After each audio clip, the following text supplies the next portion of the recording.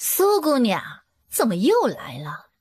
你明知道世子爷不喜你，偏要日日这样往前凑，这都凑了5年了，世子爷也没有回心转意。你不累，老奴瞧着都替你累了。人活一张脸，苏姑娘好歹也顾些颜面吧。子木烧得厉害，吃了5日的药都不管事。世子爷能帮忙请一请太医过来瞧瞧吗？苏姑娘要给弟弟瞧病，自己去太医院请太医啊。装模作样的来表哥这里做什么？当年不过是你爹居心叵测，从死人堆里救了侯爷。侯爷心善，念在你爹娘后来都死在那场疫病中，便将你和你弟弟都接回了镇宁侯府养着。养条狗还知道知恩图报呢，苏姑娘倒是玩的一手挟恩图报。表哥从不喜你，你这样纠缠他，不觉得难堪吗？强扭的瓜不甜，这个道理你也不懂。表哥，我想去别院看梅花。姑母说今儿夜里必定下雪，明儿在别院赏梅好不好？我就知道表哥最好了。苏洛朝后踉跄了半步，仰头冲着灰扑扑的天眨了眨眼，将那汹涌而出的眼泪憋了回去。你记着，你是我的未婚妻，日后谁若敢欺负你，只管告诉我。苏洛跌跌撞撞往自己的院子里走，耳边脑海都是5年前的那一幕。世子爷怎么说？苏洛攥着手指，唇角扯了一点笑，摇了摇头。啊，世子爷不肯答应，还为这昨天的事儿生气呢。小姐没有解释一下吗？那项链是小姐至关重要的东西，顾小姐平白无故的将那项链给毁了，小姐难道还不能发火了？苏洛没同春杏说，他连陈恒的面都没有见到。在今天之前，他还恼恨顾瑶毁了他的项链，其实不过是条再普通不过的项链，之所以贵重，也是那项链是当年陈恒给他抢回来的，在他这里意义不同。春杏儿，你替我去一趟夫人那里，说是感谢夫人这些年的养育之恩，我本该亲自去辞别的，只是子木病得实在厉害，我怕过去了给夫人带了病气。小姐，你伺候我和子木5年，这份情我记在心里，只是一来你的卖身契在侯府，二来你跟着我和子木离开，多半也要吃苦。小姐，世子爷心里是有你的，奴婢再去求求世子爷吧。别哭了，当是替我在做最后一件事了。我若是亲自过去，夫人未必想看见我，何必闹得两相不快。你过去了，花儿带到了，她也就知道我的意思，自然也会给你另做安排。老伯，麻烦你送我们一趟，不远就去镇定，这玉佩给你，当了应该能得10几两银子。我弟弟病着，我们得赶快回家去，京都的物价太贵了，看不起病的。小姐，小姐！苏洛掀开车帘，就见风雪茫茫间，春杏儿一路跑来。春杏儿呼哧哼哧地跑上前，见苏洛和苏子木都在车上，他大喘着气儿也爬上了车。出发吧！说完，马车开拔，春杏儿气息不稳地朝着苏洛呲牙笑。侯爷把卖身契给了奴婢，奴婢跟着小姐走。小姐这一走，婚约作废，成全了镇宁侯府的颜面。奴婢和侯爷说，子木少爷病得厉害，当年小姐的爹爹救了侯爷的命，如今就当奴婢是替侯爷去照顾小姐和子木少爷了。侯爷就把卖身契给了奴婢，以后奴婢还伺候小姐。傻不傻？奴婢就想跟着小姐。马车一路出城，真定距离京都不算太远。苏洛记得以前听爹爹提起过，说真定有一家玉春堂药房，是宫里退下来的太医开的。苏子木烧得厉害，他苏洛是什么身份？陈恒不肯帮忙，宫里的太医岂是他能请得动的？没办法，苏洛只能把主意打到这玉春堂。进了玉春堂药房的门，是苏洛运气好，坐诊的正是那位宫里退下来的老太医。烧了几日了？算上今日，一共烧了5日了。之前一直吃这些药，吃了5天，这烧始终不退。之前今日还好，今日从早起开始就一直昏睡。家里大人呢？爹娘都病逝了，就剩我和弟弟。我弟弟病得厉害吗？不碍事，风寒发烧是常见的，也不用吃汤药了。我这里有现成的丸药，回去你给他拿水化开了吃，1日3次，吃上3天就好了。谢谢您，谢谢您。付了钱，拿了药，带着子木离开。从药堂出来不远处就是一家客栈，要了一间椅子号房。等小伙计送了热水过来，苏洛立刻取了药丸给苏子木喂下。小姐，奴婢方才去当铺换钱了，听人说南怀王也在真定，今儿一早刚刚把真定的衙府给烧了。正说话，外面忽然响起几声大动静。真是忒惯着你们了，本王住在哪里还轮得到你们指手画脚了？赶紧滚，该干什么干什么去，吃着朝廷的俸禄，做着一方的父母官，缩着脖子杵在本王跟前做什么？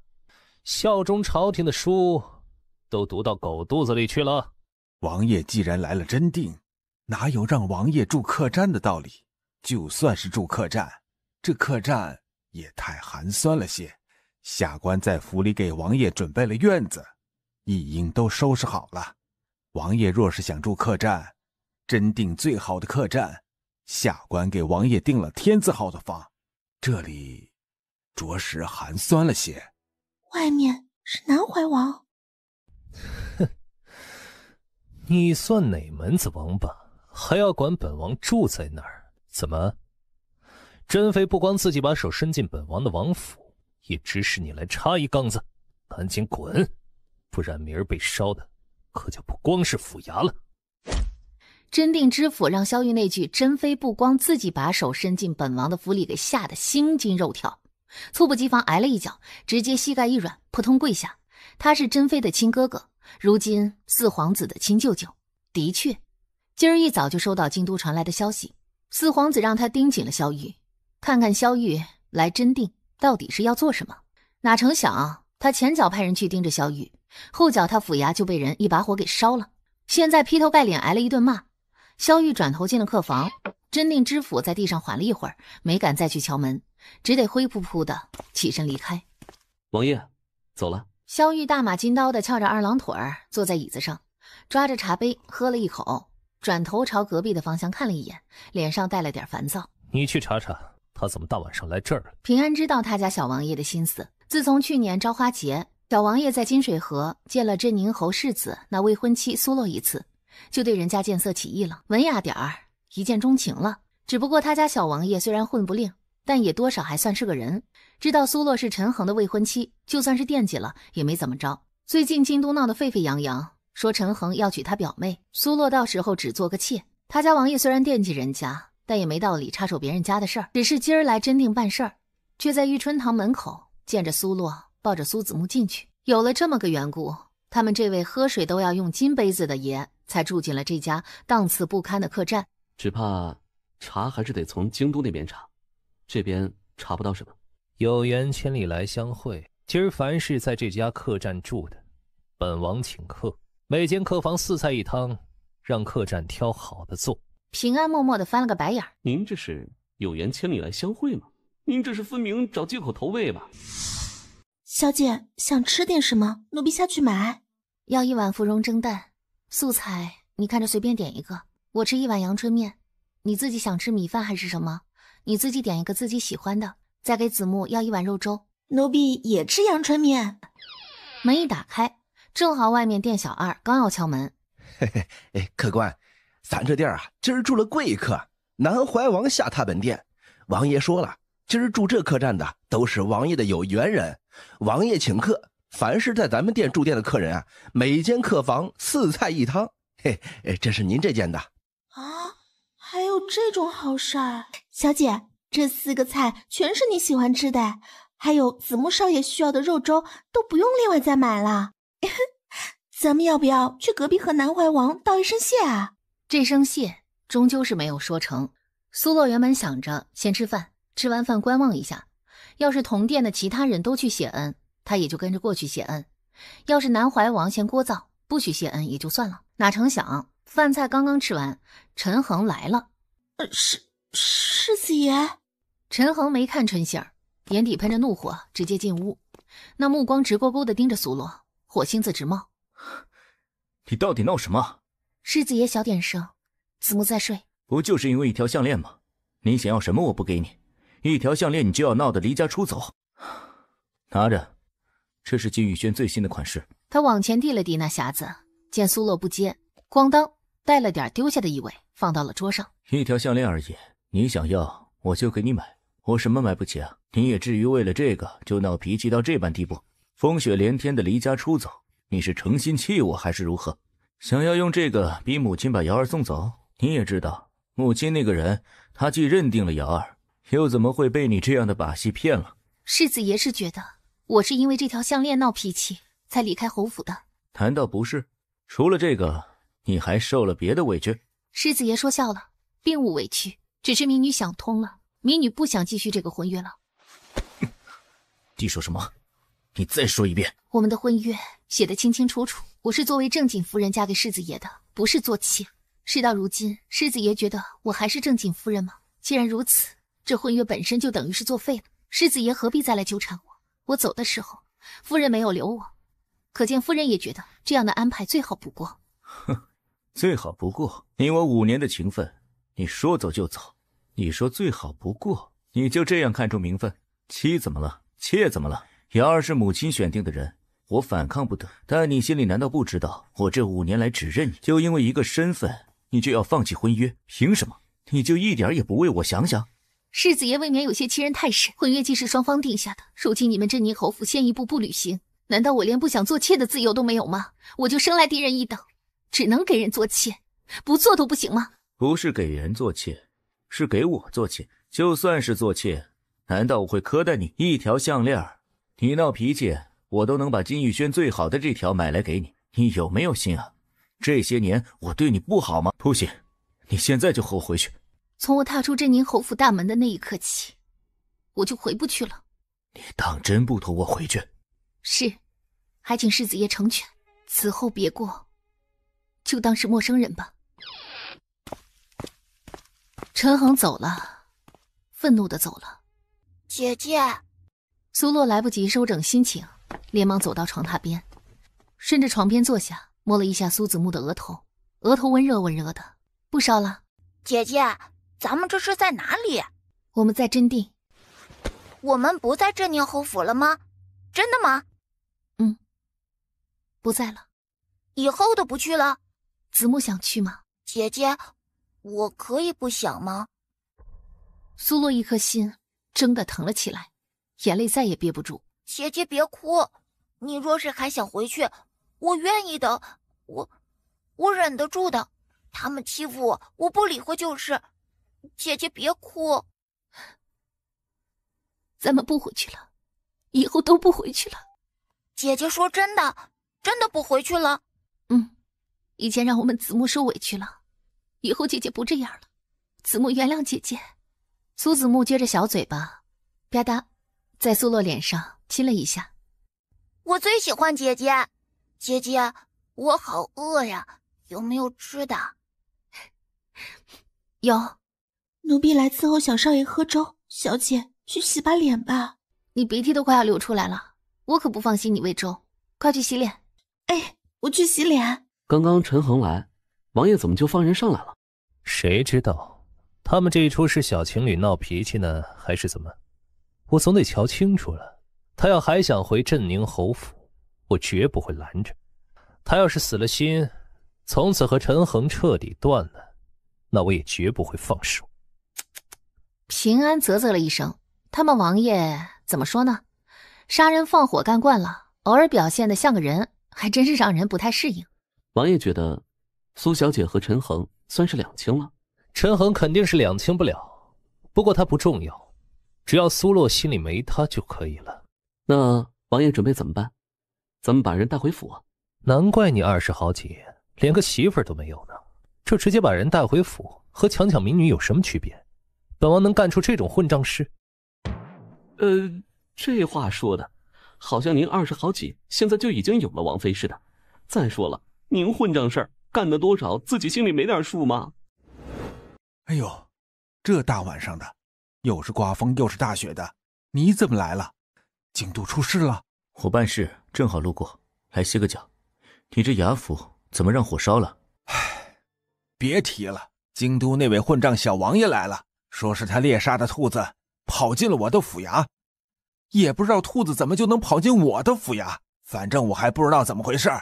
这位爷就把我的府衙给烧了，幸亏今儿下雪，衙役们又发现的及时。萧玉来真定了？他来真定做什么？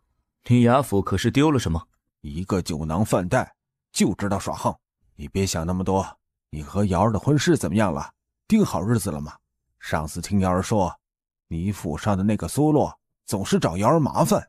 瑶儿是你亲表妹，她不过是个外人，你怎么能让外人欺负瑶儿呢？再说了，现在皇上要培植寒门子弟，瑶儿若是不嫁给你，难免被皇上指婚给哪个穷小子。大哥远在南疆使不上劲儿，就算有珍妃娘娘护着，也难免让人钻了空子。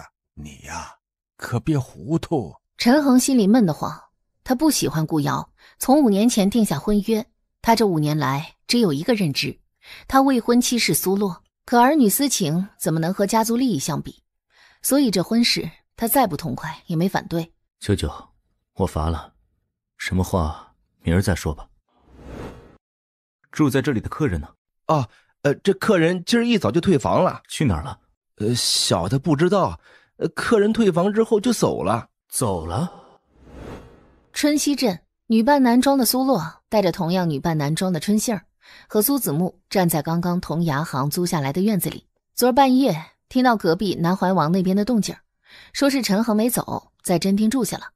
苏洛吓得一夜不踏实，今儿天蒙蒙亮就退了房。就这院子1年还要8两银子，咱们修整这院子，修起屋顶墙壁，砌砖封铺，采买家具，这还得10两吧？不能这么算，咱们这院子里还带着一口井呢，不用买水花钱。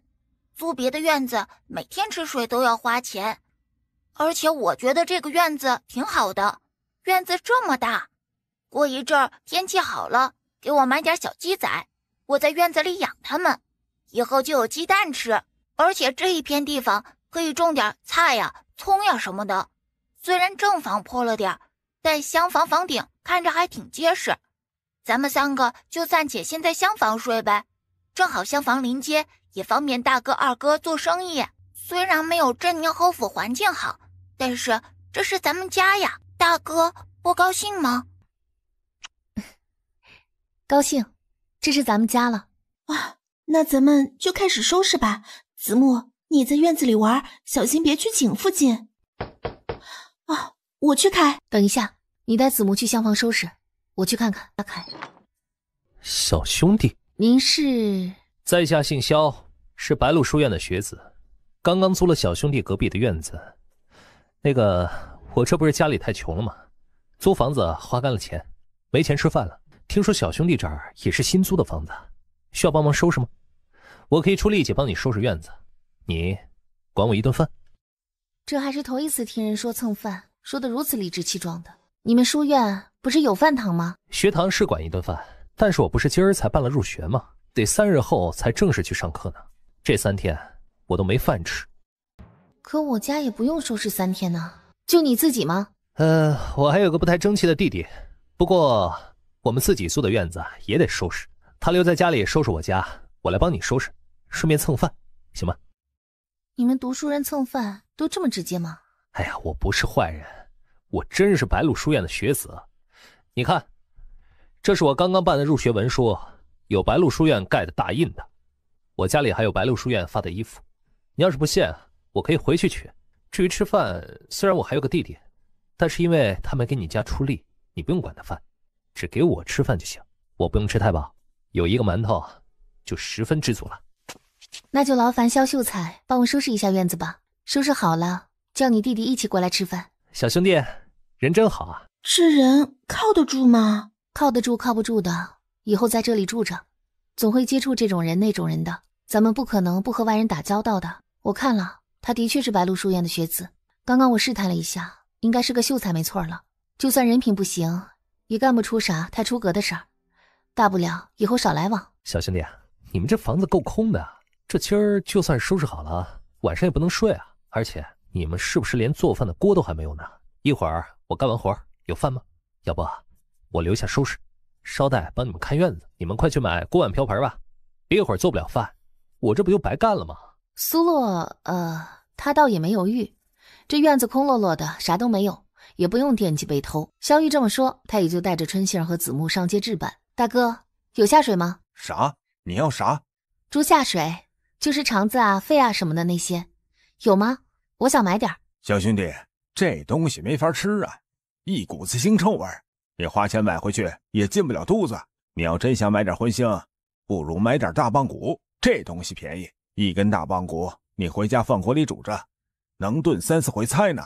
这菜里都带着荤腥，我算你便宜点。那就买一根大棒骨，再买点下水吧。你要多少？这一桶10文钱，你都拿走。倒是也行，但是我今儿来的匆忙，没带家伙事儿，要不您连这个桶也卖给我吧？我这桶前几天刚买的，算了，15文钱，连桶一起拿走。我天！一眼瞧见院子里，春杏儿惊得差点以为自己走错了。原本荒芜杂乱的破院子，现在虽然称不上富丽堂皇，但也干净整洁。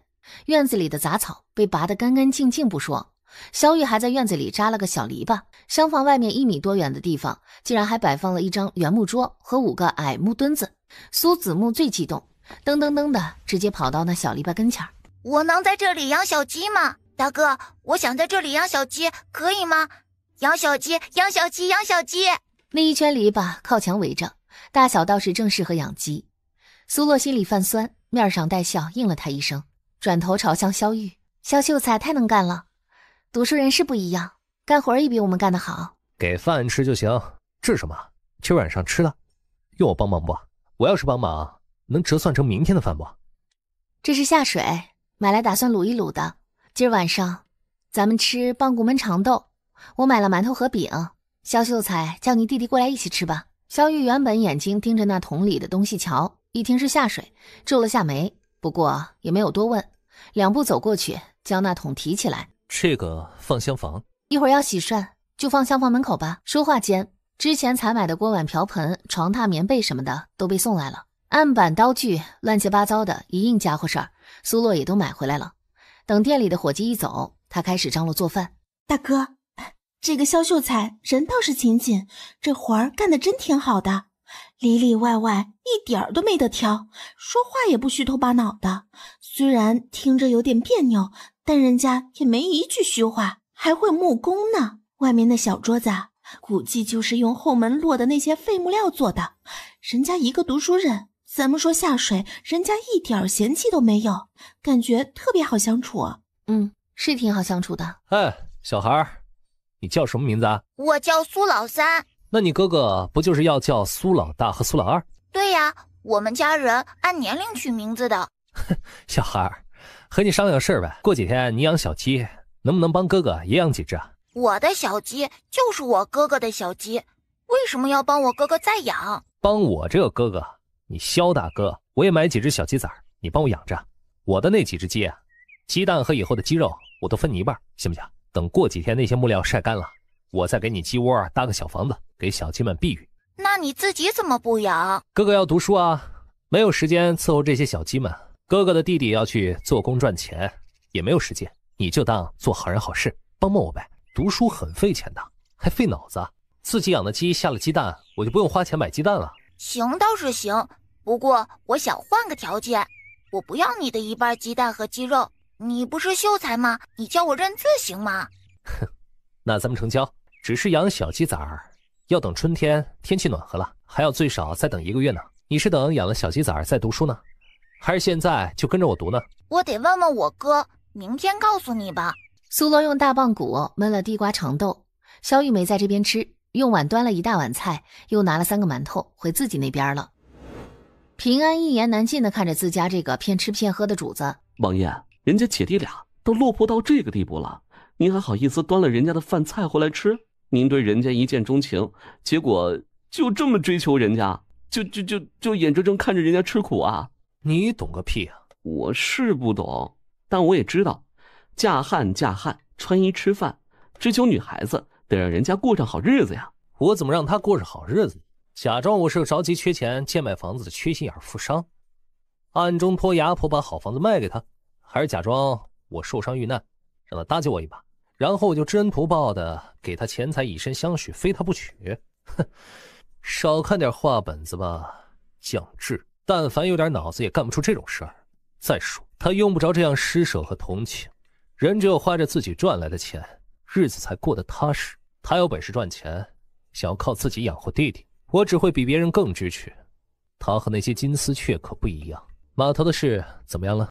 码头那边废船倒是停了不少，但是打听了一下，那些船并无主人。从去年冬天朝廷出了想要重建漕运的消息之后，听说京南那边码头一带住着的几户人家连夜都被带走了。有人认出来，来带走他们的人像是镇宁侯府的管事王纯。至于人被带到哪里，暂且不知，不过目的肯定是不愿意咱们找到那些熟悉码头船运的人。但也不必拘泥于金南的老船工，别的地方的船工一样看得懂。分成3路，一路追查镇宁侯府带走的人，一路留在金南码头继续查，另外一路撤出去，看看别的地方能不能带人过来瞧瞧。不过都得保密，那些老世家们鼻子灵得很，稍微让他们闻着点味儿就要作乱。咱们就这么住在春熙镇，时间久了，人家肯定会知道。知道就知道，我要考状元了，他们还拦得住我？对了，长阳们是和小孩子启蒙的书，我明儿去隔壁当先生用。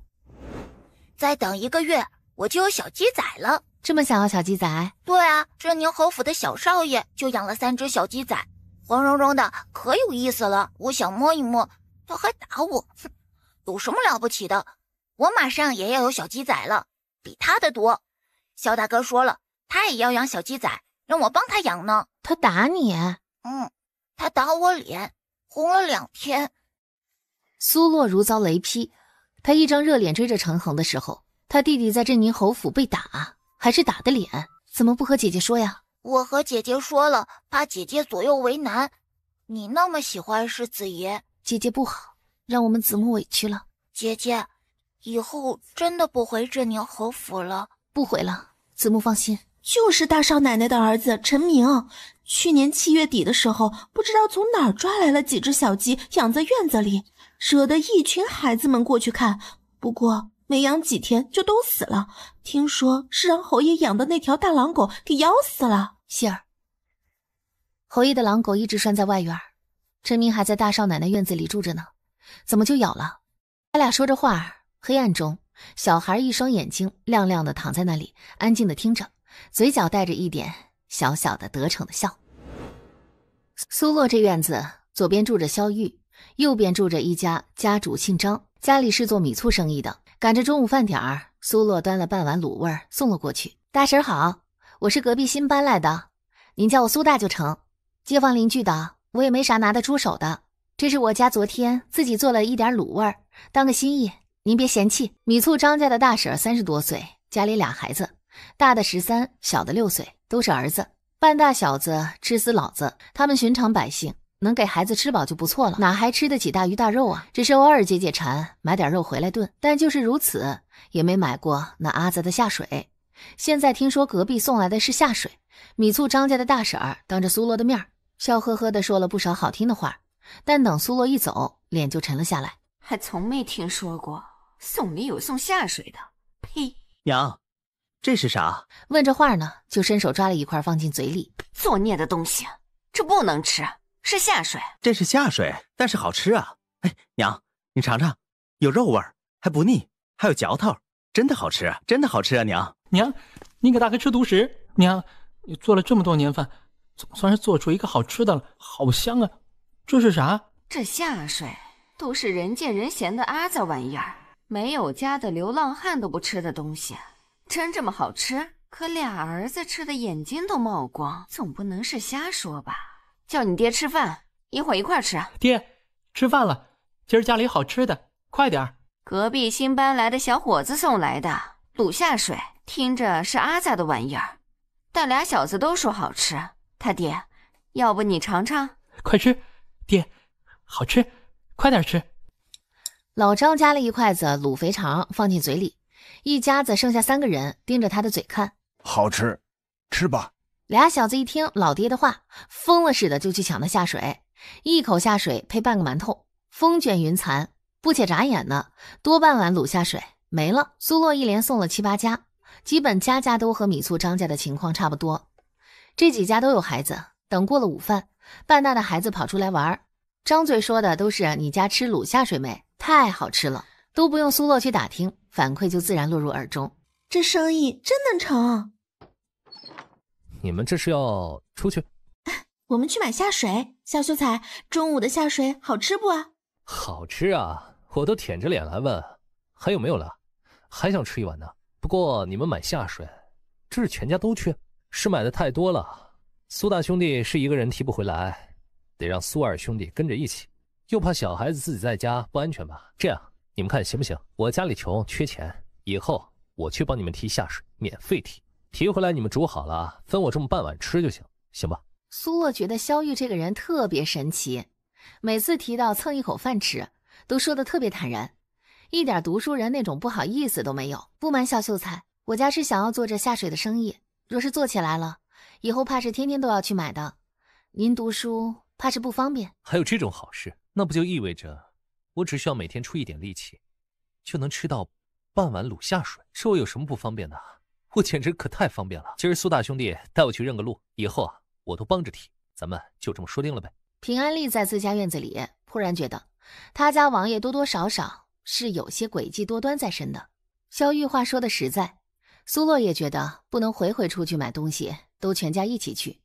稍稍犹豫了一下便同意了，留了春杏儿和苏子木在家，他提了桶和萧玉出门。我弟弟在家呢，你们要是有什么事儿可以去隔壁叫他，叫了没人应就拍门，拍大点声。谢谢萧大哥。一会儿回来我做了卤味儿，萧大哥叫你弟弟一起来吃吧。好的。顾大娘，哎，真是你啊，你怎么回来了？不是说去京都不回来了吗？哦，我们家小姐呀，马上要和镇宁侯府的世子爷成亲了，这不是全套的全夫人被褥还没做出来吗？我们小姐这边呐，上上下下算起来，就我家人口最整齐。我上面公婆还在，下面儿孙满堂的，小姐赏我脸面，让我回来接公公婆婆去京都，说是要一起在那全服被褥上纳上几针。买个下水都能听见这些，这丫头未免也太倒霉了点儿。哎，你之前不是说那镇宁侯世子有个订了婚约的未婚妻，那未婚妻没闹？呸，什么未婚妻啊，狗屁呢！不过是个挟恩图报的小贱人，他仗着他老子对侯爷有那么你粒儿大的恩情，不要脸的非要爬上世子爷的床，也不撒泡尿照照自己什么德行。乡野小药郎的女儿也敢攀高枝儿，哼，不知廉耻啊！咱们世子爷啊，洁身自好，压根不看他一眼呢，还离家出走，吓唬谁呢？他前脚离家出走，后脚世子爷就吩咐了，把他住过的院子拨给了府里的下人住了，说那院子晦气，以后啊只能在那边养些鸡鸭。说着话，买完了肉，两人说笑着并肩离开了。哎呦，刚刚还在得意谈笑风生的顾大娘，不知怎的，忽的两腿一弯，扑通就跪在了地上。哎呦呦，这是怎么说的？好好的怎么就跌倒了？快快快，我扶你起来！哎呀娘啊，顾大娘，你膝盖流了好多血呀！他婶子，我站不起来，我一点儿都站不起来。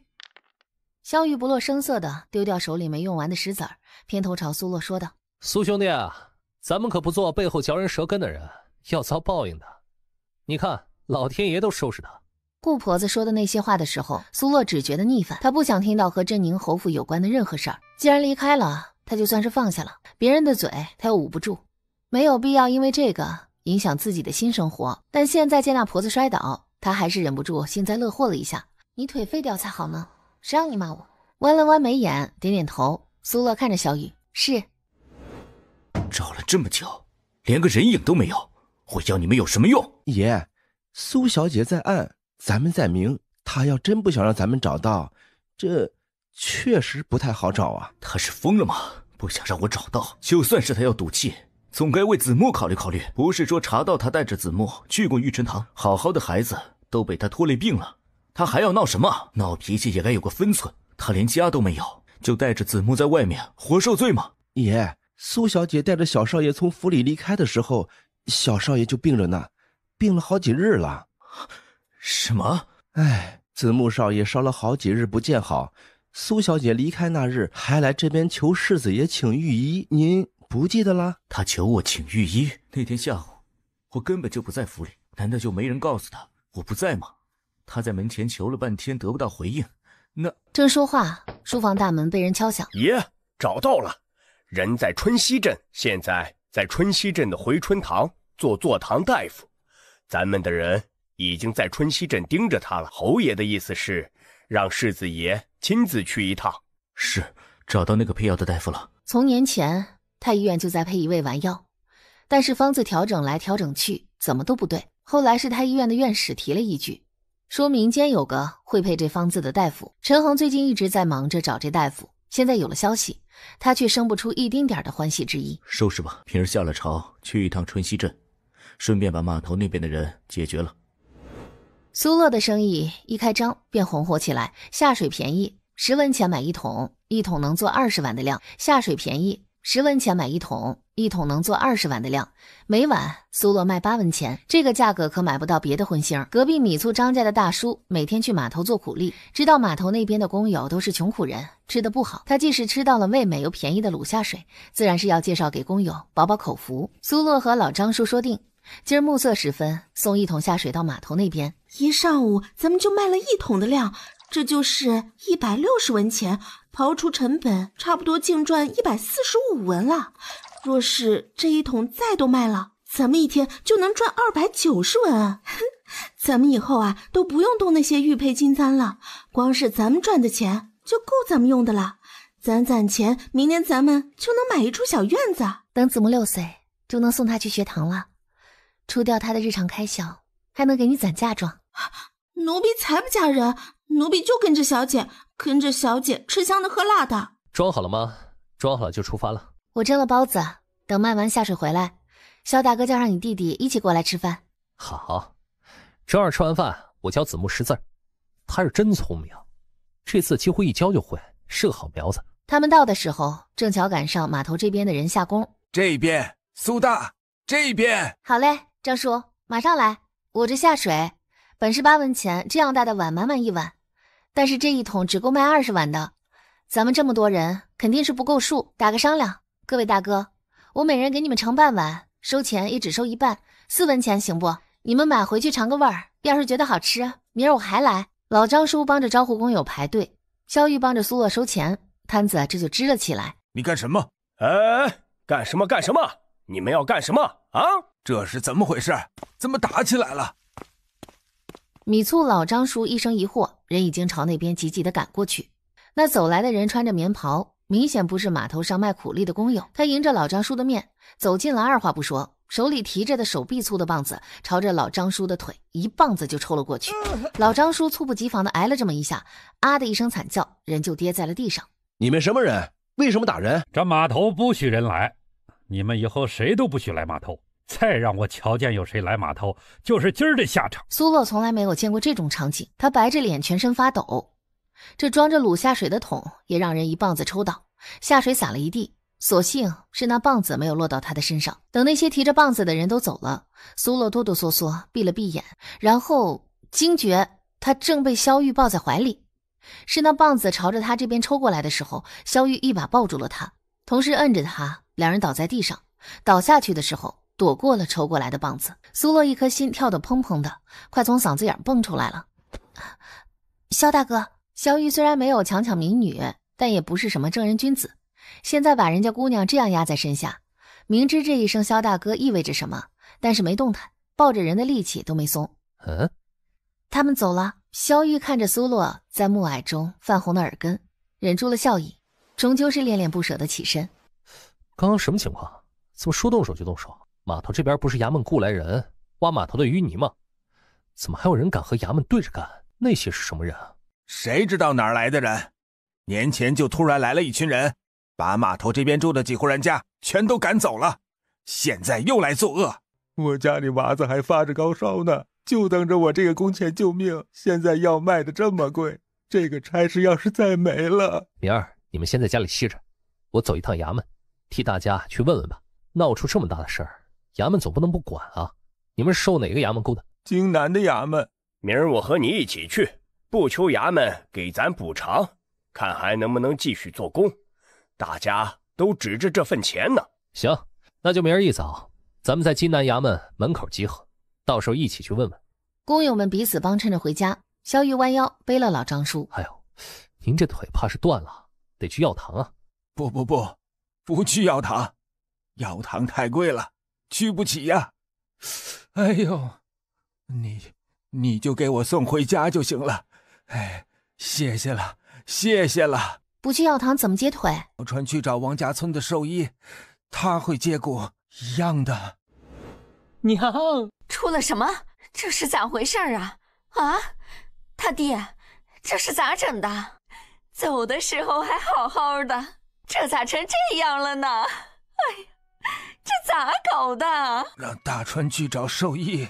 王兽医去他媳妇娘家了，今儿马家的牛下犊子，闹出点事儿，去请王兽医就没请来，说是3、4天才回来呢。去请大夫吧，请大夫的钱我出。今儿要不是老张叔给我介绍生意，也不至于就赶上了。苏兄弟，张婶子想说你别去，药堂太贵了，吃不起药的，可话到嘴边又说不出来。婶子，照顾老张说，我和苏兄弟去药堂，这腿耽误不得，得赶紧治。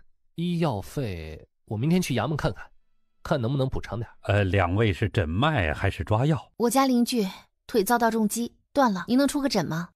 好，小兄弟听口音不像是本地人啊。不是本地的，老家是黔州的。你这腿是被打的吧？这是惹到了什么不该惹的人啊？天杀的狗东西！7、8个壮汉都会功夫呢，去了码头，不管3、7、21的，一群人直接把码头上做工的全都打了。这腿伤重啊，要是耽误了以后啊，怕是落下病根就好不了了。我看这位大兄弟年纪也不大，30多岁吧，正是年轻力壮的时候，以后日子还久呢。那就劳烦您了，3天1次来给换药，吃的汤药我一会儿跟您去抓。哪能有你的钱呀？你们去请大夫的时候，衙门来人了，给送来了抚慰金，足足5两呢。有钱瞧病的，一会儿让大川去抓药。给钱了？这么快，京南衙门就知道码头的事儿了，还给送了钱？衙门来的人怎么说？是单给你们家，还是其他家里都有？都有。今儿凡是在码头上出事的工友，衙门都会给抚慰金，就是给的多少不一样。像我这种伤重的，需要养着的，给的就多。人家把我养病的钱都算进来了。这京南知府真是青天大老爷呀！就看衙门怎么处理那些歹人了。衙役和您问话了吧？问话呢，问了好多，问我那些人长得什么样，还让我指认了画像。我听衙门的人说，像是镇宁侯府派的人。镇宁侯府？苏大，你不知道，这镇宁侯府是京都的大官爷，咱们春熙镇顾老婆子就在镇宁侯府伺候他们家的世子夫人，光鲜亮丽的，真不是东西。呸！确定是他们？衙门应该也不确定呢，是谁做的，估计要等抓着人才能定下。老张叔养腿吧，既是衙门给了钱，您就踏踏实实的好好养着，吃点好的补补。想什么呢？脸色这么差，好像镇宁侯府是你家亲戚似的。下着了。你觉得会是镇宁侯府做的吗？哼，不是吧？还真让我说对了。那是你家亲戚？不是，和我一点关系都没有。就是好奇问一下，这什么侯府的也是朝廷的人吧？怎么和衙门作对呢？跟我回家吧。什么？胳膊上受了这么重的伤，你回去怎么和子木解释呢？小孩怕得让你吓哭吧？去我家，我给你上药。上药？不然呢？你以为做什么？2个大男人。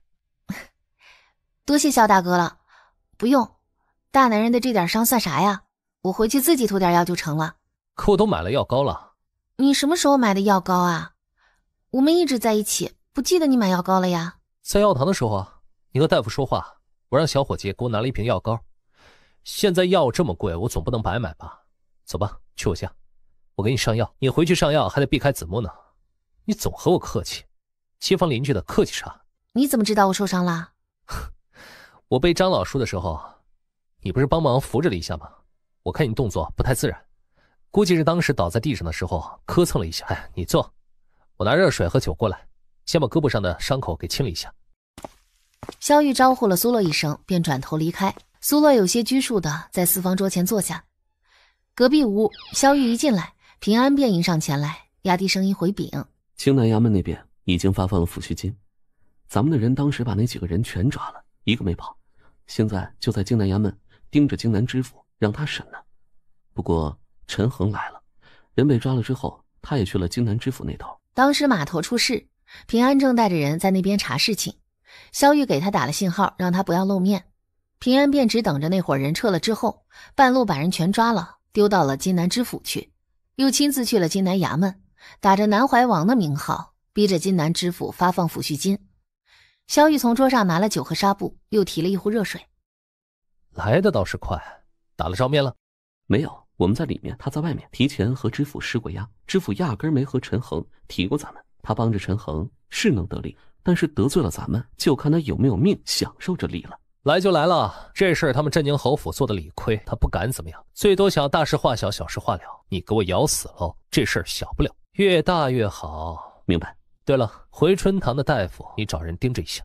萧玉拿着东西去了正屋，临走前交代了一句：你这袖子能挽上去吗？不能的话，要不我把衣服脱了吧。萧玉看着苏洛，将东西放到桌上，一本正经的调戏人。隔壁平安，我去，上个药而已，你还是个人吗你？啊，不用脱了，天气还冷，脱了容易受寒。我用剪子把袖子剪开吧。好好的衣服给你剪了，这不是糟践东西吗？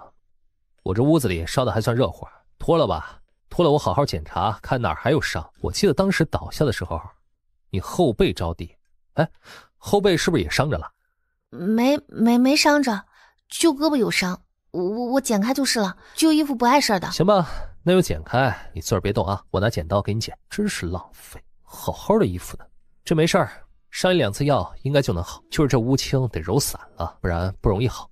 萧玉说两个大男人害什么臊，他反驳不得，只能让萧玉给他揉胳膊上的乌青。苏洛几乎是从萧玉家里落荒而逃，出了院子脸都还是火烫火烫的。苏洛回去的时候，苏子木不在家。哎，小姐，这是咋回事啊？你也受伤了？没事，我就是一点擦伤，已经上过药了，你别紧张了，真没事儿。在哪儿上的药啊？怎么还把衣袖给剪开了？苏洛有点不好意思讲，但又怕春熙人担心，便将刚刚萧玉给他上药的事提了一遍。他拿我当男子，可我知道我不是，我心里发慌，又不好拒绝他，人家帮我们那么多。萧大哥是个好人呐，又是读书人，还手脚勤快，长得也俊。这日日相处着，要是以后知道我家小姐是个姑娘，我家小姐长这么好看，傻乐什么呢？我笑以前听来了一个笑话呢。子木呢？天都黑了，去哪儿了？哦，去和隔壁张家小川玩去了。啊，别担心，就在张家院子里呢。真是疯了，他这是吃错了什么药，敢这样和我作对？爷，瞧样子他背后应该是有人指使，不然他没这个胆子。咱们与其在这里给他施压，不如去查一下他背后是谁，那边解决了，他这里就不是问题了。去查，现在也是去回春堂。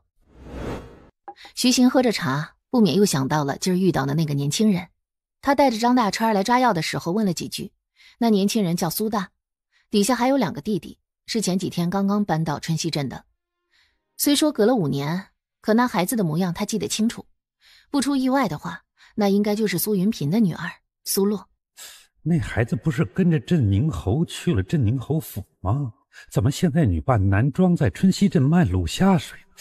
只是长得像而已，其实并非同一个人。当年前州闹出瘟疫，镇宁侯带兵前往治灾，他和苏云平作为大夫，两人合伙调配出了针对那瘟疫的药方子。可他前脚按照药方子去抓药，调配煎熬，一锅药还没熬出来，就传来噩耗，说是苏云平死了。报信儿的人说是感染了瘟疫，可感染瘟疫并不会导致突发暴毙。徐行想着当年的旧事，没察觉到药堂已经来了人，还是旁边的小伙计赶紧推了他一把。徐行回过神来，抬眼看到他面前站着的人，一位20左右的公子，穿着金贵的锦缎长袍，瞧上去就富贵逼人，身后跟着一个随从模样的人，穿着也是十分气派。您是诊脉还是抓药啊？你是徐行？你是？这位是大理寺少卿大人，也是镇宁侯府的世子爷，如今替太医院招揽人才。听闻徐大夫妙手回春，我们大人想要请徐大夫去太医院任职。敢问苏云平的女儿苏洛，可是大人的夫人？陈恒原本心头烦躁，对着这个镇上的郎中并无多少好脸色。他已经想好了，这人识抬举他就带走，不识抬举他就捆走，却万万没想到听到这样一句问话。你知道苏洛？苏洛的确是我订了婚约的未婚妻，徐大夫和苏家是旧相识。是旧相识。我和苏云平是同门师兄弟。算起来，我已经5年没见过这侄女了。哎呦，这可真是缘分了。正好了，太医院求贤若渴，想让徐大夫去京都任职，去了京都就能见了。他在京都？苏洛在哪儿？是啊，他都不知道苏洛在哪儿。在呀，我们准世子夫人不在京都在哪儿？徐大夫，既然咱们还有这一层关系在，以后去了太医院，镇宁侯府肯定照顾您。您看，世子爷来的突然，我这着实意外啊。我自己的医术我还是清楚自己几斤几两的，还望世子爷能给个准信儿。太医院怎么就突然想要招揽我呢？太医院如今扩大规模，想要办一个针对民间教学的医学学堂，为此想要招揽一批德才兼备、医术上乘的大夫。那边给了我名单，我按照名单上寻过来的，不想寻到了自家人。洛洛在京都都没什么亲人，徐大夫既是他父亲的师兄弟，便是他的亲人了。不如与我们一同上京，去了京都一样能行医治病，还能与洛洛做个陪伴。你若是有家人那更好了，以后洛洛也能有个走动的地方。难道苏洛真的在镇宁侯府？我今儿见到的那个不过是个容貌相似的。我现在在回春堂做坐诊大夫，要走也要和东家交代一声，明儿给世子爷回信儿，你可以吗？若是之前陈恒哪有这个耐心和他耗着，可现在徐行身份和苏洛扯上了关系，陈恒就有了这个耐心。从回春堂出来，金宝问陈恒是回真定住衙门，还是在这边找一家客栈住了。刚刚他是不是问我一句他在京都？是问了。他知道我和苏洛有婚约，知道我父亲当年带走了苏洛。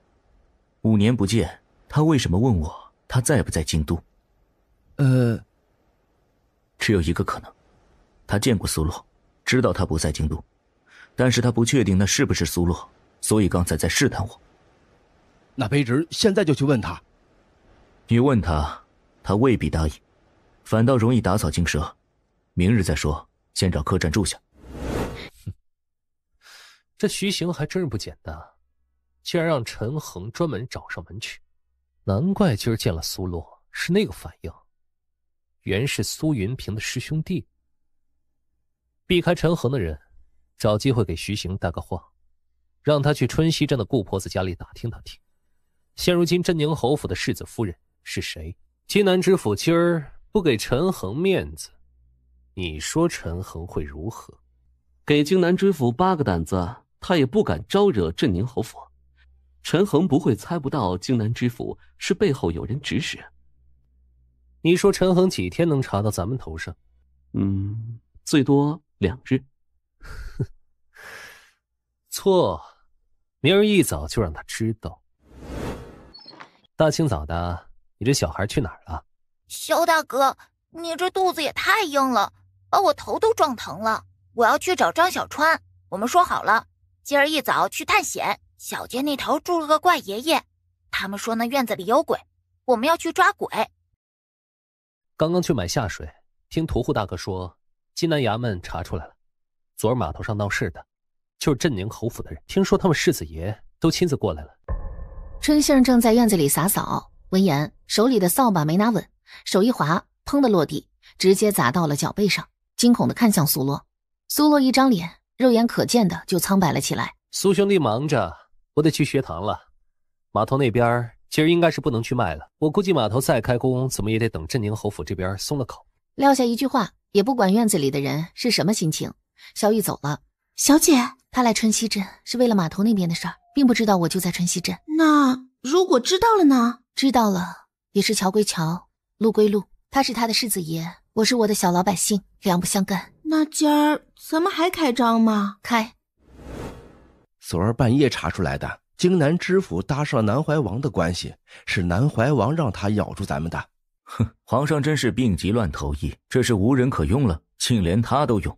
徐行呢？昨儿从回春堂回家之后，就一直在家没出来。今儿一早药堂开门，他提着药箱出外诊，给几家腿受伤的病人换药包扎。这么早？估计是打算和咱们进京，走之前想要给病人做个回访吧。好多大夫交接之前都这样。走吧，先去回春堂，把他这里搞定了，先让人把他送回京都，咱们再去荆南府衙一趟。是。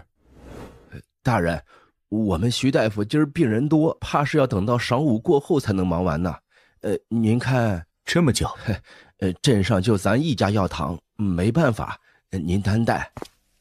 先去荆南府衙。既然荆南知府是走了萧玉的关系，那他就去给荆南知府讲清楚，到底是镇宁侯府厉害，还是萧玉那混不吝厉害？真是猪油糊了心，竟然为了个萧玉敢得罪他。陈恒自以为找到了问题所在，解决起来也就十分痛快了。没想到荆南知府就像是吃了秤砣一样，一口咬死。昨儿抓的那些人是要送到京都去，事关镇宁侯府，他不敢直接断案。不论陈恒怎么说，威逼也好，利诱也罢，就是不肯松口。下官就是替人办事儿的，世子爷想要真解决问题，不妨去找南怀王的人当面面谈，也省下下官从中传话为难。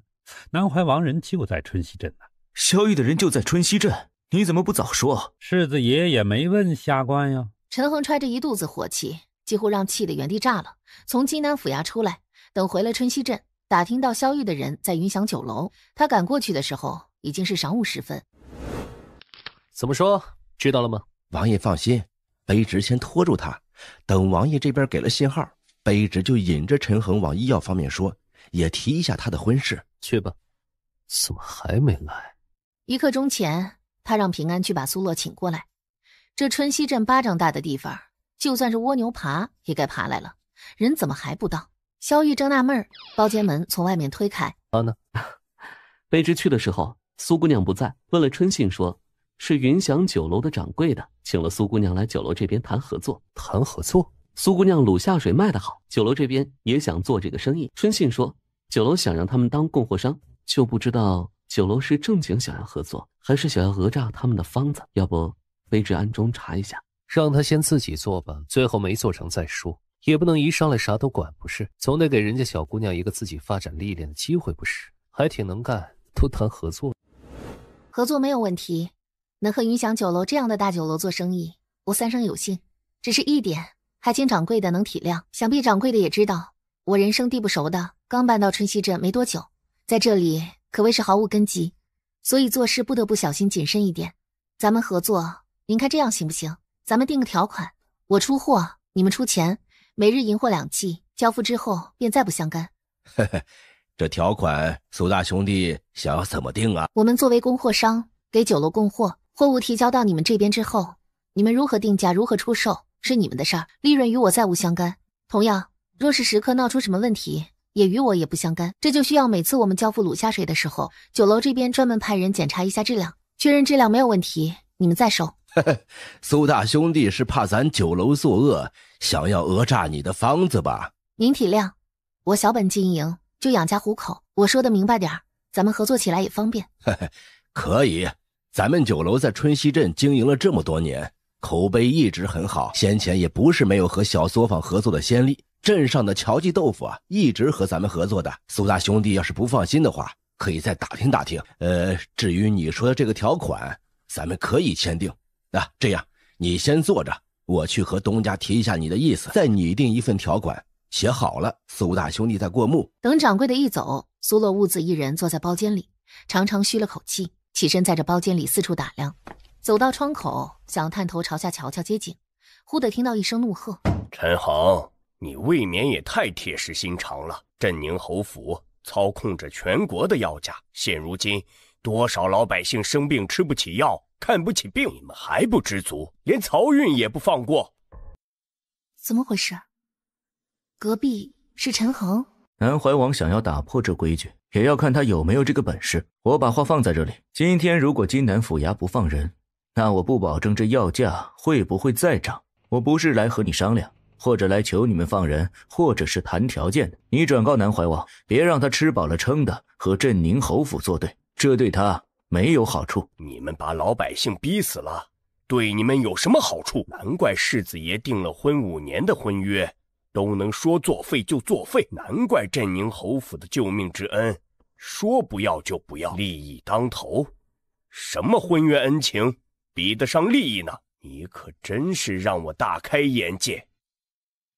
我娶谁做世子夫人，更轮不到你们指手画脚。有这闲心，不如操心操心你们自己。如果不是南怀王给金南知府施压，码头上受伤的那些人，世子爷准备如何呢？一棒子抽过去，那是他们活该，谁让他们不听话？对世子爷无力的人都是活该吧？你那未婚妻活该被退婚，是因为她对你们镇宁侯府再无益处吗？当年镇宁侯拿着人家苏云平研制出来的药方子解决了黔州瘟疫，回京领了大功。你们怕被人戳脊梁骨，才把苏家那姐弟俩接回京，来彰显你们的仁义道德。怎么现在是觉得风声过去了，没人会再提5年前的事儿了，所以就可以把人家从家里赶出去了？滚开，轮不得你们指手画脚。什么意思？当年镇宁侯接自己和弟弟回府里，不是因为爹娘的救命之恩吗？怎么还有什么药方？是爹爹研制出了攻克瘟疫的药方，自己怎么不知道？镇宁侯说爹爹救了他的命，如今他爹娘没了，镇宁侯府就是他的家。陈恒说他是他的未婚妻，他会保护他。他在镇宁侯府战战兢兢过了5年。苏洛蓦地红了眼，心口像是有针脚密密麻麻的爬过。哎，你怎么一个人在这儿？怎么了？这怎么哭了？谁欺负你了？我要和云翔酒楼合作生意了，我激动的。萧大哥怎么来这里了？是有什么事吗？萧玉有些出神的看着苏洛，不过眨眼功夫，这姑娘竟然就收拾好了仪态，甚至摆出了一副风轻云淡无事发生的面孔。萧玉心疼又有些后悔，可去他大爷的！早知道他会这么伤心，我当然不会用这种法子让他死心。我听平安和我说你来云翔酒楼和人家谈合作，我不放心，过来看看。差不多，萧大哥来的正好，我们定了一个契约，到时候萧大哥帮我看看契约内容行不行？行的话，签了字以后就能往云翔酒楼这边送货了。好。两人说着话，很快云翔酒楼的掌柜拿了写好的契约过来，进门瞧见屋里又多了一位，朝萧玉看了过去。这不是刚刚那边包间里的那位客人吗？怎么来这里了？我是苏大兄弟的朋友，如今在白鹿书院读书，听说苏兄弟要和贵酒楼合作，我过来看看有没有什么能帮得上忙的。啊，正好，这契约拟好了，你们商量商量，看还有没有什么添减。苏洛笑着接过，放到中间和萧玉一起看，两个人基本是抵肩并头，离得这么近，苏洛看得仔仔细细，萧玉看得心猿意马。可以吗？云翔酒楼不愧是镇上的大酒楼，做事就是地道。这契约上写的已经十分详细，我没什么可添的，只是一点，咱们抽个空，双方签了字，去官府盖个章。不愧是读书人呐！人家酒楼是诚心实意想要和苏洛合作，并没觉得他们这要求过分，双方达成一致，也没多耽搁，彼此签了字，就一起去了府衙。春熙镇隶属真定县衙，掌柜的时常来真定办事，在县衙有熟人，盖个章不过是眨眼功夫就完成的事儿。明儿一早按照约定，我做出2桶的量，你们派人来拿。好，咱们合作愉快，好好干，小伙子。从真定回到春熙镇已经是暮色时分，今儿一天苏洛的情绪遭过大起大落。萧玉知道他需要独处，没多纠缠，两人在门口道别。啊，平安来找你呢，说是萧大哥要请你吃饭。我说你去了云翔酒楼，他找到你没？找到了，萧大哥和我一起与云翔酒楼订了契约，从明儿起咱们往酒楼送卤下水。折腾了一天，我乏了，先回屋躺一会儿，你先忙着。春杏儿一听已经定了契约，她在喜气洋洋里没察觉苏洛眼角眉梢的那缕悲痛。何一躺在床榻上，苏洛将被子蒙到头上，光线彻底昏暗下来的那一瞬，他兜了一天的眼泪一下子就涌了出来。爹娘，是女儿不孝，让弟弟委屈，你让爹娘在天之灵也不能安息。哭什么？无能才哭。我在这里哭，有的是人在笑，凭什么我要哭？断了线的泪珠子被发狠地擦掉。苏洛起身，舀了一瓢水，拧了帕子，擦了一把脸。春杏儿端着用灰面搓洗的一小盆大肠进来。刚刚我算了一算，每天给云翔酒楼送2桶，再加上咱们自己卖的，这一天至少就得3桶的量了。就怕屠户那边不能固定每天有那么多下水卖给咱们。明天我去镇订一趟，看能不能从那边的屠户手里订一下下水，能订到的咱们都收了。真订啊？可真订和春熙镇离得这么远，每天来回收下水，那得用多少时间啊？明天去买辆骡子车吧，咱们家里做买卖的，有个车总要方便一点。自己驾骡子车过去的话，来回也就1个时辰。就算是骡子车快，咱们也不能把真订的下水都收了吧？咱们要不了那么多啊！大哥，大哥，怎么了？我看见陈恒了，就在巷子口。姐，你要跟他回去吗？你要回去吗？子木放心，姐不和他回去。姐姐确定？如果他非要让你回呢？不回就跟打张小川他爹那样打咱们呢。子木放心，姐姐答应你，咱们不与他回去，就一定不与他回去。别害怕，你在巷子口哪里遇到陈恒的？他在做什么？我见他带着金宝去了一户人家里，张小川说那户人家住的是伺候世子夫人的。伺候世子夫人的？那日在肉铺子前遇上的那个伺候顾瑶的婆子。行，我知道了。子木去洗手吧，咱们一会儿吃饭，这几天别往外跑了。世子爷怎么去了他家了？明儿买骡子车的时候，顺便再买2条狗吧，买猎狗。啊？哎呦，这可是怎么说的？世子爷太折煞老奴了，老奴怎么配这个福气呢？老奴腿脚不便，就在这里给世子爷叩头了。世子爷万福啊！顾婆子喜得泪流满面，她家里人乌泱泱的站了一地，大气儿不敢出。陈恒皱着眉，看都没看这些人一眼，他目光直接落向人群里的徐行身上。迎上陈恒的目光，徐行微笑：世子爷，草民给顾大娘瞧腿，这顾大娘说她是伺候镇宁侯府世子夫人的。这个世子夫人是苏洛吗？你可不要瞎说啊！什么苏洛？世子夫人自然是我家小姐顾大将军家的女儿呢。徐大夫，这里面有误会的。具体如何，咱们上京的路上我慢慢和你说。草民就想知道世子夫人到底是谁？苏洛和世子爷不是有婚约的吗？顾婆子刚刚人被喜悦冲得头脑不清醒，现在哪儿还听不明白这郎中的意思呢？合着这郎中是给苏洛讨公道呢？徐郎中啊，苏姑娘和世子爷是有婚约不假，但是有婚约不代表就成亲了呀。再说了，这几年镇宁侯府他苏姑娘可不薄啊，他们姐弟俩让伺候的金贵着呢。可是架不住这苏姑娘人大心大的，眼看到了婚期，人家不愿意了呀，苏姑娘跑了，这总怪不着世子爷呀。是这样吗？是苏洛不愿意，他从镇宁侯府跑了，不是镇宁侯府还在婚约期间先给世子爷与顾小姐相看八字在先。徐大夫见约了，这些不是你该问的。瞧完病了吗？瞧完了我们就走。那世子爷没有解释吗？嘿，你这人真是的，世子爷给你解释什么？解释得着吗？这是镇宁侯府的家事。再说了，你想要解释，你去京都打听打听啊，谁不知道是苏姑娘自己跑了的。哼，苏姑娘真的是疯了，她才15吧，一个小姑娘带着一个5岁的孩子跑出来做什么？跑出来受苦吗？为什么不做世子夫人？因为不喜欢吗？徐行想到昨日遇上苏洛的情形，在卖那阿杂的下水，在讨生活，说出这些话，越发的讥诮嘲讽，又愤懑恼怒。这不是你该操心的问题。金宝，带人走。是。徐行连话都没多说，转身离开。事发突然，金宝也不再顾及自己及徐行的颜面，直接上前，手掌起落。徐行一句愤懑的斥责尚未说出口，他就将人一掌劈晕，往肩头一扛，在顾家上下噤若寒蝉的注视下，把人给扛走了。苏姑娘再如何，也不是你能随口智慧的。为奴不自知，以后不用去伺候了。顾婆子刚才还因为陈恒的亲自登门而觉得脸上金光，此时就呆若木鸡，晚遭雷劈。爷，马车就在外面，咱们直接回京。他见过苏洛的，去客栈审他。陈恒前脚钻入马车，还未且坐稳，外面忽然传来打斗声，他一把将车帘掀开，一句怎么了还未问出口。爷，虚情让抢走了。你们都是死的，连个人都看不住。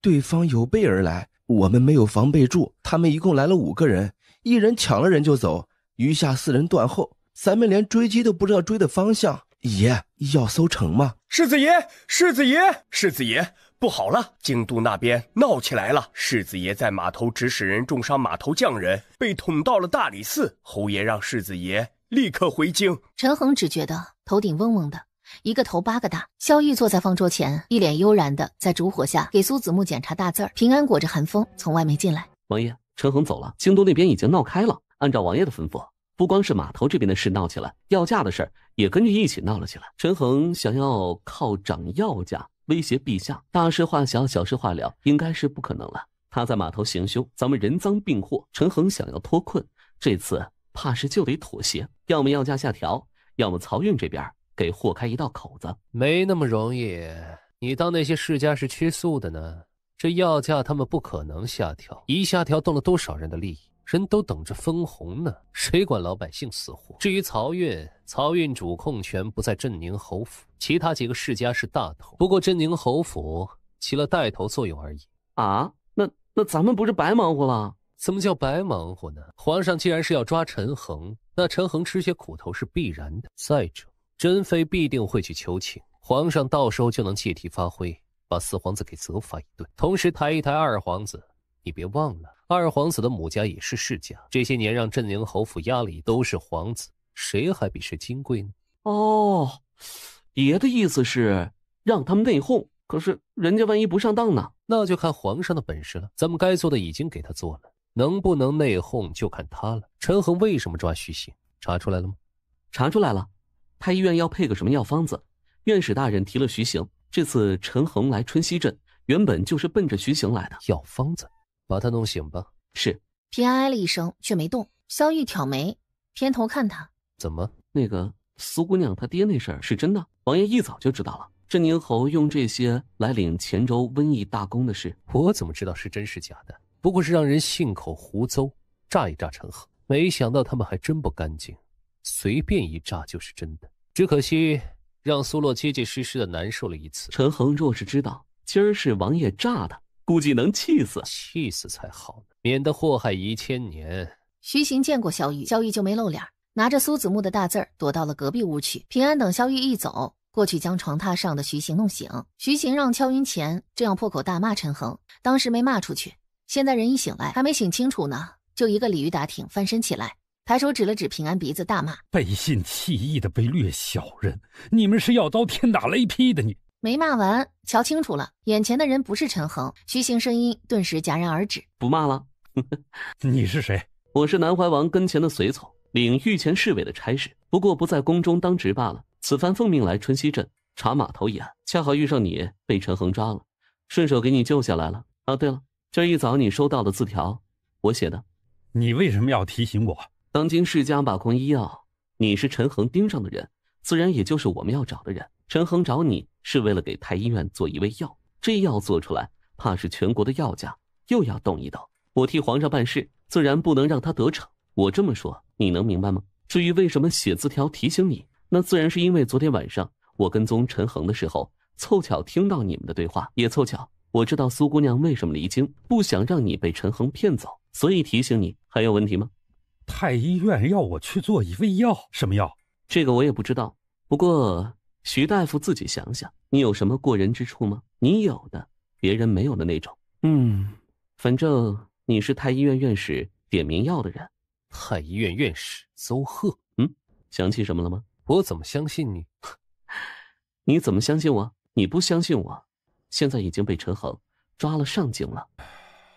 5年前，黔州闹瘟疫，镇宁侯前往赈灾。那时候跟在他身边的就是邹贺，只不过邹贺还不是太医院院士，只是一个小太医。苏云平配出了针对瘟疫的方子，镇宁侯许诺要接苏云平入太医院。结果方子落入镇宁侯手中之后，苏云平两口子一夜之间都惹上了瘟疫暴毙。等我收到消息赶过去的时候啊，他们两口子已经被埋了。要说我和别人有什么不同的地方，那可能就是我和苏云平是同门师兄。我虽然医术没有苏云平的好，但是他的家传药方我是知道。也许太医院要找我，就是为了这个方子。可你不是说当年苏云平已经将药方交出去了？哎，我想不出其他的缘由了。我只有这一个比别人强的地方。既然如此，徐大夫愿意为你师兄报仇吗？我也坦白说了，咱们现在和镇宁侯府打擂台，想要让他们失去对医药的垄断。一旦徐大夫说的那药得到推广，那对镇宁侯府是一记重击。需要我做什么？上京，我们王爷对徐大夫另有安排。可以，不过上京之前我得先回趟家。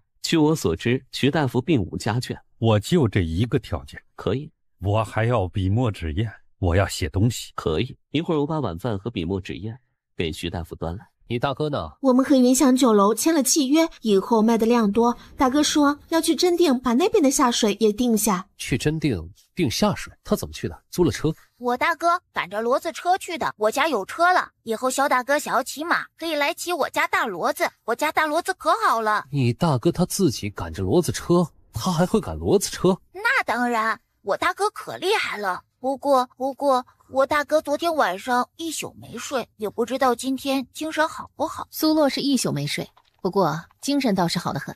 骡子车上放了满满5大桶下水，苏洛兴高采烈地赶车回城。苏洛，一道咬牙切齿的声音，苏洛惊得背脊都僵住了。这声音他太熟悉了。苏洛一鞭子抽到骡子屁股上，想要快速逃离，然而已经来不及了。金宝几乎是一个翻身，从天而降，稳稳地落在了他的面前。苏姑娘，大爷的，怎么就碰上了？真晦气！世子爷，陈恒走近了，伸手一把抓了苏洛的手腕，不知心头有多大的怒火，那力气生生攥得苏洛骨头疼。你宁愿过成这种鬼样子，也不肯主动回去，闹脾气没完了是吧？子墨也跟着你过这种日子？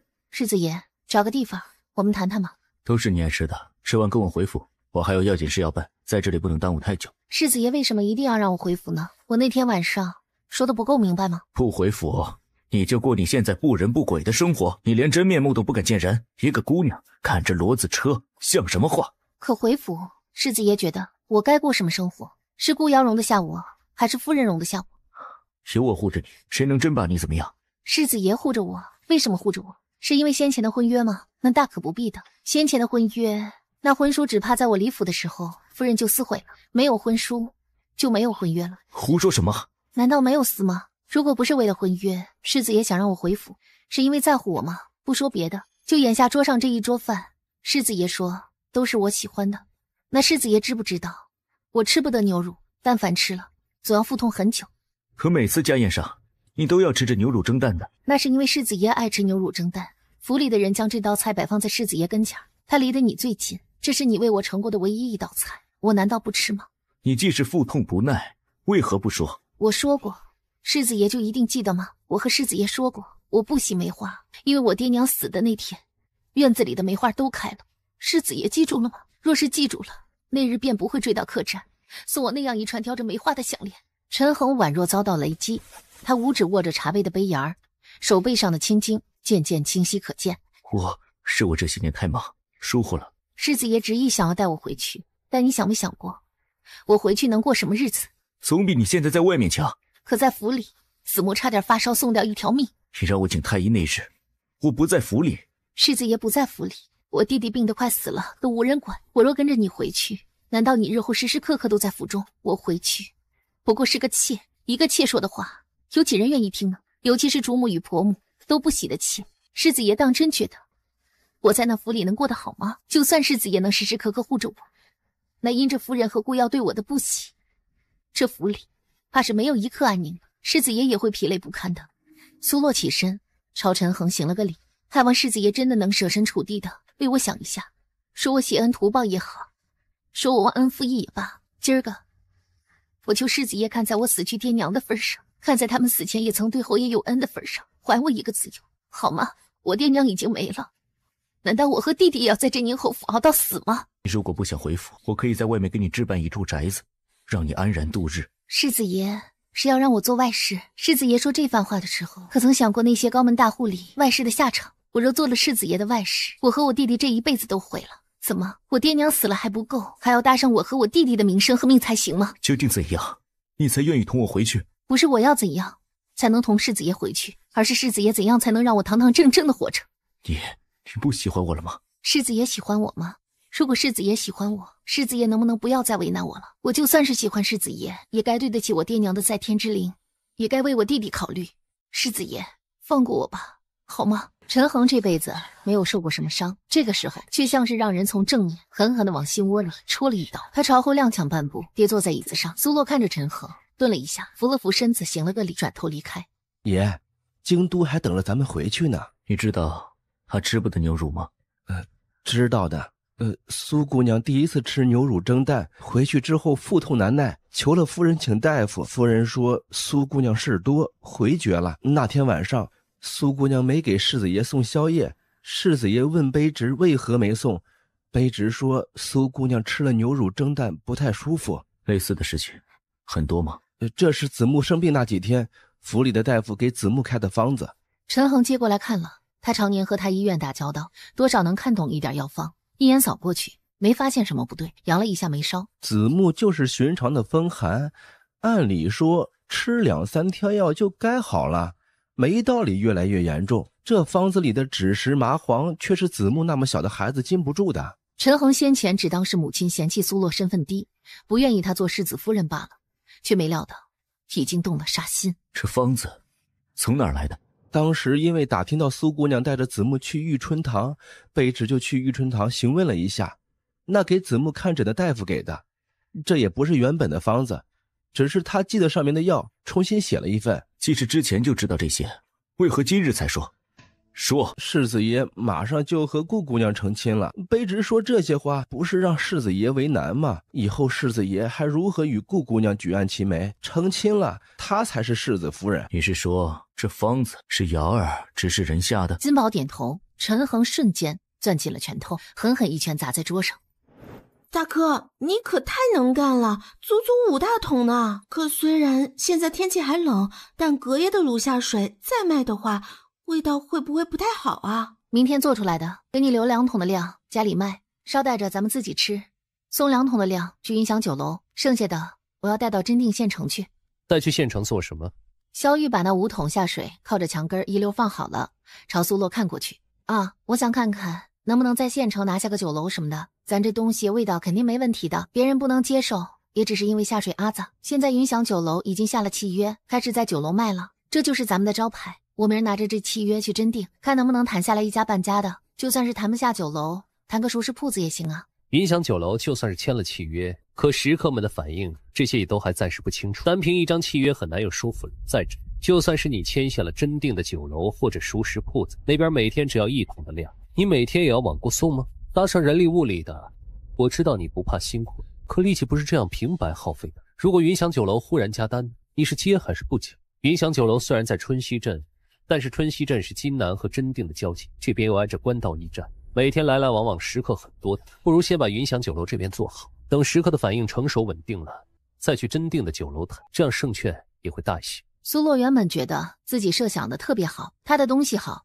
只要他肯费力去和酒楼谈，肯定能谈下来。可听萧玉这么一说，顿时感觉自己急躁了。幸好萧大哥提醒我，不然我就莽撞了。萧大哥觉得我观察多久比较合适啊？10天吧，至少得10天，得给那些吃过的食客再次去酒楼的时间。第一次人家点了这个，不代表认可，那得是回头客再点才是认可。有些事儿他不能操之过急，得从长计。行，那我听萧大哥的。一句我听萧大哥的，让他萧大哥心里痒痒的。平安从外面一进来，就瞧见他家王爷这副神色，心里顿时翻了个白眼。呸，老不正经的东西。苏大，有个想要请你们过去做席面的，刚刚找到我家去了，我给你带过来。平安身后跟着一个身穿粗布棉衣的汉子，汉子约莫40-50岁，进来以后也不知道谁是苏大，在院里打眼扫了一圈，目光直接落在萧玉那里。萧玉忙摆手，这位是苏老板，你做什么席面和他谈。大叔说想做席面，您想做什么席面呀？大概多少人？我这里需要准备什么？您坐这里慢慢说，我给您倒水。我是王家村的，我们族长让我来问问苏老板，能不能去我们村做一次席面。我们族长家的儿子成亲，要摆席。族长说前几日买过你家的卤下水，味道一绝，不知道你们能不能过去给做。你们什么时候摆席啊？明天中午的席。春杏儿一听这话，差点笑出声来。他家小姐一下拉回5大桶下水，刚刚又和肖大哥商量好不去真定拉生意了，他正愁着这5大桶下水放家里万一坏了怎么办？这可不是赶巧了。和这汉子说定了明天的席面事宜，等着汉子一走，肖玉又说：明儿我和你一起去王家村。肖大哥明儿还要去学堂呢，不用跟我奔。学堂日日都能去，可是村子里的婚宴我还不知道什么样。读万卷书不如行万里路，苏老板就让我去呗。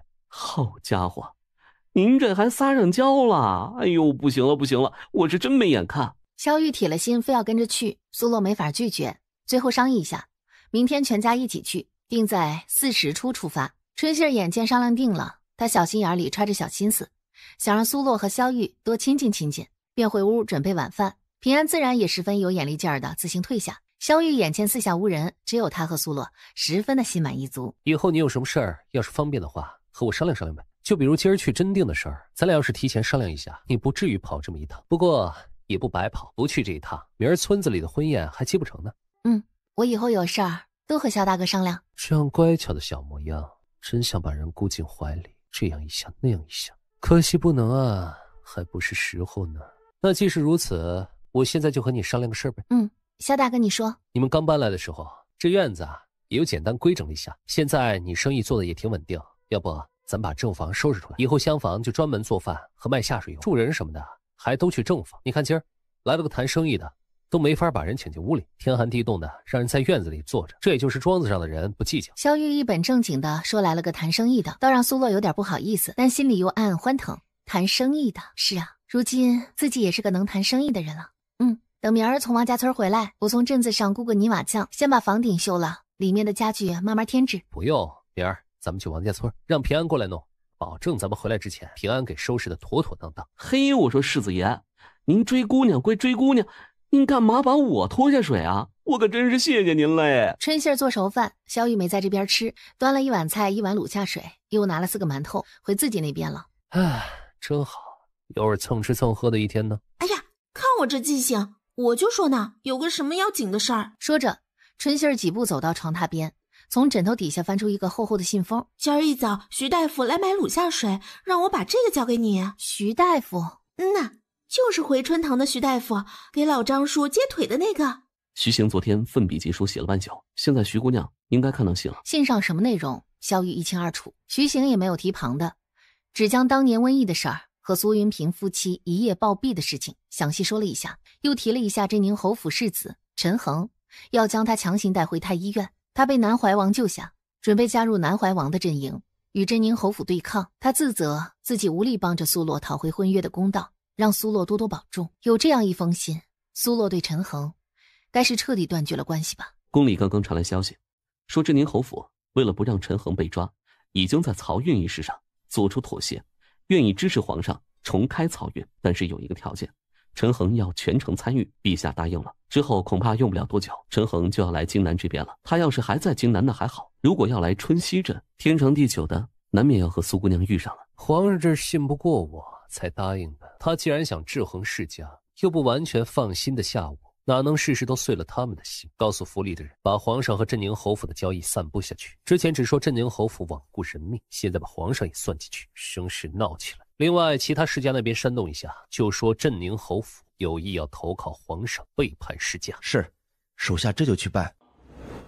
王家村距离春熙镇不算太远，赶骡子车过去也就是小半个时辰的路。今儿是开春以来天气最好的一天，太阳暖洋洋的晒着，一丝风都没有。苏洛说全家都去王家村，那就真是全家。苏子木甚至将2只狗崽崽也带上了。这得亏是没养小鸡仔呢，这要是养了小鸡仔啊，你还得把小鸡仔也都带上。苏子木哼哼一声，不搭理他。小小一个人趴在萧玉的后背上，小下巴搭在人家肩膀处，软糯糯地说：萧大哥，咱们什么时候去买小鸡仔啊？我想要的不行了。这几天没见着有卖的，等天气再好好，街上也有卖的，咱们立刻去买。张小川说村子里的人要养鸡呢，这次咱们要是见着小鸡仔，能买吗？这小孩说话还要拐弯抹角啊，心眼全在这儿等着呢。能买是能买，但是前提是人家自愿要卖。我晓得。丧良心的王八犊子，敢偷吃你爹的下酒菜，打不断你的腿！你个狗东西，有种跑了别回来！王二，今儿族长家里办婚事，你别胡闹啊！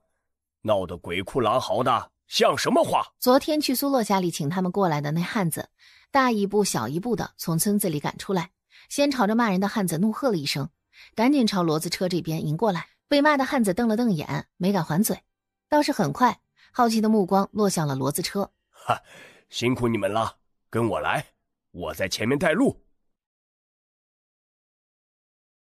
族长家院子里来帮忙的人不少，乌泱乌泱乱糟糟的一团。苏洛和春杏儿在这边煮下水，让萧玉带着苏子木在外面转着玩会儿。苏子木抱着他的狗崽崽，好奇的四处打量。萧大哥，你听见鸡叫了吗？没听见呢。咱们再找找，遇上了就问问人家有没有小鸡仔要卖。苏子木乐的走路都是一跳一颠的，结果俩人往前走了一截儿，一转弯没听见鸡叫，倒是听见一阵牙齿打颤的声音。刚刚跑出去的那个孩子不知道什么时候又回了村儿，现在正缩着肩膀抱成一团，窝在一处柴火垛子前烤着太阳。在苏子木看过去的同时，他肚子很大声的叫唤了一声。他看了看萧玉，又看了看苏子木，抱着自己的胳膊转了个方向，闭上了眼睛，一副不理人的样子。萧玉没动，等苏子木的反应。苏子木也没动，就站在那里看着那孩子。过了好一会儿，他忽然想起什么一样，自己从兜里翻出一块小点心。苏子木上前蹲在那小孩跟前。你吃吗？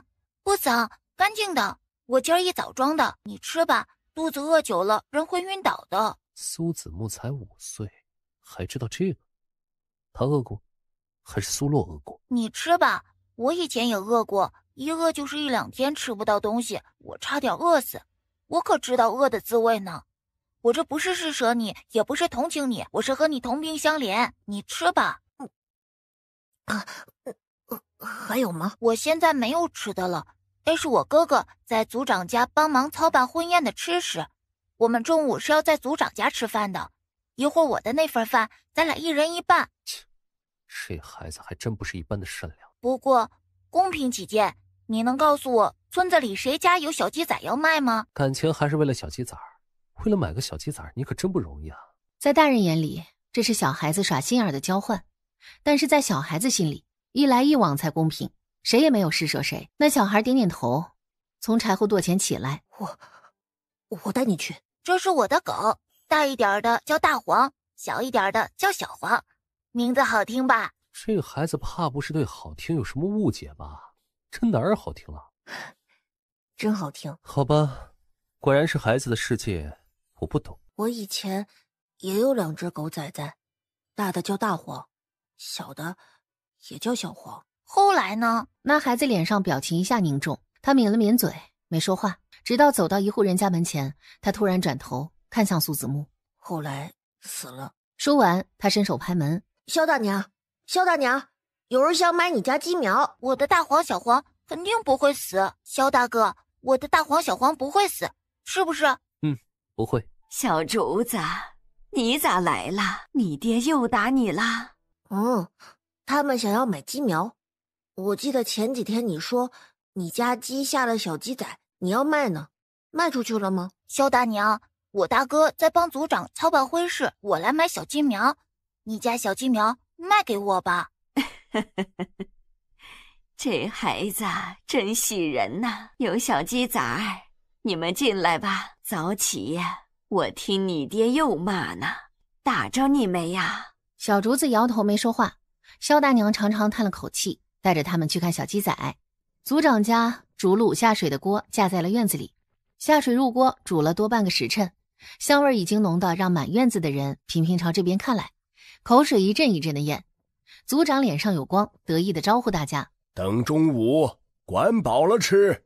今儿这婚宴啊，咱们一共卖了4桶，算上族长给的红包钱，就是小1000万啦！啊，我们现在好有钱啊！快吃饭，吃完饭咱们还要赶回去呢。大哥，我买到小鸡仔了。萧玉身后背了个竹篓，跟着过来，将竹篓摘下来放地上，里面7、8只小鸡仔正叽叽叽的叫唤着。你可真没白来一趟。那当然，我的饭菜呢？我要吃你们这么大一碗，我要和大哥吃一样多。我今儿买小鸡仔累着了，我饿的能吃一头牛。行行行，婶子给你盛，菜多得很，管够。苏洛置办出这么好吃的荤菜，给族长长了颜面，又让大家吃到了荤腥，还便宜。他们这些帮忙的心里也乐呵，给苏子木冒尖盛了一大碗，还拿了2个大馒头。结果苏子木端着菜就往外走，苏洛刚要喊他，萧玉摇了摇头，拦住了苏洛。接过婶子递上来的另一碗菜，萧玉也不讲究，挨着苏洛在旁边的矮板凳上一坐，压着声音将刚刚的事儿提了一遍。凭什么我就不能吃席了啊？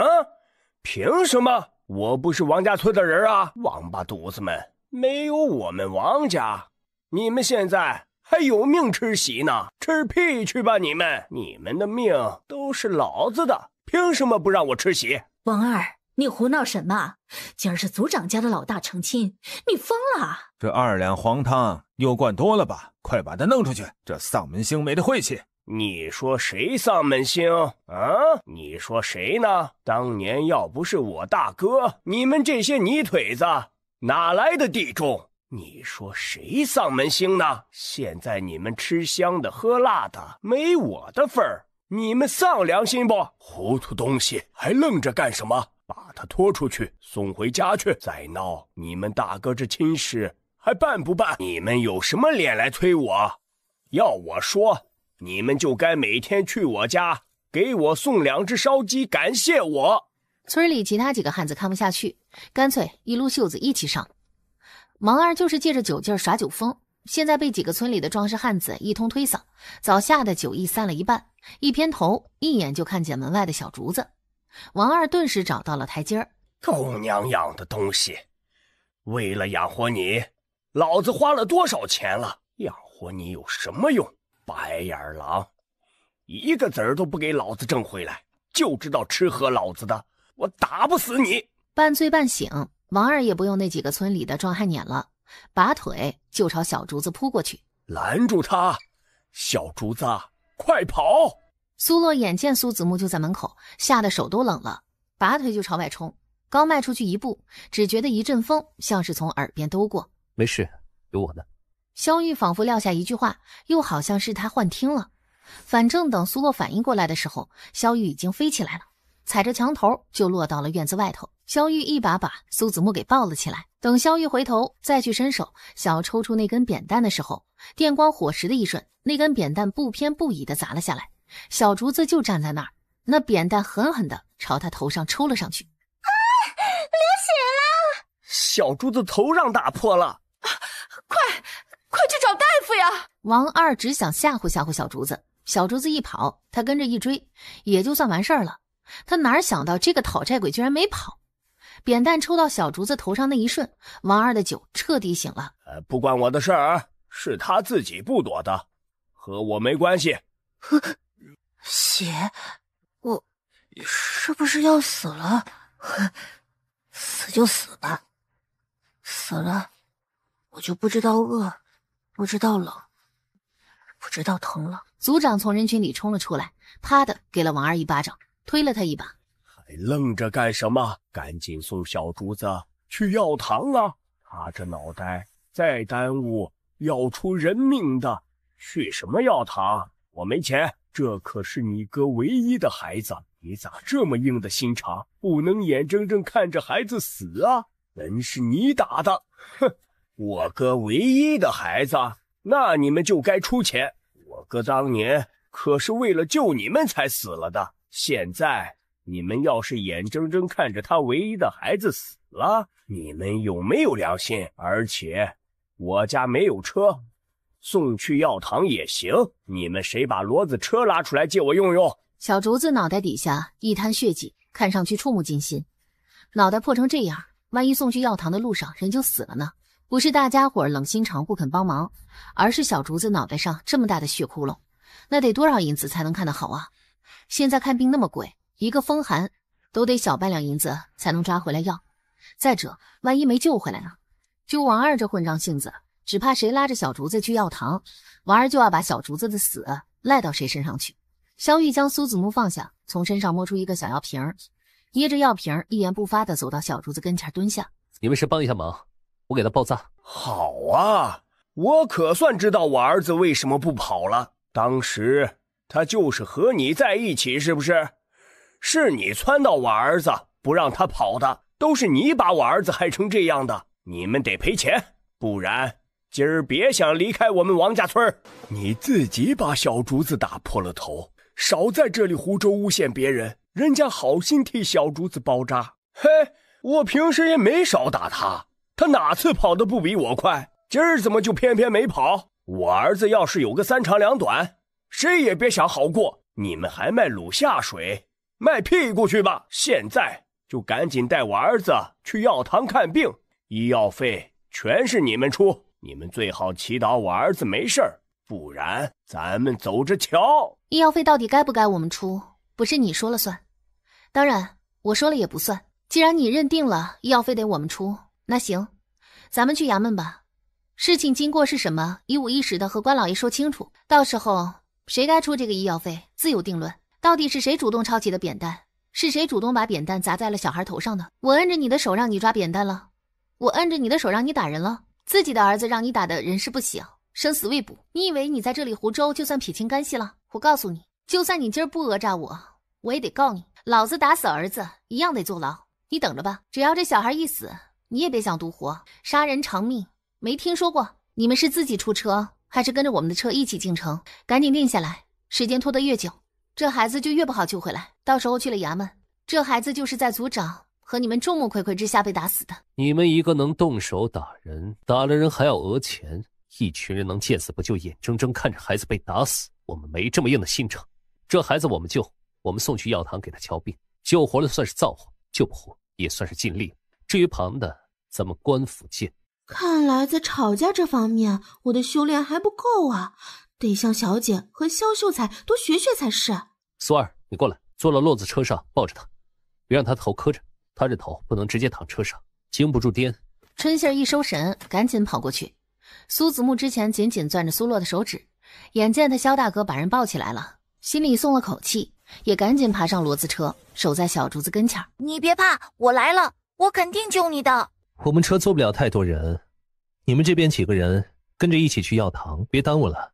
咱们现在就出发。我与王二和你们去。既然你们两个去，那骡子车还得坐得下，上车吧。我刚刚一直听王二叫骂他大哥，是怎么回事啊？他大哥是什么人啊？感觉很厉害的样子。王二他哥以前是朝廷的大官，特别大的那种，听说是什么工部什么官，反正早些年他们兄弟都不在村里住的。6、7年前姓王，这都不用想。前工部尚书王昌敏精通水利。萧玉皱了皱眉，没想到竟然能在这里遇上王昌敏的弟弟。大概是6、7年前吧。王大人忽然回了我们村，哪想到王大人刚刚回村的头天晚上，我们村就遭了悍匪。王大人有功夫，是他把悍匪打跑的，不过他也受了重伤。和小竹子差不多，王大人也是头上让人打了个血窟窿，没救及时啊。跟着王大人一起回来的就是他弟弟王二。王大人出了事，王二第2天就从我们村子走了，差不多又过了2年多，他又回来了，带回了小竹子，说这是他大哥的孩子，以后他们就在村子里住下了。他从小就让小竹子喊他爹，他这么教孩子，我们也没啥说的，人家亲叔侄嘛。王二一喝多了就开始打小竹子，最一开始大家还管一管，可王二是人家越管他打得越狠。说到这儿，族长想起这些年小竹子挨过的打，有点说不下去。王大人葬在哪儿了？等我去祭拜祭拜。没葬，看他头流了血，那时候谁家里都没骡子车，又不敢搬动他，村里几个壮小伙就结伴去镇上请大夫，当时留了人在那里看守着，结果等我们折返回去，看守的人睡着了，王大人不见了。大家第二天白天发现了血迹，一路到后山还有拖行的痕迹，都说王大人是被野兽拖走了。唉，作孽呀！萧玉没再多问，族长知道的也就这么多。骡子车一路疾驰，直奔春熙镇。先交2两银子才能上药缝合。多退少补，到时候用不了这么多钱还退给你们。这孩子头上的窟窿有点大，缝合之后得用点好药才行。大哥，即使都带人来了，苏洛就一定会出这个钱，更不要说弟弟求他了。输了钱，老大夫立刻让把小竹子抱进内室，留一个人在这里看着就行，其他的人就到外面等吧。小兄弟，真要去衙门，老叔和你说个情，算了吧。王二人是混账了些，可平时也没干啥坏事，这要真是去衙门，叔，不是我非要去衙门，是不得不去。今儿这看病的钱2两银子我们出了，等伤口缝合完，小竹子要是没救过来，王二会放过我们吗？王二喝了酒都能去您家的婚宴上闹事，难不保日后的日子过得不痛快，来找我们麻烦。我们做点小本生意，经不住闹事，还是去一趟衙门吧，分辨清楚，对大家都好。今儿这2两银子我们大不了不要了，也让县令管管王二，以后不让他打孩子了。族长无法，只得留了小竹子在这里看病。他跟着萧玉和王二去衙门。金南知府一听说南怀王又来了，顿时一个脑袋8个大，头疼的比在家辅导孩子功课都难受。这祖宗怎么逮着我们不放了呢？薅羊毛好歹也不能逮着一只羊往土里薅吧？行礼就算了，抓紧时间说重点，怎么回事？族长即使跟着一起来，萧玉又在，他就不可能说的偏颇，只将今日的事儿一五一十说了一遍。畜生不如！虎毒尚且不识字，你竟然对着自己的儿子也下得去手！本官念在你儿子尚在病中无人照顾，且饶你一次，再让本官知道你如此虐待孩子，定将你抓了大牢中。另外，人家好心救了你儿子，你不领情感恩就罢了，竟然还威胁纠缠。来人，打他15大板，让他知道什么叫做做人。日后你若再纠缠人家，本官必不饶你。退堂。等他们从金南回了春熙镇，老大夫刚刚给小竹子缝好的伤口上敷了药。幸亏你们当时及时处理了这伤口，用的又是顶好的药，这孩子算是保住一条命。不过这孩子还在发烧，你们最好还是让他在药堂住2天，等退烧了再接回去，要不然若是有个什么意外，我怕你们赶来的不及时。我没钱。哎，小孩，我儿子当时是为了护着你才没躲开的，别在这里丢人现眼的胡扯。小孩，小竹子跟着我可是连口饭都吃不上，这大冷天的穿着都是夏天的单衣，我还总打他，你们救活他回去也得让我打死。王二，小竹子就在药堂再住1天吧，明儿一早我带银子来。今儿谢谢你们了，我先带着混账回去。王二才不走呢，他屁股挨了那么重的板子，此刻依然滑得像个泥鳅，身子一闪避开了族长。哎，小孩，做人得讲良心，我儿子为了你现在躺在这里不生不死的，你就不管他了？大哥，救人一命胜造7级浮屠，你救了小竹子，以后肯定能读书高中，做生意发财。你要是不救，做人要是丧天良，要天打雷劈的。小孩，你眼睁睁要看你救命恩人死。苏子木小腿一迈，往王二那边跑了2步。我们救活他。光救活他呀？你知道他每天过的什么日子吗？你想说什么？没什么，我就想有缘千里来相会，你们和小竹子这么有缘，现在你们又救了他的命，这可是过命的交情。要不你们把小竹子买了去吧。王二，他可是你大哥的儿子，你大哥就剩他这么一个了，你怎么能有这种心思啊？你给我20两，以后小竹子就归你了。20两？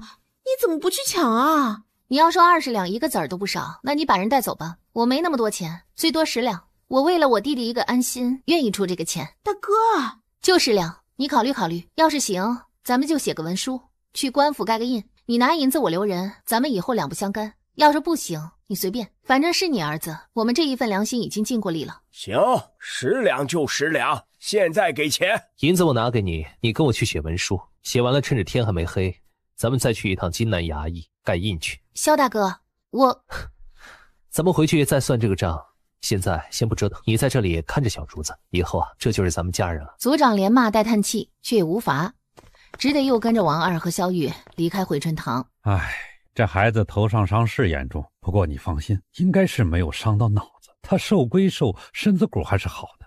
等养好了以后，能帮你干不少活的。我家就我们兄弟3个人，俩大的忙起来没空管小的，买了他也算是给小的找个伴儿，当自家孩子养。别害怕了，以后你都和我在一处了，再不让你受那些罪，吃那些苦，你现在就赶紧好起来。子木，你和我说实话，你和小竹子先前认识吗？我做梦梦见过他，我梦见你给镇宁侯府的世子爷做了妾。第2年，我被镇宁侯府的管家给卖了，他们把我卖到戏班子里去。那戏班子班主让我学唱戏，说再过几个月就是镇宁侯的生辰，到时候我要去献寿。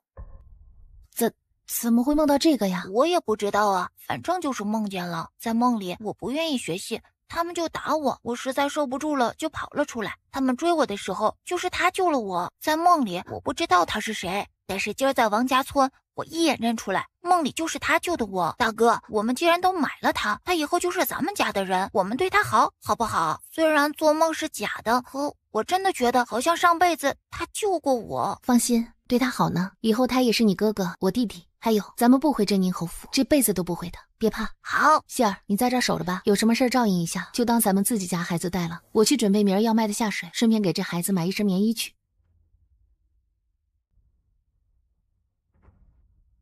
怎么就你自己回来了？他们人呢？苏洛一边往院里牵骡子车，一边3言2语的把买小竹子的事儿提了一遍。厢房已经完全变成厨房和售卖卤下水的窗口。平安将这里面原本的床榻和香笼全部都搬到了正房去。以前是苏洛、春杏儿和苏子木2大一小睡在一张床榻上，现在多了一个小竹子。苏洛既是把孩子留下了，就不会亏待他，又拿银子去置办了一张便宜的床榻和2床被褥，捎带着给中间堂屋置办了一张8仙桌和几张椅子。平安把院子扫干净，回了自己家那边，已经按王爷的吩咐派人去盯着王二了，只等王二回了村，在村里住上几日，就把他捆了带回来，这样也不会让人怀疑这人真是王昌敏的弟弟。以前王昌敏在京都做官，不曾听说他有家眷，也没听说他还有个儿子。是不是亲弟弟，是不是亲儿子都不要紧，横竖7、8年前的事，对咱们现在也没有多大影响。我抓他不过是想要知道当时到底发生了什么事，里面都是哪些人掺和了，多知道点儿，总有用得上的时候。只是那小竹子是被王二那样的混账养大的，苏姑娘他们心软收留了他，这孩子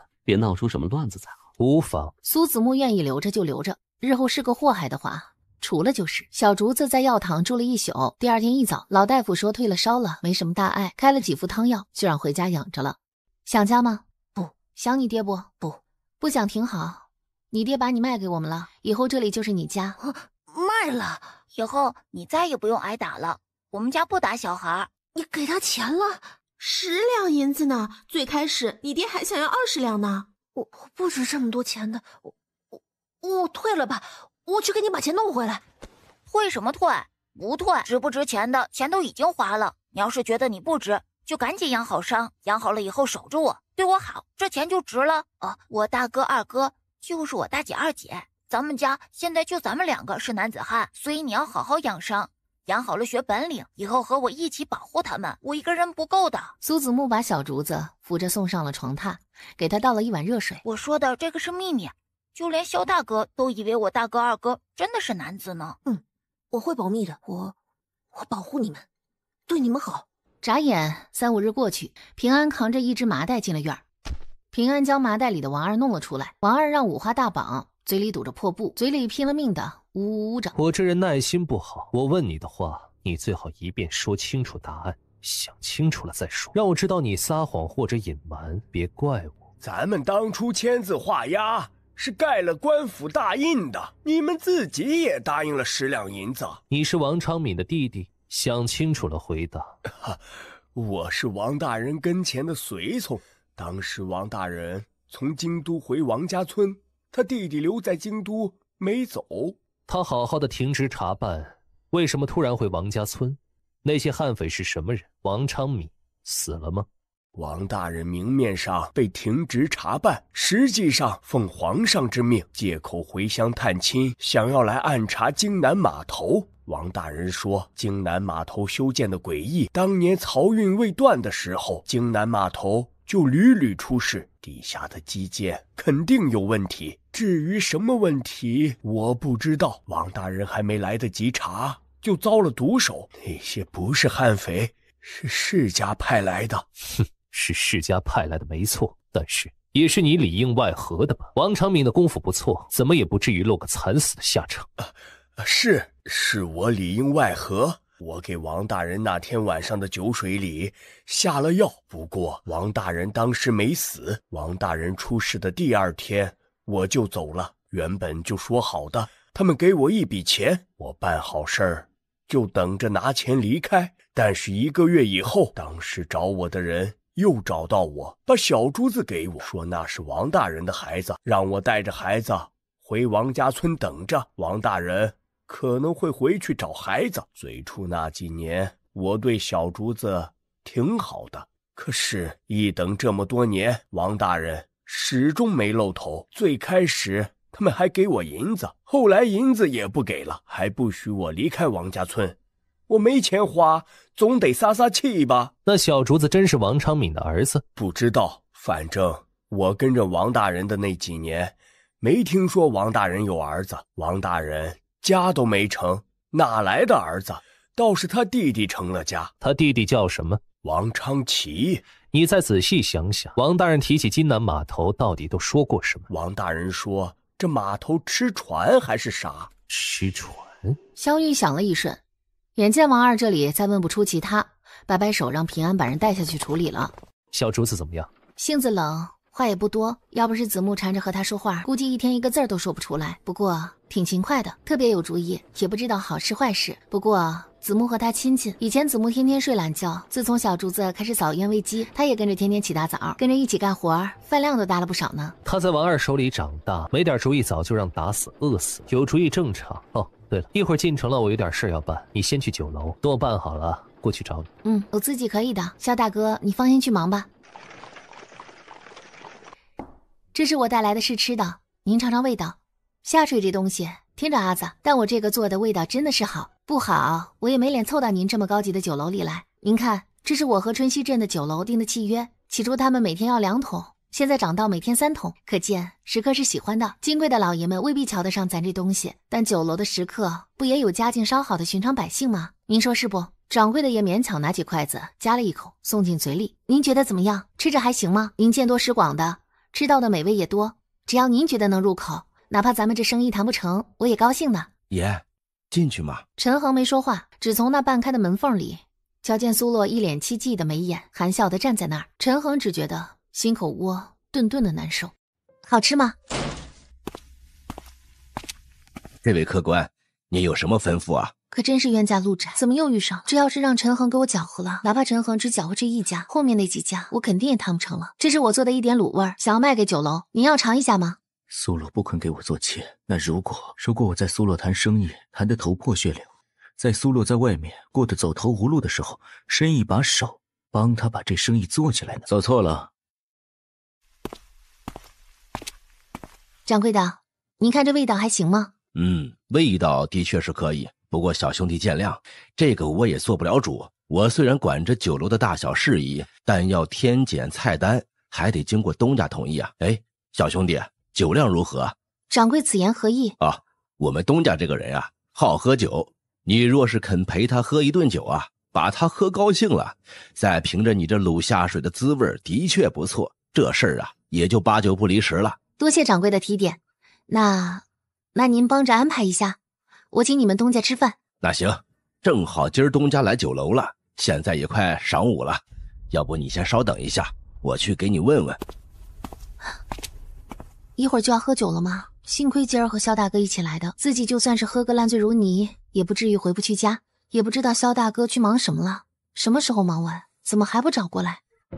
世子爷，不好了，淮南王又把衙门给点了。好像上次他从镇宁侯府连夜来了真定那天，就听说淮南王把真定衙门给点了，这是又点了？这次是衙门连带着大人的书房一并给烧了，大人请世子爷赶紧过去一趟。世子爷既是放不下苏姑娘，几次挽留无果，何不用强直接把人带回去啊？用强？为了一个女人，我用强直接把人带回去？镇宁侯府不要脸面的吗？当舅舅的几步上前迎接了外甥。舅舅，怎么又烧了？这次是怎么回事？单单烧了府衙，也不至于我专门叫你一次。这次烧了书房，书房里有这些年你大舅给家里写回来的那些信，我不敢让府衙的人进去翻查，到底烧毁了哪些，只能叫你来。怎么那些信你还留着？看了不烧？我这不是怕你大舅在南疆那天打仗有个意外才……胡说什么？是，先不说这些了，赶紧去书房查查吧。一片狼藉的书房用了差不多1个时辰，总算是收整出来。信函可是有少，1封不少，现在也都烧了吧，免得留下是个祸患。你这书房还有别的秘密？除了这个没别的了。不对，萧玉发一次疯，烧了你的府衙和书房，把书房翻了个底儿朝天，结果信函1封不少，那他找什么呢？是啊，找什么呢？早就从真定府衙逃之夭夭的萧玉，你们分成2路，一路明着直接回京都，在京都待几天再回春熙镇，另一路暗着把这东西交给平安，他知道该怎么做。安慰接了册子告退，萧玉一弹身上的灰，转角朝福源酒楼而去。让你陪酒不行？不行？为什么不行？为什么不行？难道你自己心里没点数吗？一个姑娘家坐在一群老爷们堆里陪酒，且不说别的，身体受得住？你想和人家谈生意，就不能拒绝人家的提酒。你要是喝多了酒，能聊吗？你以前喝过酒吗？知道自己酒量，知道自己酒品吗？喝多了不会发疯吗？萧玉五连问，给苏洛问了个哑口无言。我喝。那不行，他们好几个人呢，咱们来求着人家谈生意，到时候人家要提酒，你根本不能拒绝，喝坏了怎么办啊？喝不坏，你萧大哥酒量好着呢。那等着生意谈下来，我给你拿分红好不好？行，那我跟着苏老板发财，我这算是凭本事入股吧，不是吃软饭的小白脸。好一个萧玉，这是非要和我镇宁侯府作对了。你先回去，我马上就来。陈恒扫了一眼桌上那碗刚刚苏洛给掌柜的试吃过的红黑亮的东西。这就是你做的小吃？是什么？卤下水。下水？我再问你一遍，和不和我回去？如果现在回去，我能给你争一个平妻的位置。多谢世子爷抬举，我不配的。况且我真回去了，谁都过不好。你是不识抬举，宁愿和这东西打交道，都不肯跟我回去。你想清楚了，等你再想回去，这平妻的位置可就没了。多谢世子爷了，您去忙吧。刚刚听衙役说镇定衙门那边等着您呢，我就不耽误世子爷时间了。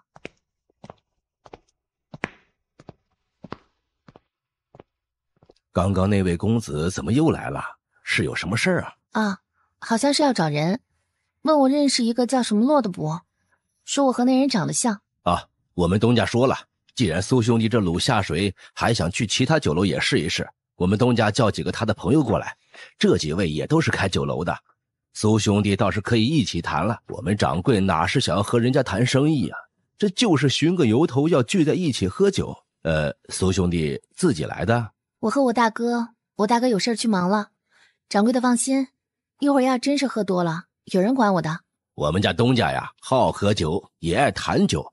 苏兄弟要是懂点什么酒水酿造或者故事传说之类的，到时候不妨多说点。一听这个，苏洛倒是意外的愣了一下，他手里除了一张卤下水的方子外，还有一张酿酒的方子。酒水这东西做好了是可以往更高的层面发展的，他以为他至少需要2-3年才能进入酒水市场，没想到今天竟然有机会能略略的窥见一斑啊！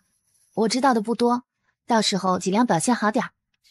他俩正说着话，外头传来热闹的说笑声，紧跟着包间大门被掌柜的从外面推开，几个或胖或瘦或高或矮的男子从外面鱼贯进来。掌柜的有心要帮苏洛，将苏洛带来的那些试吃的卤下水用碗装了，分了7份，混着满桌菜肴在各位东家跟前摆了一份。一切准备好，掌柜的给苏洛递了个加油的眼神，笑着离开。福源酒楼的东家从地上捞起一只酒坛子，刚刚开封。这是余杭一带剩下的金缕梅，梅香味好浓，像是腊梅。小兄弟懂酒，不如猜猜这酒是几年份的？苏洛将杯盏往鼻尖一凑，闻了一下，皱了皱眉。如何？没事，说错了他们又不打你。我闻着不像是有年份的，像是刚酿了也就3-5个月的，酒曲的香气还没完全散开呢。什么？这还能闻出来啊？真是奇了，这酒刚刚出窖4个月，小兄弟可不行诓人啊！哎，你之前是不是喝过呀？我弟不能喝酒，一喝酒全身起疹子。我们家小本生意，哪喝得起这么贵的金缕梅啊？我敬各位大叔大伯一杯，感谢你们能给我们这种小本生意一个机会。你们当真没喝过？这我以前单是听人说过，有人天赋异禀，靠闻就能闻出酒水的好劣。之前我还不信，今儿啊倒是有点信了。那什么，老赵啊，你那儿不是有一坛自酿的酒，拿出来让咱们小兄弟闻一闻。小兄弟要是也能闻出这酒的门道来，今儿这单子我们酒馆直接签你3桶的量。真是福气。以前我只听人说，男人们谈事情，在桌上把酒喝好了，一切都好说。当时还觉得离谱，这可真是。若是把酒喝好了，是不是就能多谈一些？表示从现在开始，要不然越离谱越好。来，闻闻这酒。这是红薯酒吧，用红薯和饼药酿造。饼药选的是嫩芽老草和带着颗粒的米粉，这米粉是新打的白米和糯米掺杂而成，然后里面还调配了少许的沉香，酒曲中带着沉香的香气。不过酿造时间不长，大概是3个月。怎么能有人长得好看，还有这么多本事呢？会卤煮下水，能吃苦，会独立，有野心，现在还懂酒水。说得好，可以呀，这都能猜出来。我老王喝了半辈子酒，今儿啊遇上能人了。老赵，你确定之前没有泄露？这也太神奇了，就好像他看着咱们酿的一样。你一个酒馆老板也没有人家专业。小伙子，要不你别卖卤下水了，来我酒馆吧，替我酿酒，我保证让你赚的不比卖卤下水少。您说笑了，我也就是瞎猫撞上死耗子，恰好知道这些罢了。您再给我瞧别的，我就不知道了。你瞧这年纪也不大，怎么知道这么多？真的是天赋？不过是家母喜欢酿酒，我跟在家母身边耳濡目染。哦，这意思你母亲才是真正的高手啊！不知道方不方便引荐一二？我们酒馆求贤若渴呀。您抬举了，算不上高手的，他只是和您几位一样，喜好这个，平时爱自己捣鼓着酿着玩。不过我母亲几年前就过世了。你要有什么需要，和我弟弟说一样的，只要是我弟弟知道，一定知无不言，言无不尽。咱们就当交个朋友。是，就比如这个红薯酒，当时酿造的时候，要是酒曲的分量稍微再少一点，肯定会更好喝的。苏洛从来没有想过，这一趟真定之行竟然会这么痛快。肖大哥，咱们竟然成了。他们签这单子不是冲着卤下水的味道或者销量签的，是冲着你辩酒那份本事。你没发现吗？这几家不论是什么生意，都和酒水打交道，而且这些东家本身也好酒，他们也想结交你。在这宁侯府5年，我拼尽了全部的本事，也没有得到任何想要得到的，我整个人活得像个笑话。可现在，我竟然也是一个有本事的人了，真好啊！今儿下水多，有3桶。大哥，以后咱们这边的下水，我肯定长期订的。我不光和你这里订，和真定那边也订。我和他们买是13文1桶，咱们这价也调整一下吧，我也给你13文。说好了10文就10文，什么13文？1桶下水也卖13文。在卖给你之前，这些东西都是不要的，不调整就10文。大哥，别人那里都是13文，到您这里成了10文，这不是欺负人吗？我干不出这事儿，咱听我的，调成13文。不调，眼见你生意好，我就上调啊。那我成什么人了？你是怕别人13文，我10文，我知道了，心里不痛快是吧？哎呦，没事儿的，咱这里就10文，踏实做你生意去。就这10文，咱们也定个文书啥的，你和那些卖13文的也定一个，定好了，以后别管你生意好还是坏，都不能随意再涨价。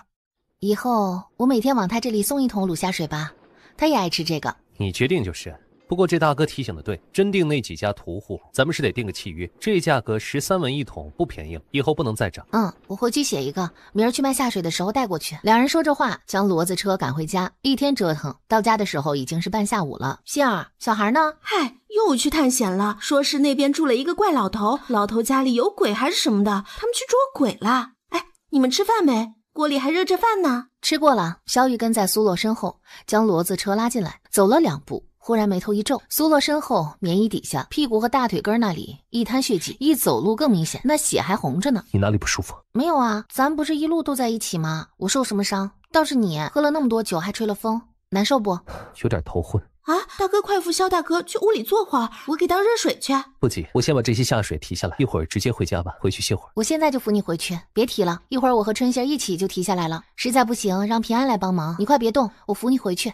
好，让平安来提，你送我回去。你靠一会儿，我给你个帕子，你擦擦脸。流着这么多血，身上就真的没哪儿不舒服。喏，擦擦脸上，一会儿喝点水，躺下睡一会儿。晚上我送饭过来，你想吃什么？你给我擦。我的个娘嘞！王爷这铁汉撒娇，哎呀，不行，得赶紧撤，怕被灭口了。你真好看。苏洛捏着帕子的指尖轻颤，下意识往后退了一点。我好看吧？你看看我，看我好看吗？我喝了这么多酒，都说喝酒糟脸，也不知道我丑了没啊？萧大哥呀，这是后知后觉的醉了吗？好看吗？好看，可惜没你好看。我天哪，这铁汉撒起娇来，我招架不住啊！那你能告诉我你是哪儿受伤了吗？我看你裤子上带着血呢。啥？腿根的地方有血。啊！苏洛第2次从萧玉家落荒而逃，上一次是擦药，这一次是他来月事了。苏洛跑出萧玉家院子的时候，脸还滚烫的冒着热气。为了给他家王爷留出发挥的空间，平安提完下水，留在这边和春杏闲话。听到隔壁门开的动静，他才离开。结果一出门，遇上苏洛顶个大红脸，立在门口吹风。苏大，怎么了？啊，没事，你快回去吧，你大哥喝多了。说完，苏洛后退一步，和平安拉开距离，然后保持了一个始终以正面面对平安的姿势，一步一步挪回了自己家。一进院子，啪，把门关上了。这不对劲啊！难道是王爷没有压制住自己，干了些什么，惹苏姑娘生气了？平安心道一声，完了，转脚就往自家奔。王爷，您怎么就那么忍不住啊？不是说了要循序渐进，日久生情吗？你看看你把苏姑娘吓得直接把我关门外了，人家不和咱们来往了。你对人家做了什么？你回来遇上他了。这是重点吗？重点是人家把我关到门外了。你见着他的时候，他干什么呢？什么脸色？什么脸色？好像没什么脸色，不过脸特别红。脸上有怒火没？有难过没？你给我仔细想。没有哎，就红着脸，像是有点难为情。王爷，到底什么情况？去，一边去，这不是你能打听的。扔下一句话，萧玉直奔回春堂。抓药。那个，和您咨询个事儿。就14、15岁的小姑娘，要是没受什么伤，却突然身体出血了，这是……如果确实能排除外伤，那应该是来鬼水了。啊！原本我还在想，最多也就是苏洛染了什么难以启齿的病症，刚巧被我给说中了，才恼羞成怒的跑了。谁知道是鬼水啊！鬼水什么的，就是打死我也想不到这上头去啊！这可好，难怪他那么难为情。如果是头一次来，家里最好是让长辈出面安抚安抚，没事儿，都是正常的。注意换洗衣服。这个一般要多久啊？分人，有的人3、5天，有的人5到7天，身体不好的凄凄厉厉的也有。来癸水的时候切莫累着，更不能有房里的事。直到从回春堂出来，萧玉耳边还在嗡嗡着呢。鬼水，苏洛女扮男装，我也不好买包红糖送过去啊。可我要是不买，苏洛自己知道买不？那傻丫头今儿可还打算和人家喝酒呢。这幸亏是没喝，来鬼水还要陪酒，那不玩命呢？再者，他一下揽下这么多订货，今儿还要忙着搓洗下水，明儿还要起大早煮下水。大夫说不能累着，他这不累也不行啊。一路走，杀人如麻的小王爷一路琢磨，走到糖铺子门口，啪的一拍掌，琢磨个屁呀，不琢磨了。这么好的嘘寒问暖、拉近感情的机会，他竟然还琢磨，脑子让鸟给叼走了吧？不如就顺其自然，揭穿他这女扮男装的把戏，自己还能正大光明的打着我就是对你有意思的旗号靠近。萧玉打定主意，进糖铺子买了2斤红糖，顺便又要了1罐子蜂蜜。出来转角去旁边铺子里买了3斤鸡蛋，又去衣裳铺子里给苏洛挑了一套加棉的衣裳。出门的时候听见店老板说什么鬼水布之类的，又顶着一张只要我不尴尬，那尴尬的就是别人的脸。在店家惊疑好奇的目光下，硬着头皮给苏洛买了一沓12条软绵的鬼水布，用蓝布包了，还顺带带了一个汤婆子。杂七杂八提了一大堆。南怀王萧小王爷去了苏洛家。萧大哥有事儿？我找苏大有事说。该不会是萧大哥发现我家小姐女扮男装了吧？不是，提鸡蛋来是什么意思？萧大哥要干什么呀？有事儿要说什么？那个我大哥睡了。别怕，没事。他声音温和，带着一股让人心安的沉稳。春心愣了一下，忽然想起那年大雪。他跟着苏洛陪珍宁侯夫人去大佛寺上香，快到大佛寺门口的时候，忽然马车受惊，苏洛从车里滚了出来，额头被地上的干树枝子结结实实的刺了一下，当时就流血了。珍宁侯夫人眼底带着厌烦，一句安慰没有，只说苏洛晦气，撂下一句话转身走了。陈恒来大佛寺接珍宁侯夫人回家，迎着雪大，天色又晚，珍宁侯夫人说要留宿一夜。那天晚上，陈恒也像现在这样站在他们房门前，问他苏洛呢？怎么吃晚饭的时候不见他？小姐睡了，奴婢就没叫她。陈恒只很不悦地皱了眉，一句话也没说，转头走了。想什么呢？萧大哥进去吧。萧玉看了春心一眼，没再说话，提了东西进屋。一进去，在堂屋迎上苏洛一张同样带着慌张的脸。那个，我去回春堂问了大夫，他说得喝点红糖水。那什么，我怕你不舍得买，我就替你买了点。咱赚钱呢，别不舍得花，糟践身子。这个汤婆子我没买带花样的，怕你用着不方便。这个男的女的都能用。还有就是你是第一次还是？大夫说让家里长辈安慰安慰你。我寻思你家也没有长辈啊，我勉强算你大哥。就你别害怕，这正常的，小姑娘长大了都这样。不是第一次。哭了？哭什么呀？是不是难受？对了，大夫说这个时候不能着凉，容易肚子疼。你疼不？没事啊，谢谢萧大哥。反正你多多注意，这时候不注意，以后容易留下病根的，遭罪的还是你。那你歇着吧，弄那些事儿记得用热水。那个，我还得问一句啊，就大夫说这个正常是3、5天或者7天，要是生病了就凄凄厉厉很久。你我正常的，萧大哥，我没事的。天哪，他一个大男人，怎么？小姐，他对你真好。将萧玉买来的东西收拾整齐，苏洛没有矫情，冲泡了一碗红糖水喝了，给汤婆子灌了热水，抱着汤婆子捂在肚子上，和春杏坐在小板凳上，用热水搓洗下水。好多活要干呢，没时间瞎矫情。再说了，以后卖下水的生意，他要给萧玉拿分红的，这事就在镇定说好的。与其瞎矫情，不如他多干活多赚钱，这样分账的时候萧玉能多分一点。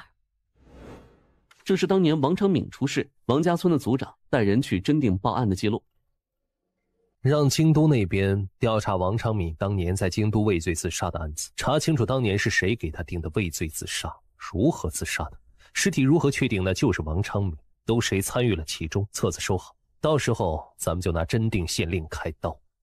王爷是要借着王长敏的案子去搅浑世家的水，当年这案子镇宁侯府必定掺和了，如果镇宁侯府不掺和，真定县令犯不上作假呀。哼，陈恒在码头闹出那样大的动静，皇上也不没把他怎么样。要不是咱们后面闹出那些舆论，只怕现在陈恒就在春熙镇和我一起办金南码头的事。金南码头有问题，真宁侯府又深知其中的问题，我就绝不能让陈恒再掺和进来。陈恒不是3日后大婚吗？正好就当是送他一份新婚贺礼了。王爷真不愧是你，人家新婚你送礼送个尸体，还是个陈年老师啊。这是我开门的方式不对。萧大哥，求求你了，今儿你陪我大哥一起去镇定吧。怎么的？苏老板昨天才答应让我凭本事入股的，今日单子也是定下的，就要过河拆桥翻脸不认人了。你头一天去真定送货，竟然没打算带我，是我哪里做的不好吗？我改啊！我勒个去，谁家泡茶呢？怎么茶气这么重？茶里茶气的。萧大哥，我大哥有时候脑子不太好使，你别和他一般计较。啊，苏子墨，我又没瞎说，你就是有时候脑子不太好使。但凡脑子好使的，为什么今天不等萧大哥来，你就要自己先走？萧大哥，要不是我拦住他，他今儿就走了，都不等你，你得和他好好说道说道。这到底谁亲弟弟啊？还告状？合着你刚刚那一通是为了拦住拖延我的时间呢？我真是……原来是不想等我才要提前走吗？苏大兄弟不必如此的。要是真不想让我去，觉得我给你丢人了，你可以直接说啊，我才不上赶着讨嫌呢。原是我不配啊。不是这个意思。那是什么意思啊？是怕我抢了你的生意吗？我不明白。昨天不是还好好的，咱们都说好了今儿一起送货，今儿怎么就要甩了我自己走啊？肯定是因为我不好。我就知道我从小到大就惹人嫌，没人喜欢我。会，还是萧大哥你最会。茶还是王爷你泡的一手好茶呀。哼，大男人还行这么娘们唧唧的说话呀。哎呀，可真是把我急死了。小姐，你说呀，说你要和他一起去，说呀说啊。等拉了骡子车出门，萧玉赶车，苏洛侧坐旁边，一路沉默出了春熙镇。苏洛终究没忍住，偏头朝萧玉说道：“苏大哥，我不是那个意思。”那我不明白你什么意思啊？昨天说的好好的，今儿一早你就自己变卦了。我刚刚想了半天都不知道我哪里做错了。昨天分开的时候不是还好好的，是我昨天买的红糖不合你胃口，让你恼了，还是你来这个的时候脾气本来就大？这人怎么回事啊？这种事也是一男一女能挂在嘴边讨论的，都不是。就是萧大哥，我不打算成亲的。你不打算成亲，就不让我和你一起去真定？你如果实在不想说为什么不带我去真定，其实也不用这么硬编个理由的。我好歹也不是个傻子啊！再说了，你不打算成亲，和我有什么关系？我打算成亲啊！我要是喜欢谁，一旦喜欢上了，肯定会卯足了劲儿去追，不把人追到手，绝不放弃的。你是不是因为我知道你是女扮男装了，怕以后我成亲了就对你和子木不好了，所以要疏远我？怎么会呢？我成亲了也会对你们好啊！毕竟你这不是带着我发家致富呢，谁跟钱过不去啊？萧大哥，咱们好好赚钱。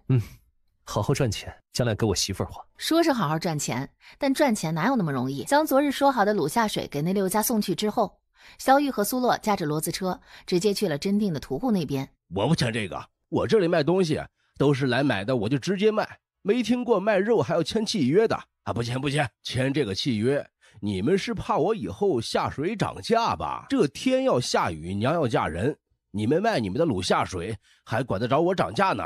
我以后要是涨价了，你们嫌贵，去别的地方进下水呗。把苏洛想说的话全给他堵了回去。从这屠户这里离开，苏洛又朝萧玉说着：“我怎么感觉不太对啊？之前来他这里买下水，他都是很热情的，还唯恐我不买了的样子，怎么今儿突然变了个人一样？”要么就是知道你往哪几家供货，知道你需求量大，必须得从他这儿进货，他想要拿捏你；要么就是背后受人指使了。咱们再去另外几家屠户那儿看看吧。真定县城一共4家卖猪肉的摊子，4家都整整齐齐地拒绝了苏洛。买下水可以，目前价格也还是13文1桶，但是人家不签契约。哼，办妥了。小姐放心，真定县城里的所有屠户，老奴都打点好了，保准把那个小贱人收拾得服服帖帖的。做干净点儿，别让人查了你头上来。这次的事情办得不错，拿赏钱去吧。记着，什么话该说，什么话不该说。顾婆子连忙应诺退下。这苏洛心机也太重了。我说呢，当时怎么就不声不响的走了？我还当他真放得下这荣华富贵呢，原来是想要用这法子勾着世子爷呢。知道咱们世子爷要在京南办事儿，他不远不近的偏偏挑了春熙镇住着，这哪里是要走啊？分明是存了要给咱们世子爷做外事的心，下作的东西。他要真能舍得，就不会在府里死乞白赖的赖了5年住着不走。这么厚的脸皮，能舍得下镇宁侯府的安富尊荣？世子对他念念不忘呢。这次我必定让他身败名裂，如过街老鼠，彻底把他从世子心里挖走。这种小药郎的女儿也配占着世子的心？杀人算什么本事？诛心才是上乘。今天在真定签买下水的契约不太顺利，明天我早点起，做好下水之后，先去一趟京南县城，看那边能不能定下一个固定的货源。行。这事儿也怪了，怎么就一连4个屠户全都这样呢？就跟商量好了似的。说着，春杏儿想起了一事。小姐，我今儿听隔壁米醋家的婶子说，就那个顾婆子，先前的顾婆子不是摔了腿吗？世子爷还去她家里看望她呢，你还记得不？原来那天夜里啊，世子爷过去是去警告那顾婆子的，不许她再去镇宁侯府伺候。为了这个，顾婆子家里闹了好大一场呢。顾婆子她婆婆差点打死她，但是前天那顾婆子突然又上京了，她家里人一脸荣光的出来说，她要回镇宁侯府当差了，还很得世子夫人的看重呢，得意的不行。苏洛站在那里没动，如果当真是顾瑶做了什么手脚，他得好好想想该怎么做。陛下派人来春熙镇，没直接来咱们家，在云江酒楼见的面。陛下的态度很坚定，让王爷回京。前来传话的公公是个面生的，我想要套话，但是他嘴紧得很，什么都不说，给钱也不收，现在还在云香酒楼等着呢。那架势，看来您要是不回去，他就不走了。让回就回吧，我去和隔壁道个别，你挑个妥帖点的人留一个，照应他们那边一下。一听他要离开几天，苏洛一脸意外，很担心。萧大哥路上盘缠够不够啊？我这里还有一些，你路上拿着用。还有，要带干粮不？给家里人顺便带一份卤下水。家里还有上午没卖完剩下的一点，我都给你装上。不用盘缠，我够用的。卤下水装点吧，我拿回去给家里人尝尝。等萧玉一走，苏洛忽然意识到一个问题，嗖的转头看向了春杏儿。之前萧大哥来咱们家，不是说他家穷的租了房子就吃不起饭？怎么了？他这么穷，昨天送来的那些东西怎么买的啊？天哪，该不会他去偷的？这萧大哥为了你竟然去偷东西？苏洛好端端的又怎么了？催命似的让我回来，进了京都又不说让我进宫，又让我回家，这不有病呢？让你回你就回，哪那么多话？赶紧洗手换衣裳，过来吃饭。专门给你带的家菜。说完转头去了盥洗室。好好一个小王爷，这什么东西？不知道，这个应该得热着吃吧，荤腥的东西一路带过来，天寒地冻的都供住了，奴婢让小厨房热一下。等萧玉洗漱更衣出来，那一碗卤下水正好被热了，端了过来。萧玉往长公主对面一坐，尝尝。这是什么？卤下水。你说什么？卤下水，下水啊，就猪的那些下水用卤汁卤了，大老远的专门给你带回来的呢。让你回来是为了陈恒的婚事，先前外面传言闹得沸沸扬扬，皇上决计不会在这种时候厚赏陈恒什么。但是陈恒到底是镇宁侯府的世子，身份摆在那里，不赏又不行。皇上既要面子又要里子，赏赐人的事不能让几个皇子办。思来想去，只有你最合适，让你去陈恒喜宴上送贺礼呢。那正好，我也有厚礼要送陈恒呢，到时候一起送过去。你把徐行送回来，到底是什么安排？人我给你安顿到丰台的庄子上去了，还拿了不少药材过去。徐行是当年镇宁侯去黔州治灾时用过的大夫，和苏洛他爹师出同门。太医院先前让陈恒把他带回太医院的，我让人打听了，他们是让徐行研配一味治疗湿疹的药，但不能药到病除，只能缓解拖延。这些世家也太贪得无厌了，不让根治，只要拖延，这不是往死里拖那些百姓？我让徐行试着调配一下既便宜又能根治的药，避开京都，从西北那边开始推广。到时候那边一旦声势起来，世家这算盘也就算落空了。其他的药我们就能借着这股势力推出去，到时候就能打破世家的垄断。现在咱们缺的就是方子，我去给陈恒准备一个新婚大礼了，母亲慢用。萧玉一走，立在长公主身后的丫鬟立刻上前，奴婢把这个撤了吧，殿下想吃哪个，奴婢再去热一热。留着吧。长公主一脸嫌弃，拦住她，然后就跟要上断头台似的，拿起筷子，鼓足勇气夹了一块送进嘴里。天哪，殿下，你怎么能吃这个？能让他专门带回来的，不是这东西有多好，十有八九是做这东西的人让他觉得好。今儿不怕我一个人去济南不安全啦？我昨天晚上替你向太上老君祈祷来着，你一定马到成功，不对，骡子到成功。胡说！你昨天晚上睡着之前一直在说要给咱俩找个师傅学功夫的，怎么的？这意思是咱俩去找太上老君学啊？苏洛揉了苏子木脑袋一把，笑着离开，也不知道萧玉家里是不是有什么急事，这样着急的回去。小兄弟，买什么？大哥，我想和你买点下水。买啥？下水，猪下水，您这里有吧？我想买一些。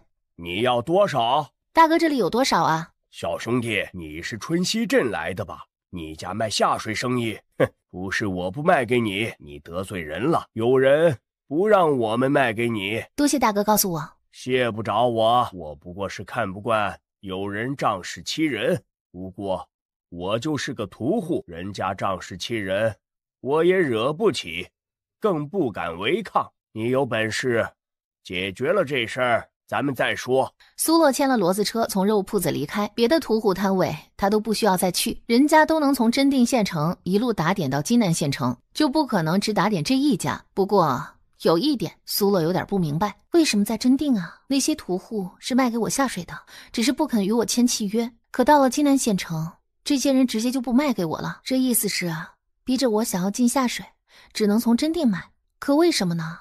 真定和金南有什么区别？等等，真定县令好像是陈恒的舅舅，而金南县令先前好像因为码头一事与陈恒是对着干的，难道金南县令是淮南王的人？这关键点想通了，也就明白对方为什么不许金南的屠户卖给他下水，而只让真定的屠户卖给他了。因为真定的屠户更好控制，将来闹出什么事儿，真定的县令更好出面。快马扬鞭，苏洛直接回了春熙镇，将已经煮好的下水按照先前的约定送到了真定那6家之后，苏洛没做犹豫，直奔京都。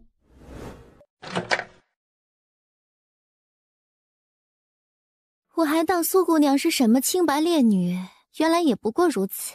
既然想要骨气，从镇宁侯府走都走了，还阴魂不散的回来做什么？我回来做什么？你不知道吗？你若是不知道，又怎么会我稍稍送个信儿过去，就立刻巴巴的赶过来？堂堂镇宁侯府即将成亲的世子夫人，怎么见个乡野小药郎的女儿都这么上赶着呢？你总算是狐狸尾巴露出来了。原先在镇宁侯府，你为了讨好世子爷，还装什么贤良淑德、温婉大度，怎么现在不装了？早该让世子爷看看你这真面目。苏姑娘但凡要点脸，也不该回来。我们小姐是什么人？你是什么东西？也配在这里叫嚣？哼，不配你们不也来了？让你的人去外面等着。如果你想拿到陈恒的秘密的话。你什么意思啊？字面意思，我现在这个样子和萧玉好像啊。萧玉陪着我在真定县城和人谈生意的时候，在酒楼老板拿出那坛子金缕梅的时候，萧玉就是这样的神态，慢条斯理又气定神闲，自己好像在不知不觉中模仿他。你追了世子5年都追不住人，守着一方婚约都能作废了，你能有什么秘密？若是有秘密，你自己岂能不用？我走都走了，你还能指使人在我的生意上使绊子，不就是心里不踏实吗？若是心里踏实，我这样一个阿杂的人，岂能请得动你来酒楼一叙？至于你心里为什么不踏实，不用我给你分析吧，无妨。你不愿知道，就当我白来一趟。你出去等着。小姐，苏洛一向心眼多，老奴留在这里还能提防他1二。他若是……哼，你也配听？只怕你听完了，你家小姐也顾不得主仆之情，灭了你的口。我时间有限，毕竟我们下等人得去讨生活呢。尊贵的顾大小姐，听还是不听？赶紧点儿，行吗？到底是什么秘密？竟然连乳母都听不得。到底是什么秘密，能让苏洛觉得是一个交换条件，敢这般和我说话？苏洛既然猜到是我在使绊子，难道不应该是跪到我面前苦苦哀求？出去等着就是，他还能把我怎么样？你就在门口，不就完事儿了？顾小姐坐吧，不然你站着我也做不成。话快说，用不着，我也不喝。说正事儿。你不等顾瑶说完，他只觉得后脖梗突然一下刺痛，再然后他瞪着一双眼睛就说不出话来，也动弹不得。苏洛将一根银针刺入顾瑶后颈的穴位，瞧着人动弹不得了，知道自己是成功了。苏洛深吸一口气，将顾瑶抱起来，放到房间的屏风后头。顾瑶瞪着一双眼睛，眼底愤怒和质问咆哮。苏洛将他放好，不是想知道陈恒的秘密吗？我让他亲口告诉你。忘了和你说，我给你送了信儿，也给他送了信儿，算时间他也该来了。你总算是想通了。世子爷先前说许我一个平妻的身份，还作数。作数。所以世子爷为了让我同意做你的平妻，那日在酒楼偶遇都没有揭穿我，转头却在背后使出这样的绊子来让我生意做不下去，就是为了逼我同意。我和世子爷说过，我从镇宁侯府离开是想清楚了的，这婚约我不要了。我和世子爷一别两宽，各自安好。镇宁侯府的荣华富贵，我一分一毫都不贪恋，我只想带着我弟弟过平平静静的生活。之所以选在春熙镇，不是存了某种心思，还想勾着世子爷，不是欲擒故纵，而是因为春熙镇的距离，我觉得刚刚好，距离京都不算太近。我们以后不会有打照面的机会，就算偶然遇到了，也能点头而过，又没有太多纠缠。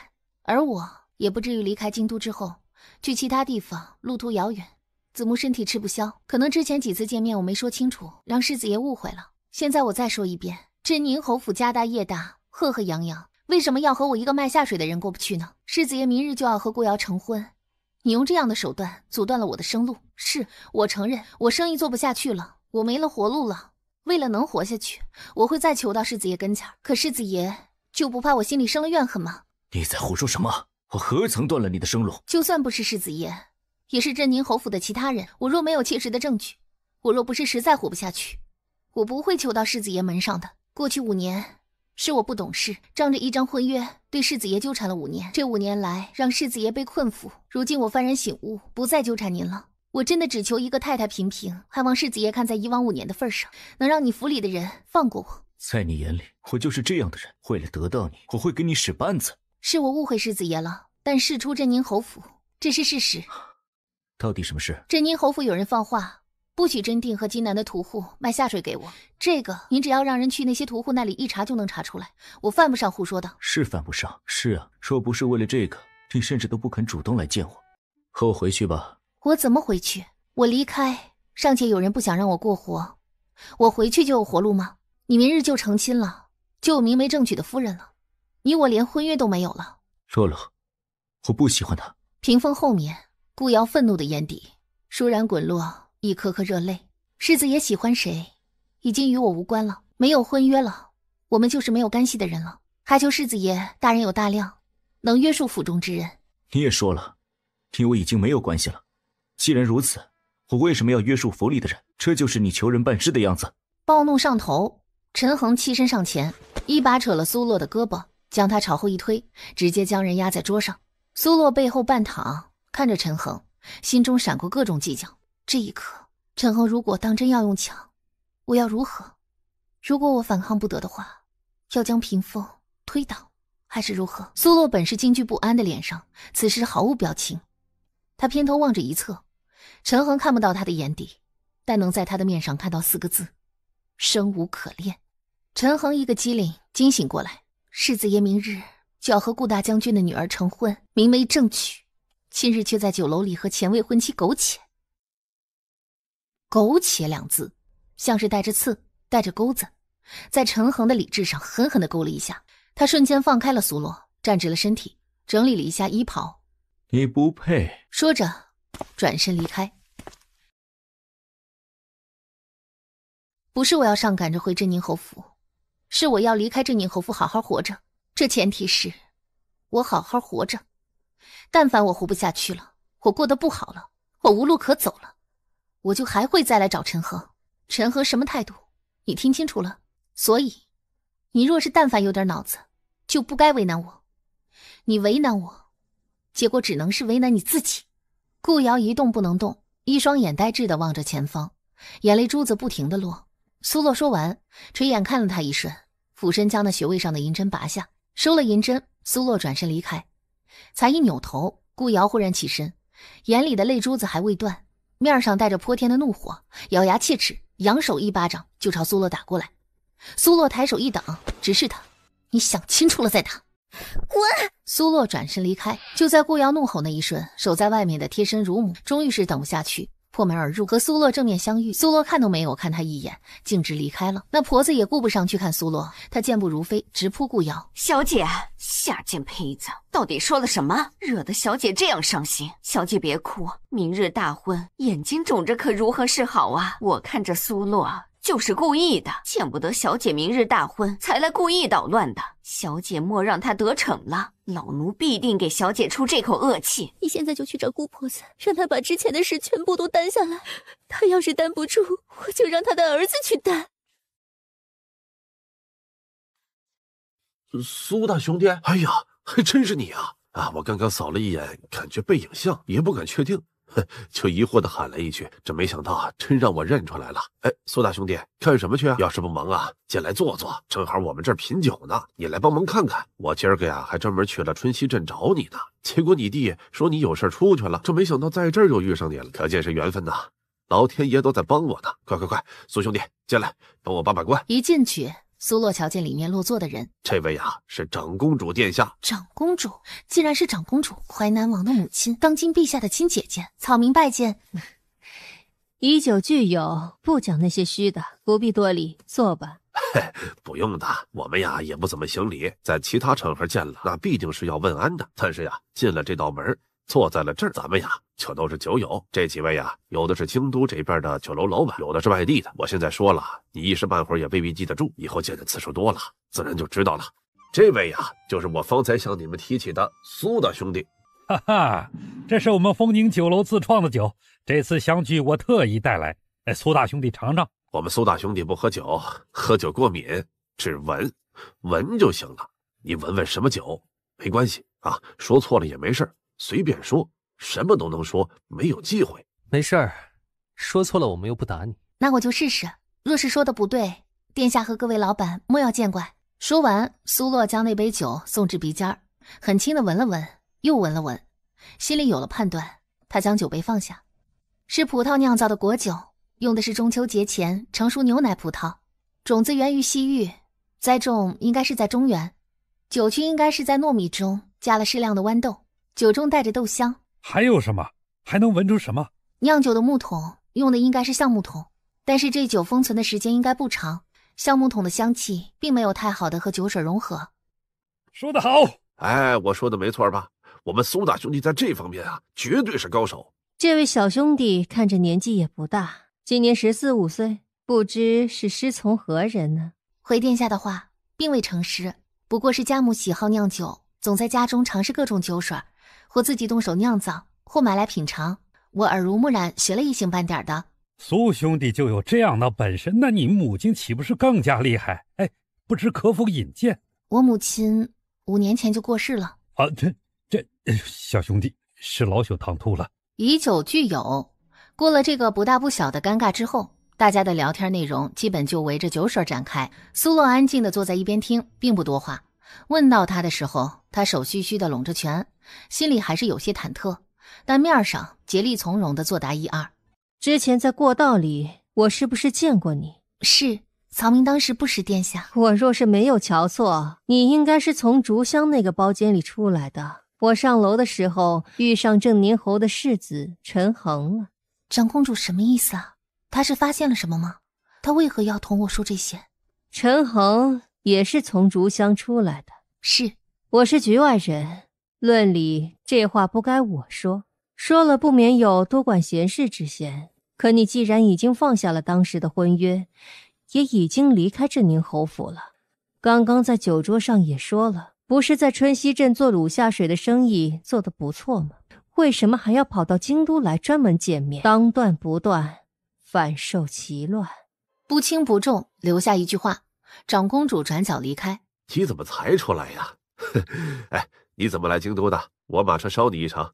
我赶骡子车来的，骡子车就停在酒楼后院。今儿天气也还行啊，那我也不坐马车了，我和你呀坐骡子车，怎么路上啊还能说会儿话？明儿啊你来送卤下水的时候，帮我看看我新酿的红薯酒，这怎么都觉得味儿不对呢？好，你们这个酒局怎么还有长公主呢？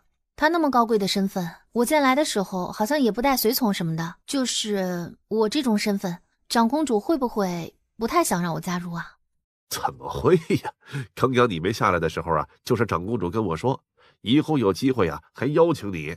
竟然是长公主提的，我还以为长公主会嫌恶我，或者对我有什么别的看法。看来是自己以小人之心夺君子之腹了。人家那几句话或许只是单纯的提醒我一番，下回行事还是更该稳重一些，切莫草木皆兵了。这个圈子呀，我加入的晚，我入局的时候长公主就已经在了。我也是听别人说的，好像啊就是长公主办的这个以酒聚友，每个月一次。我是去年年底才加入进来的，不过呀这还是我头一次见到她主动邀请谁呢。哎，可见也是欣赏你呀。就觉得长公主一点架子没有，真想不到那样尊贵的人竟然和咱们一起谈酒说事儿。反正啊，这也不是什么秘密，而且呢，他们也愿意你加入这个圈子，我也就不瞒你了。听说呀，长公主的驸马当年是枉死在战场上的。自从驸马死了，长公主啊一直是郁郁寡欢，是淮南王，也就是长公主的儿子，在京都给她开了个酒楼。长公主喜好美酒，她呀就招揽了一些懂酒的人士来酒楼陪长公主解闷儿。后来呀，长公主自己也结识了些朋友，慢慢的就有了今天这个圈子。我也是听说的，具体是不是这样我也不知道。夜里洗漱完上床睡觉，苏子木和小竹子在隔壁屋，两人叽叽咕咕的不知道说什么。以前没觉得子木这么能说呀，这也太能说了，小竹子也不嫌他烦。哎呀，这样多好啊，小孩子啊就该这样。哎，小姐，下水的事儿世子爷怎么说？明天我再去一趟济南县城，看屠户们的反应就知道了。我今儿去京都遇上长公主了。啊，她认出你了？没事，你听我说完。苏洛将在酒楼的偶遇和春杏儿大概提了一遍。我怎么都没想到，竟然能和长公主殿下一桌吃饭。当时吃饭的时候她什么都没说，但离开的时候告诫我当断不断，反受其乱。她认出我了，非但没有当场揭穿我，反而提醒我，事后还和真定酒馆的老板说，以后有酒局还叫我。长公主殿下这么好，她会不会别有所图啊？别有所图的话，我想不到他能用我图什么。若是图了利用我去对付陈恒，他就不该那样告诫我，那明显是提醒我以后不要再和陈恒来往。若是图我别的，我一穷二白，能图什么？总不能是图小姐变酒的好本事啊！我想着，既是长公主喜好酒水，我明儿就用心酿一坛子，下次有机会再见，给她带过去。刚从镇宁侯府离开的时候啊，别看我面上不显，但心里都快吓死了。我想咱们两个弱女子带个孩子，以后日子可怎么过呀？这哪想到啊，现在竟然过得这么好。小姐想要做什么，只管做，我什么都同意。对了，你知道长公主的驸马是怎么回事吗？我听酒馆的老板说，驸马没了。都是好多年前的事儿了。长公主的驸马是西北军的副统帅，听说当年在战场背后中箭而亡。背后中箭？连中了3箭呢，那箭头上都淬着毒呢。听说驸马当场气绝而亡。背后中箭，当场气绝，难怪酒馆老板说驸马是枉死了。希儿，这事儿属实？查出来是什么人做的吗？属不属实的我也不知道，我还是从府里其他人那里听舌根听来的。反正不少人都这么说，至于查没查出来，我就更不知道了。事发的时候，淮南王多大？大概14、15岁，我也不太清楚。对哦，好像就是小姐到镇宁侯府那年发生的，5年前。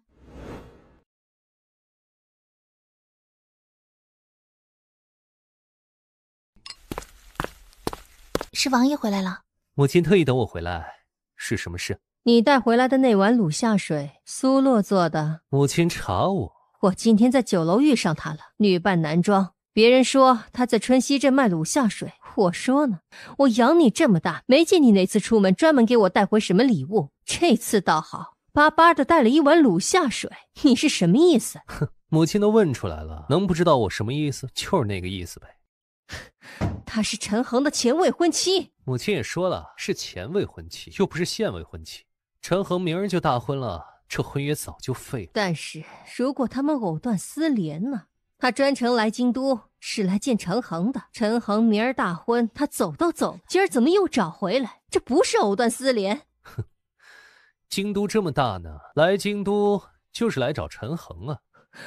我难道说的还不清楚吗？造孽呀！我这是生了个什么儿子啊？非要让我说的那么明白吗？他和陈恒是从同一家酒楼的同一个包间前后脚出来的，我说的够清楚吗？别和我说他这是做下水生意做到了陈恒头上，是来和陈恒谈合作的。你感情上的事我不会插手，我不会强迫你娶谁或者不娶谁，但你也别天真。苏洛到底在镇宁侯府过了5年，镇宁侯府是什么地方不用我说你也知道。镇宁侯自己就有一个镇房，8个姨娘，镇宁侯夫人出门在外从来没说过苏洛一句好话，这里面还夹杂着顾瑶。就这样他都能在镇宁侯府过5年，谁也不是傻子，真没点手段，那种人家过得下去吗？他能从镇宁侯府过活5年，熬了5年熬不下去了，离开了，在春熙镇一样过得好，这人就不可能真的纯洁的如同宣纸一般。我今天问过平安，你是改了身份住到他隔壁，他就真的不认识你，连名字都说了。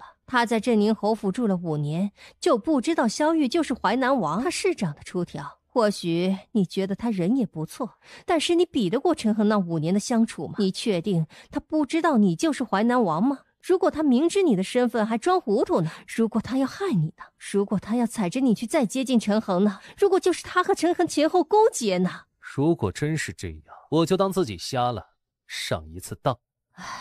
他酿酒的本事真的是他娘教的？是不是让惊艳到了？明明长得那么好看，靠脸就能过得很好，偏偏还这么有本事。是挺惊艳，以后我办酒局会邀请他来的。谢谢母亲。爷，就要出发了，外面都等着呢。那件事查了吗？查了，是夫人跟前一个姓顾的婆子从中作梗。上次世子爷去过他家，临走的时候说不许他在回府里伺候。他心头怀恨，就把这怨气撒到苏小姐身上，假冒了镇宁侯府的名义，威胁京南和真定的屠户。屠户那边奴才已经去解释清楚了，以后苏小姐做生意不会受影响。陈恒脸色铁青，骂了一句：“谁管他受不受影响？不知好歹的东西！”哼，那顾婆子疯了，竟然为了撒气，自己花钱去打点那些屠户，她哪里来的那些闲钱？顾婆子全都认下来，也只能这样了。爷，吉时到了，该启程了。他都离开镇宁侯府了，还要这样追着害他？你说他当时在府里的时候被人害过吗？他不肯同我回来，全都是因为这些人在害他。若是无人害他了，他自然就肯回来了。爷，使不得，那可是顾大将军的嫡女。陈恒没说话，起身出门。镇宁侯府百年世家，陈恒作为镇宁侯府的世子爷，他成婚的场面自然是宏大煊赫，几乎整个京都的文武百官、富豪巨贾全都到了。陈恒穿着一身简练的红色喜服来到贵宾间，跟着镇宁侯一起招呼前来赴宴的男宾。他心情烦闷到极致，淤堵不快，几乎所有人进来的酒他都照单全收。旁人只当陈恒新婚，心情大好，唯有金宝跟在一侧，心急如焚。他满脑子都是陈恒之前说的那些话，正犹豫要不要将陈恒说的那些告诉夫人，以防闹出什么不该有的乱子。忽然外面传来凌乱的脚步声和吵闹声。奴才拦不住啊！淮南王带着人就往里冲，奴才派人提前来送个信儿，都送不及呀！哎呦，不知淮南王来，下官有失远迎，淮南王恕罪啊！哼，你请本王了吗？知道的这是世子成亲呢，不知道的这满朝文武全都在座，还以为是开什么宫宴朝会呢。淮南王开玩笑了，下官还当王爷在外面游山玩水，是下官思虑不周了。恒儿，快请王爷上座。罢了，本王有自知之明，不劳世子爷大驾了。本王今儿来，一则是贵府世子成婚，本王怎么说都要顾及情分，送上贺礼。说着，萧玉抬手把王爷送的礼物抬过去。后面2个禁军抬着一个箱子上前，等到箱子抬到陈恒跟前儿，被放下，在地上砸出咚一声响。所有宾客屏气凝神看着这面。俗话说得好，礼轻情意重。俗话又说得好，伸手不打笑脸人。本王不计前嫌，给世子送了新婚贺礼。本王又是送礼又是陪笑的，那就劳烦侯爷通融，允许本王将朝廷要犯带走。朝廷要犯？什么要犯？自然是真定知府顾长怀。来人，把顾长怀给本王拿下。诺，放肆！我舅真定知府虽然品级不高，但也是领着朝廷俸禄的命官。淮南王凭什么无缘无故抓人？唉，凭什么？就凭平安呢？在，给他看看本王凭什么。平安招手，又有2个禁军将后头抬着的箱子往前一放，哐当将箱子打开。箱子里装着一具腐烂的尸体。淮南王这是何意？什么意思啊？意思就是顾长怀渎职，当年前工部尚书王昌敏在王家村遭遇悍匪，王大人与悍匪周旋致死，而管辖王家村的顾大人却判定那死了的王大人是某不知名行商。顾大人是朝廷命官，本王寻思这王昌敏大人就更是命官了吧？人家报案的人都说得清清楚楚，被悍匪打死的是王昌敏大人，怎么到了顾大人这儿大人您大笔一挥，直接把案件改了。哦，对了，都说王大人当年在京都家中畏罪自杀，本王进来闲着无事，挖了个坟，把王大人尸体给挖出来了。来来来，这大喜的日子，大家来瞧瞧这尸体。萧玉，你不要太过分。过分？那不敢。这2个字在镇宁侯府，谁敢抢啊？谁过分能过分得了你们镇宁侯府？救命恩人的女儿都能带着婚约被赶走，你说当年何必头脑冲动立下那婚约呢？这不是现打脸吗？疼吗？哼，疼也没办法，谁让侯爷糊涂呢？堂堂镇宁侯府的世子爷，怎么可能娶一个小药郎的女儿呢？何况那小药郎还夫妻双亡，能把人养5年，已经是镇宁侯府的仁慈了，是不是侯爷？这既想立牌坊，还想睡汉子，娼妓都做不出这么不要脸的事。我们的家事轮不到你在这里指手画脚。今儿这婚宴我们也没有请你，淮南王不请自来，却上门作乱，是轮不着我指手画脚。我算个什么东西？哪能比得上镇宁侯府与顾大将军强强联姻？我也没打算指手画脚啊，这不是你们问我我才说的，我是来抓人的。大喜的日子你们不愿意见我，我也未必想见你们这种又当又立的，多晦气的，痛快把人给我不就得了？你凭什么就说我渎职？凭什么就说那死的不是邢商，是王昌敏？淮南王想要诬陷好人，也不是这么个诬陷法，你这分明是借题发挥。凭什么？平安呢？在。告诉他凭什么？就凭这被判定为是王昌敏畏罪自杀的尸体，本人是个跛子。当年王昌敏乃是先帝爷钦点的状元郎，怎么先帝爷点了个跛子？这你怎么知道这是王大人尸体？特新鲜呢！我从王大人坟里刨出来的，不是他的，难道是你的？哼，原来是刑部尚书大人啊！这案子当年你定的吧？连大理寺都没经过，你就直接拍板定案了。最后皇上见到卷宗的时候，这尸体早就被埋了吧？惊不惊喜？意不意外？这尸体让小王我给挖出来了。这案子能被刑部这样痛快的定了，原因只有一个，那就是顾长怀渎职。如果顾长怀如实上报王家村的悍匪事件，刑部还能直接判定这尸体就是王大人畏罪自杀。这他妈事发的时候，王大人都不在京都，哪来的畏罪自杀？带走！放开我！放开我！侯爷，侯爷救我！萧玉这是公报私仇！放肆！王爷的名讳也是你能直呼的吗？真是自大到连尊卑都没有了。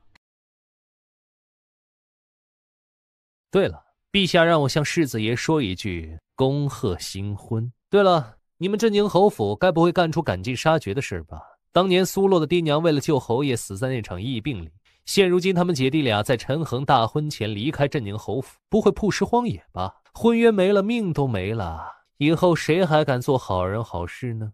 如果顾瑶真的得手，如果苏洛被抓或者被害死，会有人把这笔账算到镇宁侯府头上吗？到时候镇宁侯府为了保护羽毛，是不是就只能拼命的给苏洛泼脏水，把他说成一个极度不堪、极度下作的人？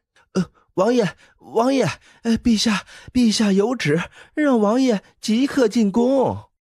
混账东西，真让你去送贺礼，你闹什么？谁让你闹了？还调了禁军，禁军也是你能随便调动的？臣以为金南码头的事，镇宁侯府让皇上心头憋了火气，臣心疼皇上的身骨，想要替您撒撒气儿。这个混账，这是给我撒气吗？这是给我添堵。朕问你，禁军你是怎么调动的？谁给你的权利？臣哪有这个权利啊？禁军臣没调动，跟着臣去镇宁侯府那几个是臣借了禁军的衣裳，让府里家将冒充的。这不是为了抖一抖皇上的英气之风吗？要不然镇宁侯府还当咱们好欺负？好你个萧玉，你是有多大的胆子，竟然敢冒充禁军？陛下要重启王昌敏的案子吗？当年王昌敏根本没有畏罪自杀，那坟里的尸体根本就不是他。世家为了糊弄陛下，匆匆结案，竟然连尸体都不挑一挑，弄了个跛子假装是王昌敏。王大人当年可是一心为了漕运奔走啊！朕真是惯得你无法无天，冒充禁军这样的事你都敢做。王昌敏的事你为何不提前和朕商量？这样私下胡作非为，闹出了乱子，还不是朕替你收拾？陛下，王大人当年怎么就去了王家村？王家村距离金南码头不远，他是去调查金南码头了吗？查出什么了吗？如何这般说啊？臣如今调查金南码头，要重新推动漕运，但是金南码头那边到底什么情况，臣也不知道。臣手里一个懂漕运的人都没有。王大人当年若是留下了什么，臣也好有个参考。朕一直以为当真是畏罪自杀，哪知道他去什么王家村，还遭遇什么悍匪。以后再有什么事，要提前和朕商量啊！滚吧，看到你就烦。玉哥哥，玉哥哥去哪啊？我也要出宫呢，咱们去跑马吧。那不成，皇上给我差事办呢，等办完再说。什么差事啊？忙得你天天不在府里，你是不是都把我给忘了？都16了，大姑娘了，还这样说话？这话传出去，别人还以为咱俩私定终身呢。我以后可是要娶王妃的，你可别败坏我的名声。就你那破名声，用得着我败坏吗？好人家的姑娘谁嫁你呢？你是不是要去金南啊？带上我呗。萧玉当然不可能带着云霞去金南，他还要去追媳妇呢。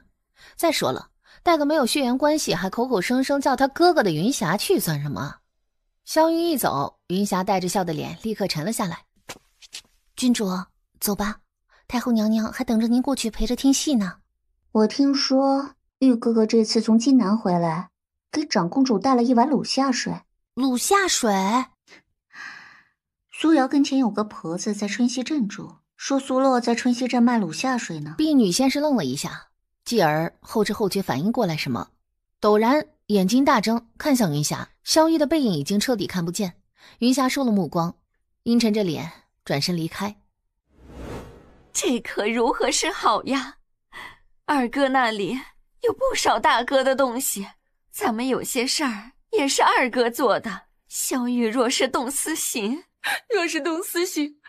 他的身体哪里吃得住？就怕人都熬不住了。别哭了，哭有什么用？我现在进宫，去向皇上那边施压，只要皇上那边松口，萧玉他能翻腾出什么浪花来？不过是条皇上养的狗，除了吃喝嫖赌一事无成的东西，也值得你们畏惧一番。你收拾一下，进宫去找珍妃娘娘，把事情说一下。珍妃娘娘那边也得周旋。可萧玉是当众把王昌敏的假尸体弄出来的，不少保皇党都看到了。你向皇上施压，他们也能向皇上施压呀。你当真以为皇上什么都不知道呢？陈恒忙着将宾客妥帖送走，又陪了刑部尚书登门去找萧玉。既然要抓顾长怀，那就应该抓了直接关到刑部大牢去。萧玉自己拿着人算怎么回事？他们绝不能给萧玉私下审讯的机会。然而在长公主抚摸了快1天，陈恒最终也没有将顾长怀带出来。回到镇宁侯府已经是暮色时分，他一张脸铁青着，裹着一身怒火回屋。现如今他们姐弟俩在陈恒大婚前离开镇宁侯府，不会曝尸荒野吧？婚约没了，命都没了。萧玉说的机巧，他听得刺耳。此时看着顾瑶，更觉得这话难听至极。顾瑶忍着委屈，面上带了关切迎上来，还未说话，陈恒垂着眼，阴狠的目光里带着残忍的恨意，说了一句：“这下你满意了？”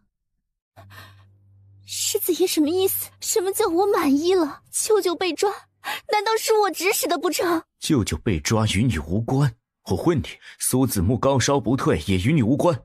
苏洛人都被你逼着离开了，你还紧追不放，想要坑害他，与你无关，心思恶毒至此，难道你一点反思都没有？若你这歹毒的事当真做成了，苏洛姐弟俩被你逼死，今日多少人要戳真宁侯府的脊梁骨？我不会在这边住的，你既是如愿以偿嫁给我，成了世子夫人，以后就给我安分些。若再让我知道你背后搞那些见不得人的下作手段，莫怪我翻脸不认人。书房收拾一下，以后我住那边。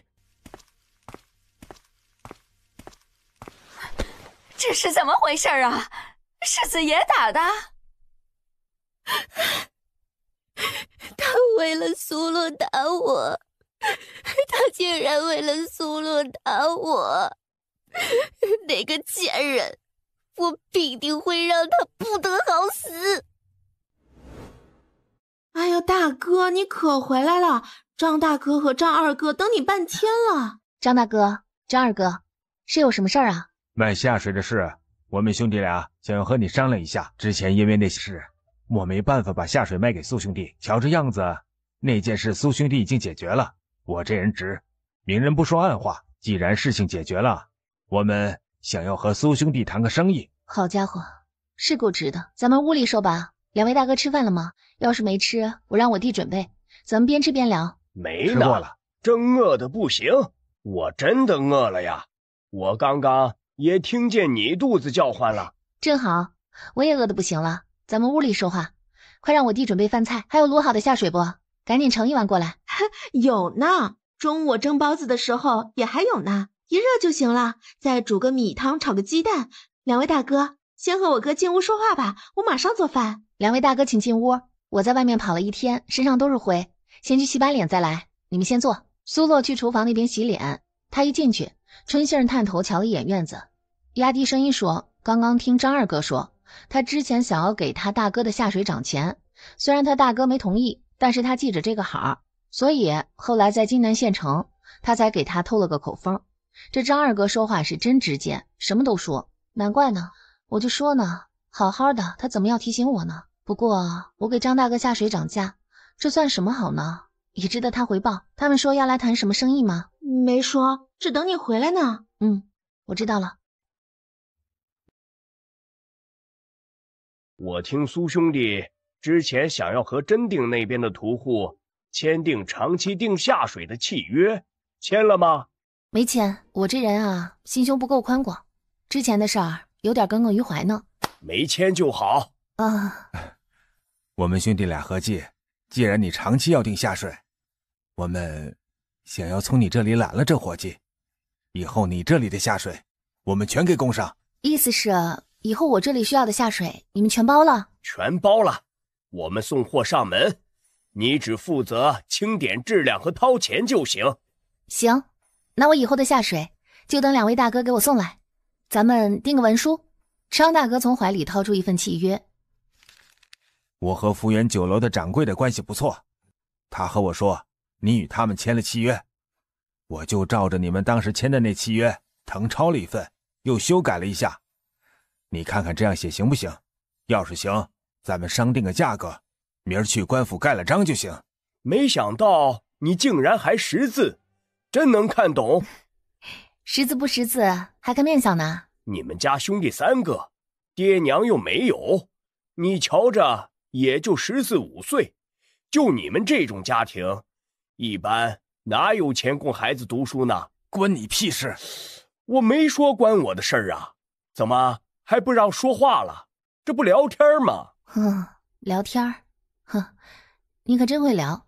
不瞒2位大哥，我之前想着和真定那边的屠户签订契约，长期收下水的话，就是按照1桶13文的价格，你们看这个价可以不？可以，那就13文1桶。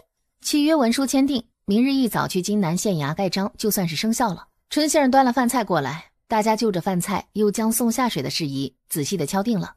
等送张大哥、张二哥离开，春杏儿笑得见牙不见眼的。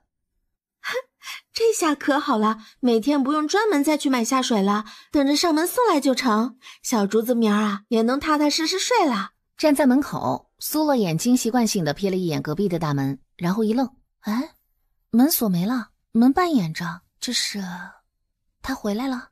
刚刚你在屋里和张大哥、张二哥说话的时候，肖大哥和平安哥就回来了。苏洛抬脚就朝隔壁走，走了2步，倏地顿住脚。小姐，你找肖大哥有事儿？没有，能有什么事儿？不是有事儿，是有病。他们刚回来没有1刻钟呢，估计兄弟俩啊正忙着收拾呢，咱们进去可能不太方便。苏洛嗯了一声，转身往回走。苏兄弟。夜色里，月光下，萧玉半带着笑，斜倚在门框处，一双好看的桃花眼里蓄着温柔，看着他。我在院子里听你好像要来找我，怎么又不来了呢？没什么，就是想看看你们吃饭了没。萧玉腰杆一挺，站直了，朝苏洛走过来，略微低了一点头，坏着心眼，在他耳边不高不低地说：没吃呢，正打算去你家蹭饭，不知道苏兄弟管不管饭呢？我去，这场面也是我能看的。火速，麻溜，飞快，蹑手蹑脚转身回了自家院子。吃呗。问你呢，让不让蹭饭啊？让。你脸红了。你是单和我说话要脸红，还是和别的男子说话也脸红？刚刚见你送那俩屠户出来的时候，好像没脸红。你怎么知道我送谁出来？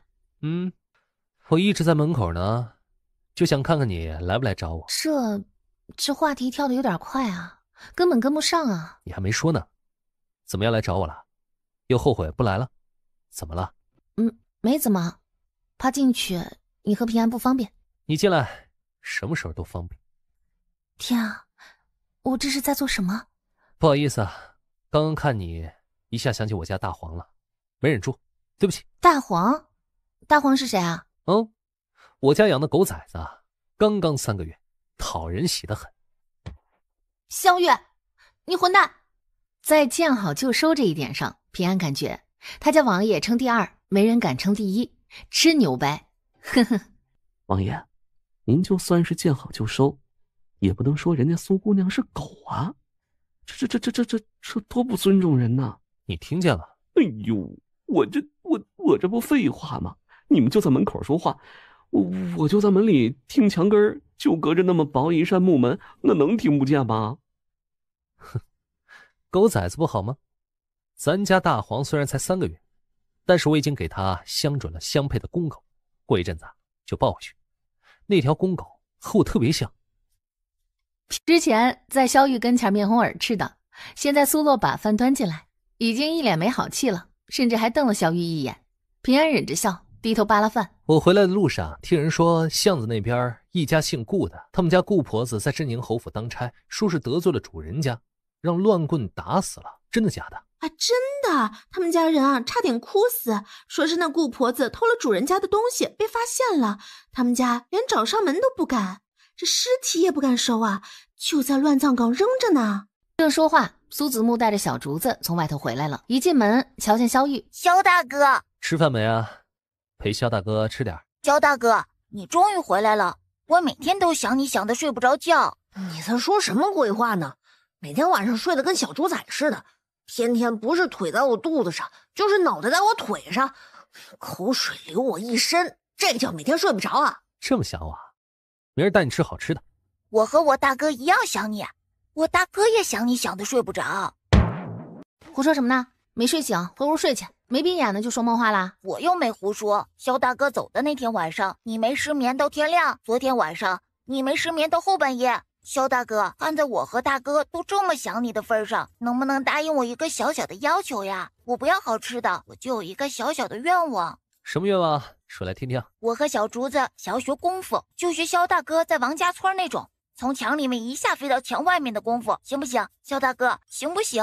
哇，我亲你一下，你就答应了吧。你要不答应，要不然让我大哥也……苏子木，你胡说八道什么？我胡说什么了？我说萧大哥要是不答应，我就让大哥你也帮我求求情，给萧大哥做点好吃的。难道这话不应该说？你苏大兄弟想什么呢？难道你见子木亲了我一下，你以为子木也让你亲我一下呢？我没有。哦，吃完了吗？吃完赶紧走，我们要睡觉了。想学功夫啊？想学功夫可以，那得吃苦，不能怕累。我不怕。行，那从明儿起，早上某处起床，让你平安哥带你们练。我是真的会谢谢你，你哄小舅子高兴，凭什么我要早起？等我不做随从了，等我告老还乡了，我就去写个话本子，名字我都想好了，疯批小王爷的倒霉蛋小随从，写出来一定爆火。哇，萧大哥，你是世上最好的大哥。哇，平安哥也是世上最好的平安哥。明儿别赖床啊，练武功呢要持之以恒，偷懒的话，你世上最好的平安哥可是要揍人呐。我肯定不偷懒，等我和小竹子练好了，我们保护你们呢。苏子木目的达成，转头蹭到小竹子跟前，趁人家小酷哥不注意，啪叽在小竹子脸上也亲了一口。你才是世上最好的。小竹子一脸嫌弃的抹了一把自己被亲的脸，绷着臭臭的表情，十分冷酷的朝萧玉和平安行了个不伦不类的抱拳礼，然后转头进了他和苏子木住的那屋。人家不理他，苏子木也不在乎，笑嘻嘻的追上去。你不知道有个词儿叫礼尚往来吗？我刚刚亲了你，你也应该亲我一下。听着苏子木追在小竹子身后絮絮叨叨的话，苏洛忍不住扶额，他以前怎么没觉得他弟是这种人呢？吃过晚饭，平安和春杏儿将饭场再收拾下去。看不出来，我这走了几天，苏姑娘这么想我。童言无忌，他胡说八道呢。你走这几天，我不知道睡得多香呢。哎，你知道长公主吗？他怎么突然提长公主啊？难道他知道我的身份了？怎么？就昨天，我有点事儿去了一趟京都，在京都的一家酒楼，正好遇上了真定那个小酒馆的老板，他正和别人吃酒呢，见了我就把我一起邀请过去了。结果那局上竟然有长公主。萧玉一颗紧张的心略微放平一点，他为了不吓着苏洛，才一直没提自己就是南怀王，但并不意味着萧玉能忍受苏洛有朝一日知道他的身份是从旁的途径，就算是知道，也得是他亲自告诉，要不就择日不如撞日。今儿就顺便说了，长公主殿下竟然也好酒，长公主还说以后有类似的酒局还要叫上我呢。你说我这算不算是攀上了高枝呢？长公主虽然没有实权，但是身份在那儿摆着呢。以后你做酒水生意，若是能得到她的支持，肯定会方便很多。说及此，萧玉想到他母亲提到的苏洛去京都是去和陈恒见面。其实萧玉猜到了原因，无非就是因为下水生意遭到别人使绊子，他去见陈恒是为了解决问题。既然长公主好酒，你说我酿一坛子酒送给她行吗？人家可是长公主我一个小老百姓送的酒，你说她喝吗？长公主既然肯邀请你参加她的酒局，可见就不是拿乔的人。你用心酿了酒送她，她只会高兴。我也是这样想的。明儿我去真定的时候，顺便打听一下长公主喜好什么酒。她喜欢青梅酒。你怎么知道？我也是听人说的。我爸其实……就在萧玉准备趁着这个气氛告诉苏洛自己其实就是长公主的儿子的时候，哎，对了，我听说长公主的驸马是在战场上没了的，这里头有什么忌讳吗？萧玉脸上温柔的笑容瞬间僵住，心尖就像是让人用指甲盖拧起了一点，狠命的掐住。多少年了，他和母亲之间心照不宣的默契，从来不提父亲。不要在他面前提起驸马的事。今儿赶路走了半天了，身上乏得很，我先回去了，咱明儿再说。匆匆落下一句话，萧玉起身离开。怎么了？5年了，咱们已经找到凶手了，给驸马爷报仇。驸马爷当年战死沙场，却不是为战而死，他是背后中了那催了毒的箭，遭暗算而死。战场枉死，当年的调查却只推出一个新兵蛋子做替罪羊，驸马爷的事儿就那么不了了之。那1年，那1月，那1天过不去的。萧玉就是从那时候起改头换面，为了查驸马爷死亡的真相，毫无实权的他成了皇上手里一把阴暗的刀。平安心疼地看着他家王爷，沉默了好一会儿，哑着嗓子说道：咱们已经找到凶手了，给驸马爷报仇指日可待。这样下去能把人累死。明儿我抽空去一趟牙行吧，看是买2个人回来合适，还是雇2个人合适。反正我每天也没别的事做，就忙这些呗。雇人买人的得多少钱呢？万一弄个心术不正的回来。听明白了。门外整整齐齐一道小孩子的吼声落下，苏子木258万似的从外头进来。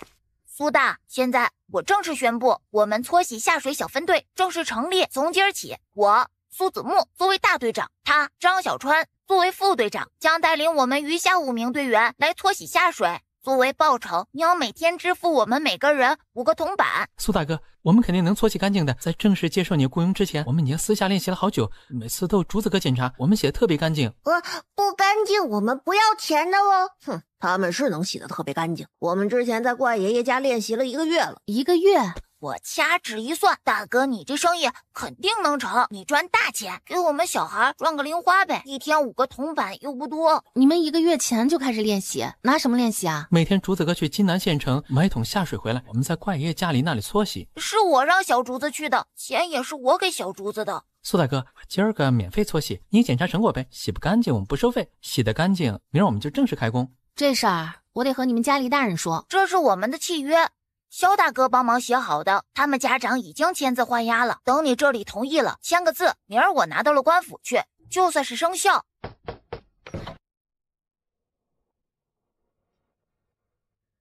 请问这里是萧玉家吗？这边是。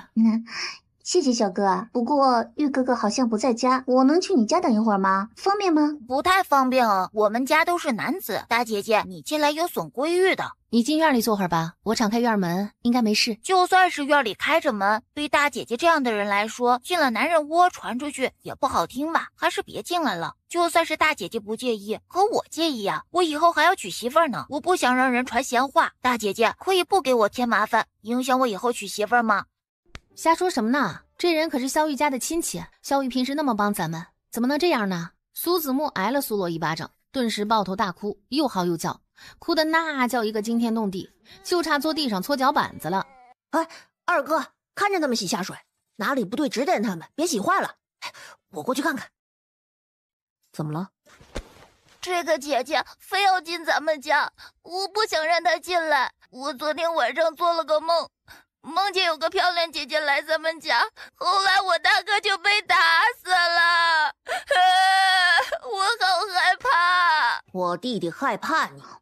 你就是苏大哥吧？玉哥哥回家的时候提过你的，说你们住隔壁，平时经常来往。我来找玉哥哥赶了很久的路，有些腿酸了，让我进去歇一会儿吧，我就进去坐一小会儿。你听不懂人话吗？一向沉默寡言的小竹子，一手抱着苏子木的小肩膀，一手撑了门框挡住门口，脸色很臭。你赶了很久的路，腿有些酸，想要歇会儿。难道你听不见也看不见我弟弟哭吗？你是瞎子吗？聋子吗？你心里只有你自己吗？怎么着？你的意思是，我弟弟就算是哭，也要哭着给你让路，让你进来坐着笑？我弟弟干哭？哼，我们家疼小孩，干不出这种事儿。我真不能进去坐坐吗？玉哥哥还说他平时很照顾你们呢。正说话，巷子里传来说话声和脚步声。云霞转头朝声音方向看去，一眼看到萧玉和平安正说着话走过来。玉哥哥，萧大哥。刚刚还哭得要死要活的苏子木就跟兔子似的，呲溜从门里头跑了出去，冲着萧玉就扑了过去。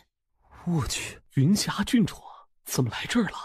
萧大哥，我家门口来了个坏女人，快赶走她！玉哥哥，我大老远过来，找了半天才找到你这里，你不在家，我想去隔壁歇歇脚，我脚底都走出一个水泡来。萧大哥！不等苏子木话说完，苏洛两步走过来，一把将苏子木从萧玉腿上扯下来，朝着他后背又给了一巴掌。萧大哥，快带你妹妹进去歇歇脚吧，子木不懂事儿，你别理她。刚刚本来是想要请这位姑娘进去坐坐的，但是我们院子里一院子男的，她进去又怕不合适。玉哥哥，我脚好痛啊！萧大哥，他肯定要和您告状，他的话你个字儿也别信。你玉哥哥，你别听小孩子瞎说。你先带她回去。玉哥哥，郡主一路劳烦，先进屋吧。我就一句话，我和他没有任何关系，剩下的晚点我再来找你。玉哥哥，我真的脚好疼。你是从京都一路走来的？堂堂郡主应该是坐马车来的吧？你就算是走路，最多也就是从巷子口走到我家门口，这么一点距离，还没有从宫门到太后寝宫远呢，就走到脚疼了。就是疼啊，我也不知道为什么疼，但就是疼嘛。难道我还要撒谎？玉哥哥，你怎么回事？我说脚疼，你都不帮我看看，还要质疑我。这话说的好像我以前帮你看过似的。说吧，专门来找我做什么？你干嘛这种态度对我？我来，难道你不高兴吗？不算是惊喜吗？明天是你生辰，我专门来给你过生辰啊。萧玉当然知道明天是他生辰，他原计划明天生辰和苏洛一起过，顺便他就把自己的真实身份说出来。没想到云霞会突然跑来。萧玉不是那种在感情方面什么都不懂的木头桩子，云霞的心思他多少知道点，既然不喜欢，也就没必要给希望。不过1个时辰而已，你有精力在我这儿耗费时间，不如多琢磨琢磨自己的人生大事。眼瞧着就要17了，再不嫁人成嫁不去的老姑娘，到时候我儿子都抱上了，你还没出阁，我可不邀请你去我家玩，免得我未来媳妇儿吃醋，知道不？说的就跟你有媳妇了一样。玉哥哥，隔壁那个小哥其实是苏洛吧？你不说我也认得出来。以前在镇宁侯府的赏花宴上，我见过他，我还想安慰安慰他呢。也不知道陈恒大婚，他得伤心成什么样。我刚刚瞧着，眼睛像是肿的，该是哭了很久吧。眼睛肿的？肿了吗？我怎么没有注意到？以前啊，我去镇宁侯府的时候，听人说苏洛可贤惠了，每天都给陈恒炖汤做甜点。陈恒说什么时辰吃啊，就什么时辰送。他比府里厨娘提的都早。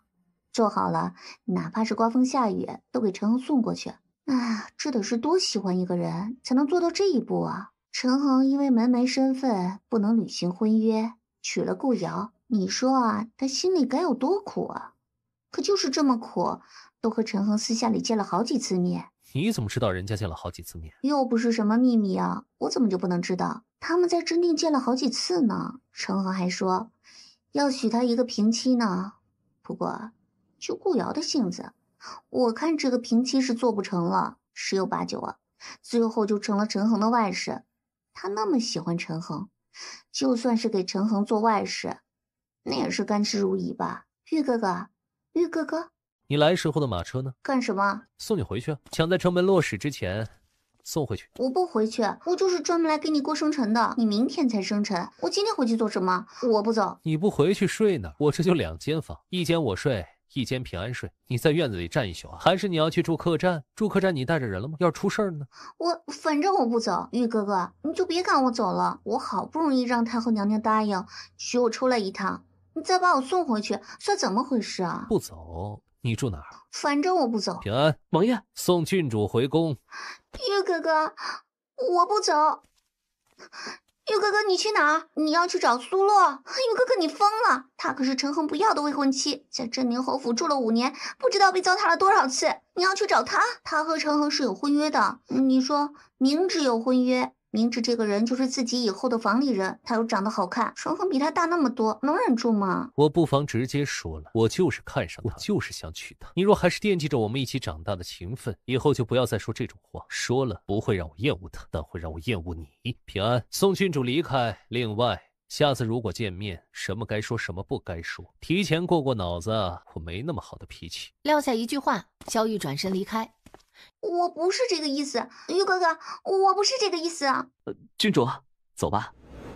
小竹子，你让开！平时萧大哥对我们不好吗？啊，从我们搬到这里第1天，萧大哥就帮我们收拾院子，后面多少事儿都是萧大哥帮着的。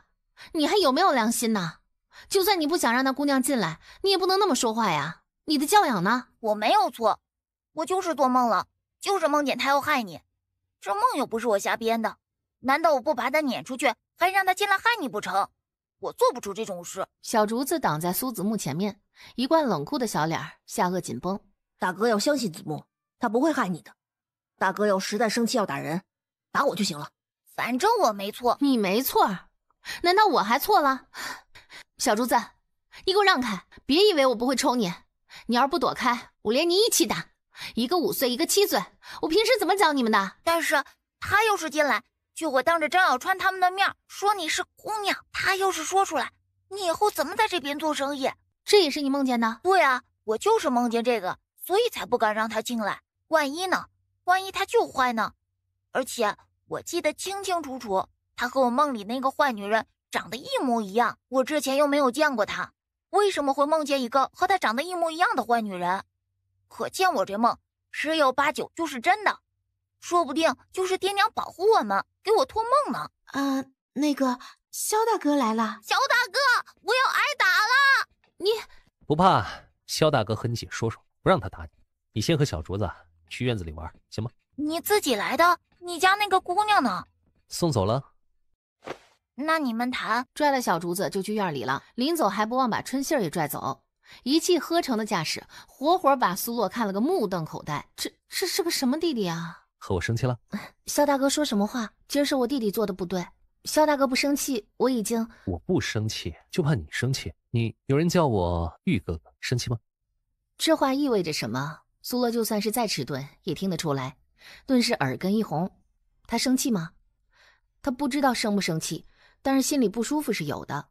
可后来萧玉又回头解释了一句，说他和那姑娘什么都没有，所以他的那份心里不舒服就散了。现在被萧玉这样直接问出来，心跳扑扑的失了规律，苏洛心里有点乱。想明白了吗？去真定那天早上，你和我说你不打算成亲，我知道你是在拒绝我。我装糊涂将话题扯开，是因为那时候我不确定你心里会怎么想我，但我现在有一点确定，我收回当时的话，我就是喜欢你。喜欢你这3个字直接砸进了苏洛的心口，苏洛如同受惊一样，肩膀颤了一下，一步后退，躲开萧玉。萧玉上前一步，几乎将苏洛逼在墙角。我离开3天，你会想我，你要否认吗？苏洛低着头，垂着眼，颤着睫毛，他无法否认，他就是想了。现在突然冒出一个姑娘，一派和我关系亲密的样子，你心里不舒服，你要否认吗？你否认得了吗？有人和你说过吗？你的情绪都写在脸上，我知道你是……大哥，不好了！气氛极好，萧玉刚想要和苏洛说，他知道他是苏洛，是陈恒的前未婚妻，但是他不在乎，他要告诉他他是谁，有他在，他谁也不用怕。我爷爷可能要死了，大哥，姐快去看看，我爷爷不能死，要救他，咱们要救他，姐。哎，苏大兄弟，快来呀，这可咋办呢？老头子忽然就不省人事了，我们刚刚看了一下，没有外伤。请大夫了吗？还没。现在看病那么贵，谁也不知道他。先救人，请大夫的钱我垫着，脉搏跳的还行，快去请大夫。苏洛一发话说钱他垫着，立刻就有汉子拔腿就朝外跑。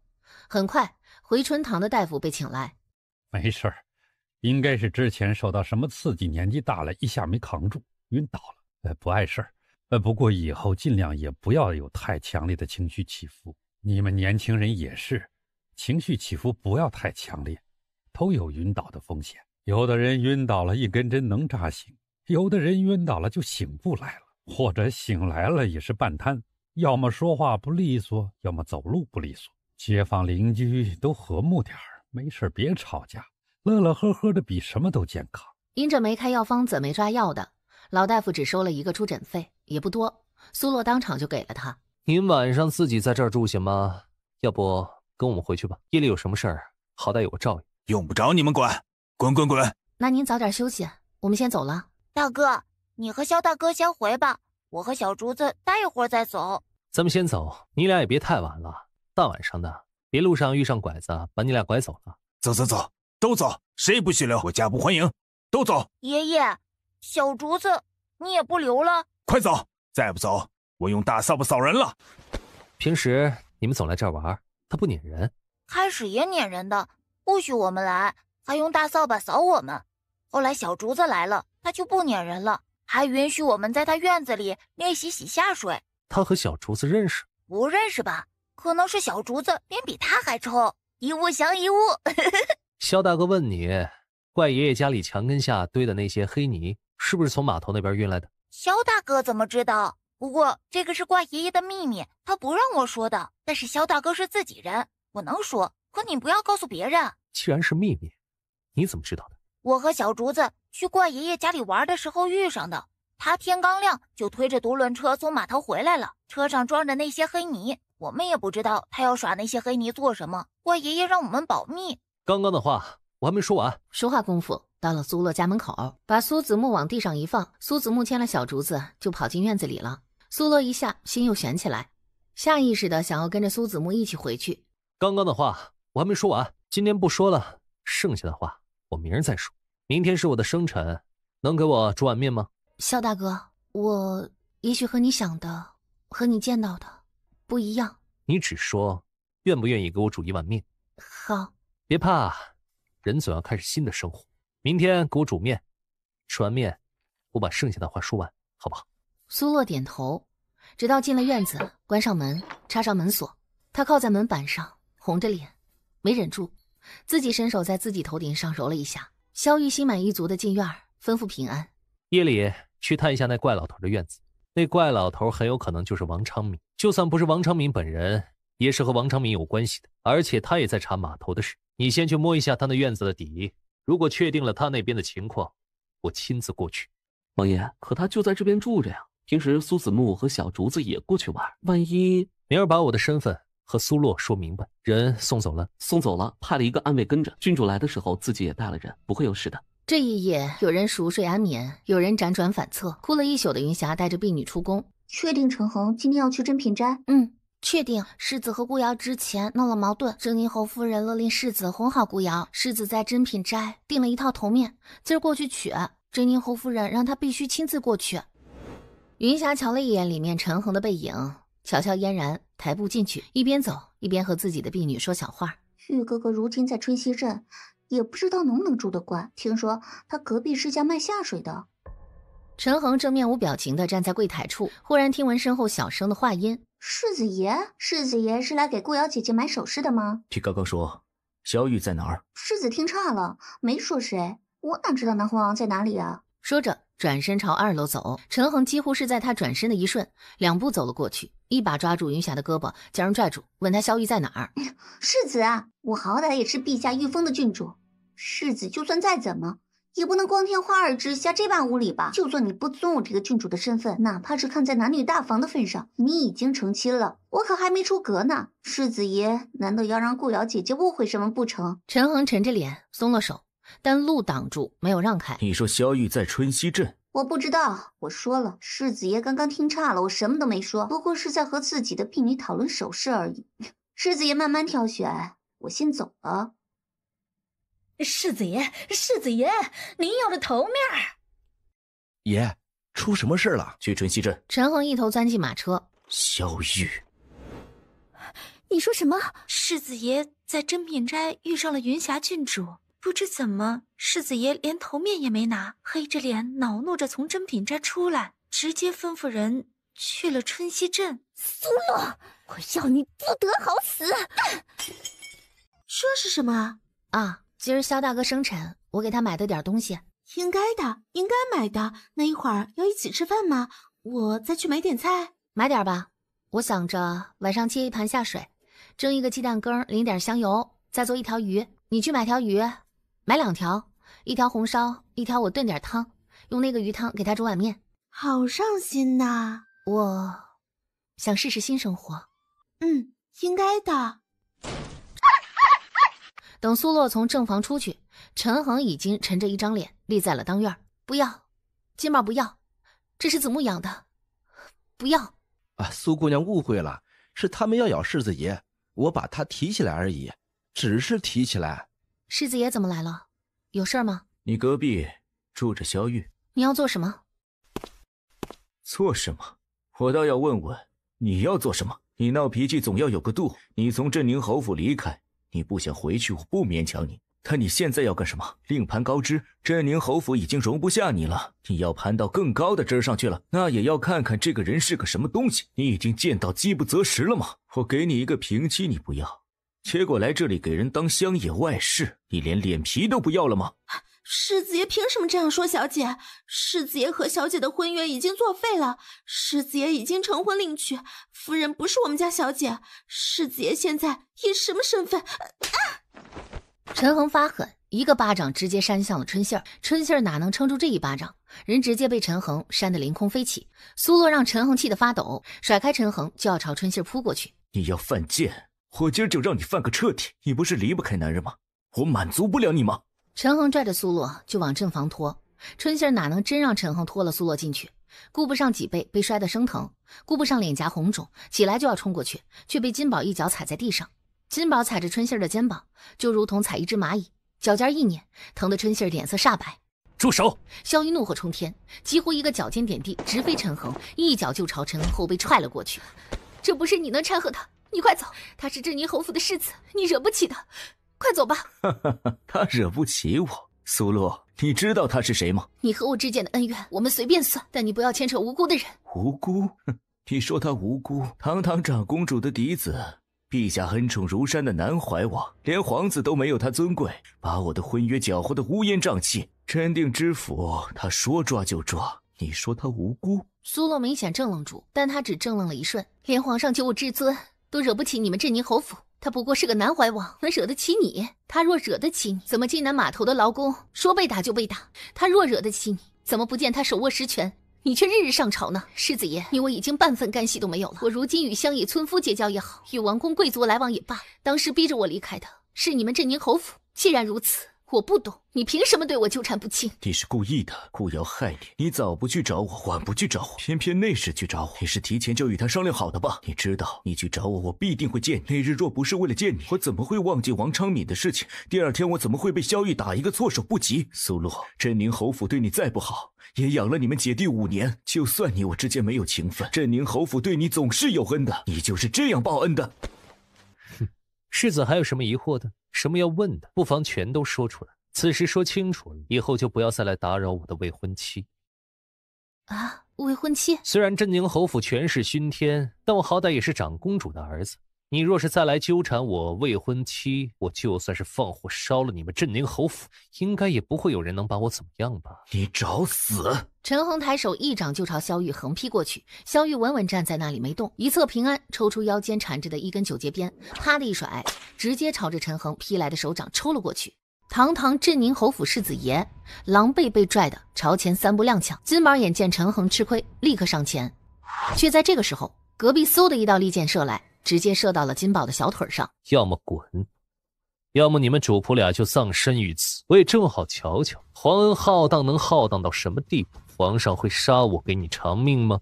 未婚妻，哼，我用过的，不要的，嫌弃的阿杂玩意儿。南怀王要娶了做王妃不成？你也不怕全天下人耻笑？你当做宝贝的王妃，是被我睡了又睡，最后赶出府的。陈恒也是会功夫的，只是没想到萧玉的功夫竟然比他高出这么多。从正房门口到院子门口，萧玉一路踢着陈恒，走一步打一拳，一直到门口将人一脚踹出去。滚！平安抄起九节鞭，将跪地难起的金宝一鞭子卷了，也扔了出去。重新介绍一下，我叫萧玉，如今在白鹿书院读书，是个秀才，但也是长公主的儿子，南怀王。在这边奉命处理金南码头的事。从最一开始，我没打算瞒着你。我说我叫萧玉，只是我没有想到你在镇宁侯府待了5年，竟然不知道京都大名鼎鼎的恶棍南怀王也叫萧玉。你完全不认识我，你女扮男装，隐姓埋名，我也不敢说出我的身份，不为别的，我怕吓着你。去年朝花节的时候，我在金水河畔见过你，算是一见钟情。那时候别人赏花谈天，我看你的时间比看花的时间多多了。我看你被镇宁侯府夫人冷落，看你差点被顾瑶推进水里，看你背过人偷偷哭泣。他们都说你是陈恒的未婚妻，我只能看着。后来在真定客栈偶遇，知道你离开镇宁侯府，我就想追一追。我喜欢你，你和陈恒以前如何，那都是过去了。以后能给我一个机会吗？你拒绝我好像已经来不及了。陈恒今儿吃了这么大的亏，不会放过你的。我就是故意打他的，我就是故意刺激他，刺激了他，他才不会善罢甘休。这样你就没得选择了，只能跟我走。你这个人怎么这么坏？答应我吧，我和陈恒不一样，他拿了一张婚约困了你5年，我不会困你。这亲事只要相看了生辰八字，定了日子，立刻就能完婚。我已经和我母亲说过，咱们这不算是私相授受，是过了家里大人的。他知道我喜欢你，也不反对。你也说了，他邀请你赴酒局呢，是不是？我们家没人会欺负你，家里人口也简单，就我和我母亲，我俩喜欢你，家里上上下下都会看重你，子木也不会吃亏的。我不知道，你让我想想。你想不想都没得选，你没有看出来吗？我在逼婚，我把你已经逼到绝路了，你只能选我不会让你委屈的。姐姐，你答应他吧，他连乐师部都肯给你买，还有什么不肯的？我们家就我和小竹子、春杏姐3个娘家人，现在我是赞同的。我也赞同，很难不赞同。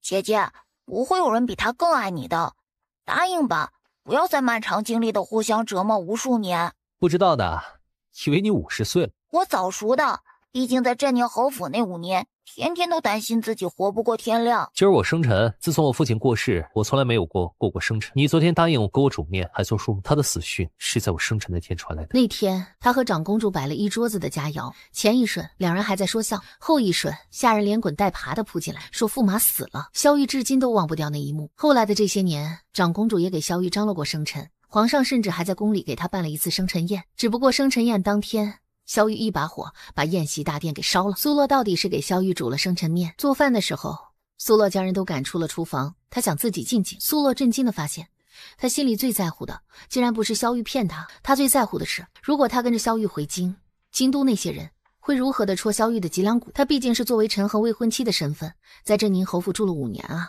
若是再被有心人煽风点火，推波助澜，对萧玉和长公主而言太不公平。他们凭什么要因为他而背负这样的无妄之灾？小姐，好了，奴婢来端，忙活半天了，你快去歇一会儿吧。我帮春信姑娘。萧玉就立在正房屋檐下，瞧着这边，眉眼含笑。苏洛抿了抿唇，朝萧玉走过去。哭过？没有，哭什么？王爷屋里坐吧，饭菜马上端过来。别哭，也别怕，都有我呢，我不会负你，我可以拿我去世的父亲做事。如果我不让说，心疼我。以前没觉得他隔壁萧大哥是个这么不要脸的呀。春杏儿，磨蹭什么呢？哎，来啦！子木、小竹子，出来吃饭了，干什么呢？来了！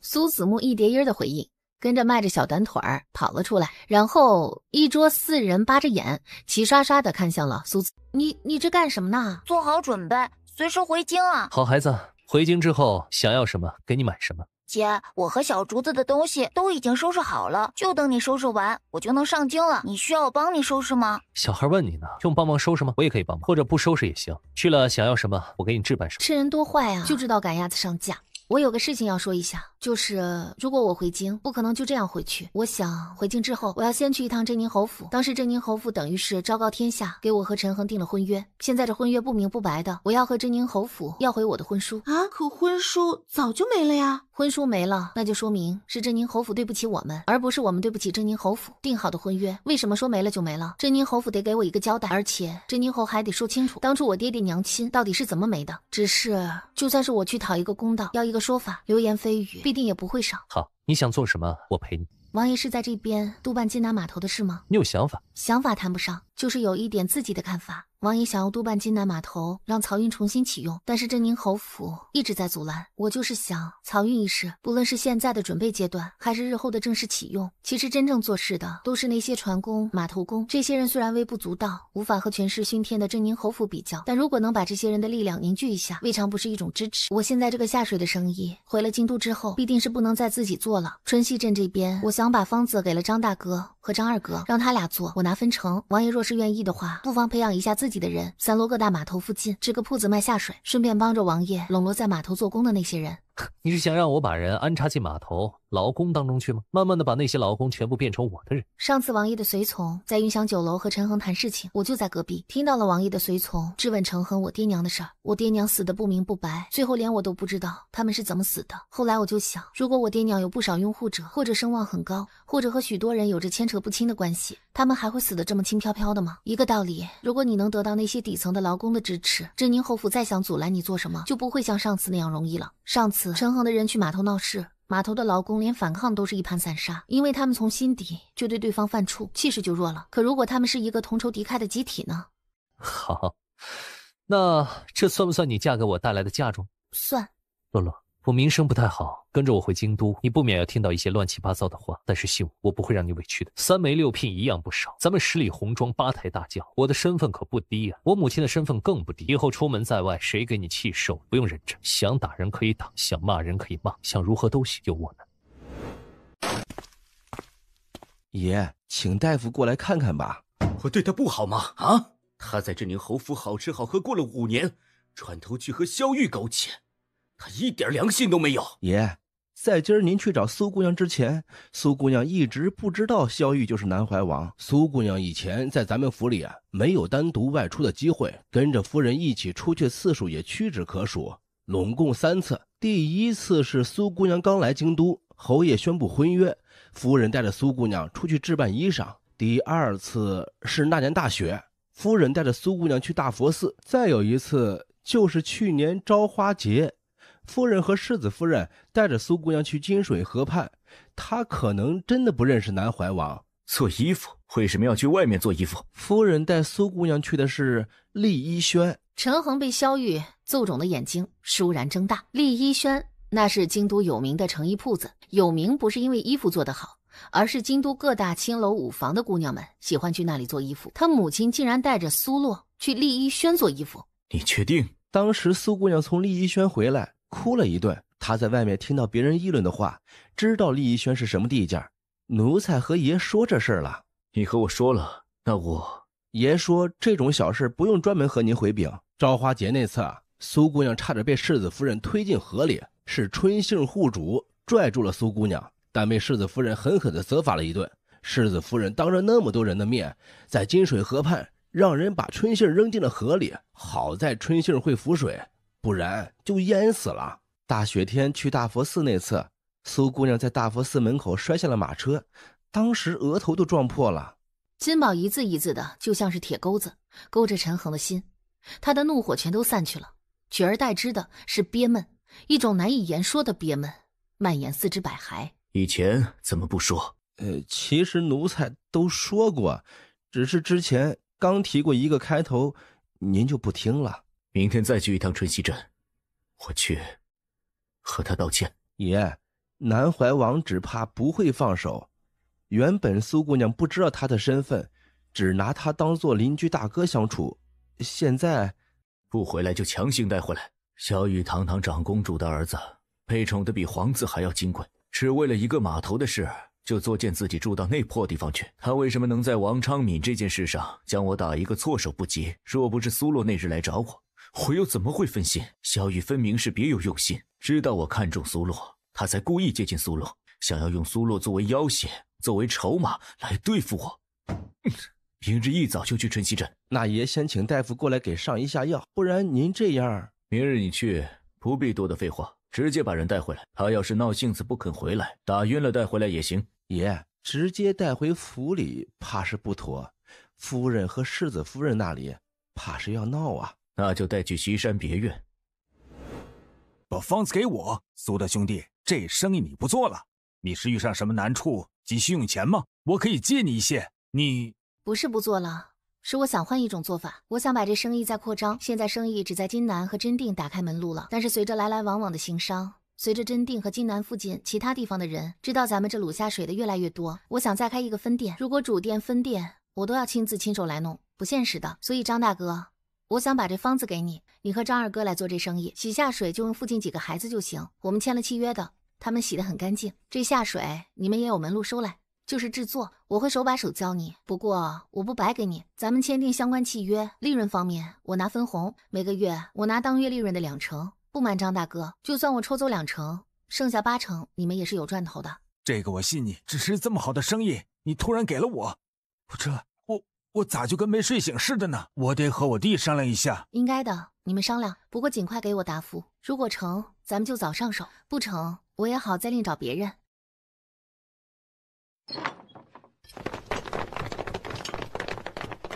苏姑娘，昨儿的事儿，我们世子爷有些误会苏姑娘了。世子爷回去之后懊悔得很，让奴才过来请苏姑娘回去。原本世子爷是想亲自过来的，只是昨天南怀王下手也忒狠毒，世子爷伤得有点重。苏姑娘和世子爷这么多年一直和和气气的，这次苏姑娘从府里离开，是世子爷冷落了苏姑娘，让苏姑娘伤心了。苏姑娘和奴才回去，世子爷一定会加倍补偿的。至于府里的世子夫人，世子爷虽然和她成亲了，但是从成亲那日起，世子爷一直住在书房，并未去正房住。世子爷这是心里还有苏姑娘。上次苏姑娘的生意被人害，世子爷已经将始作俑者杖毙。我和你们世子爷连婚约都没有了，现在和我说这些说不着。你回去吧，转告陈恒，我和他毫无瓜葛，不要再纠缠了。那奴才就对不住了。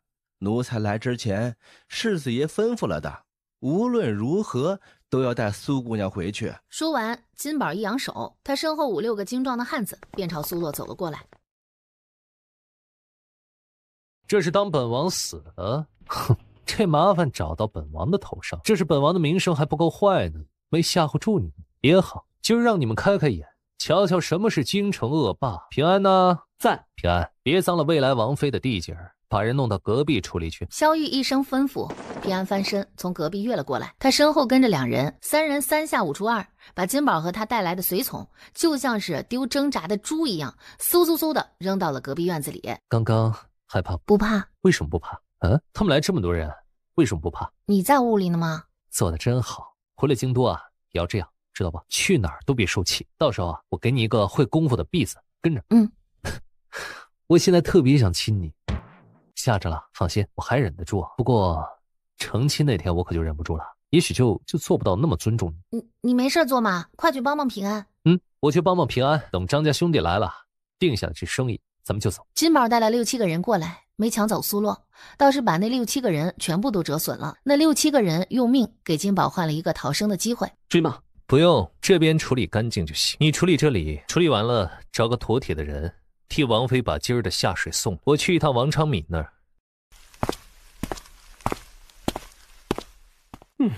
这人还没带回京呢，王妃俩字儿倒是念得顺口。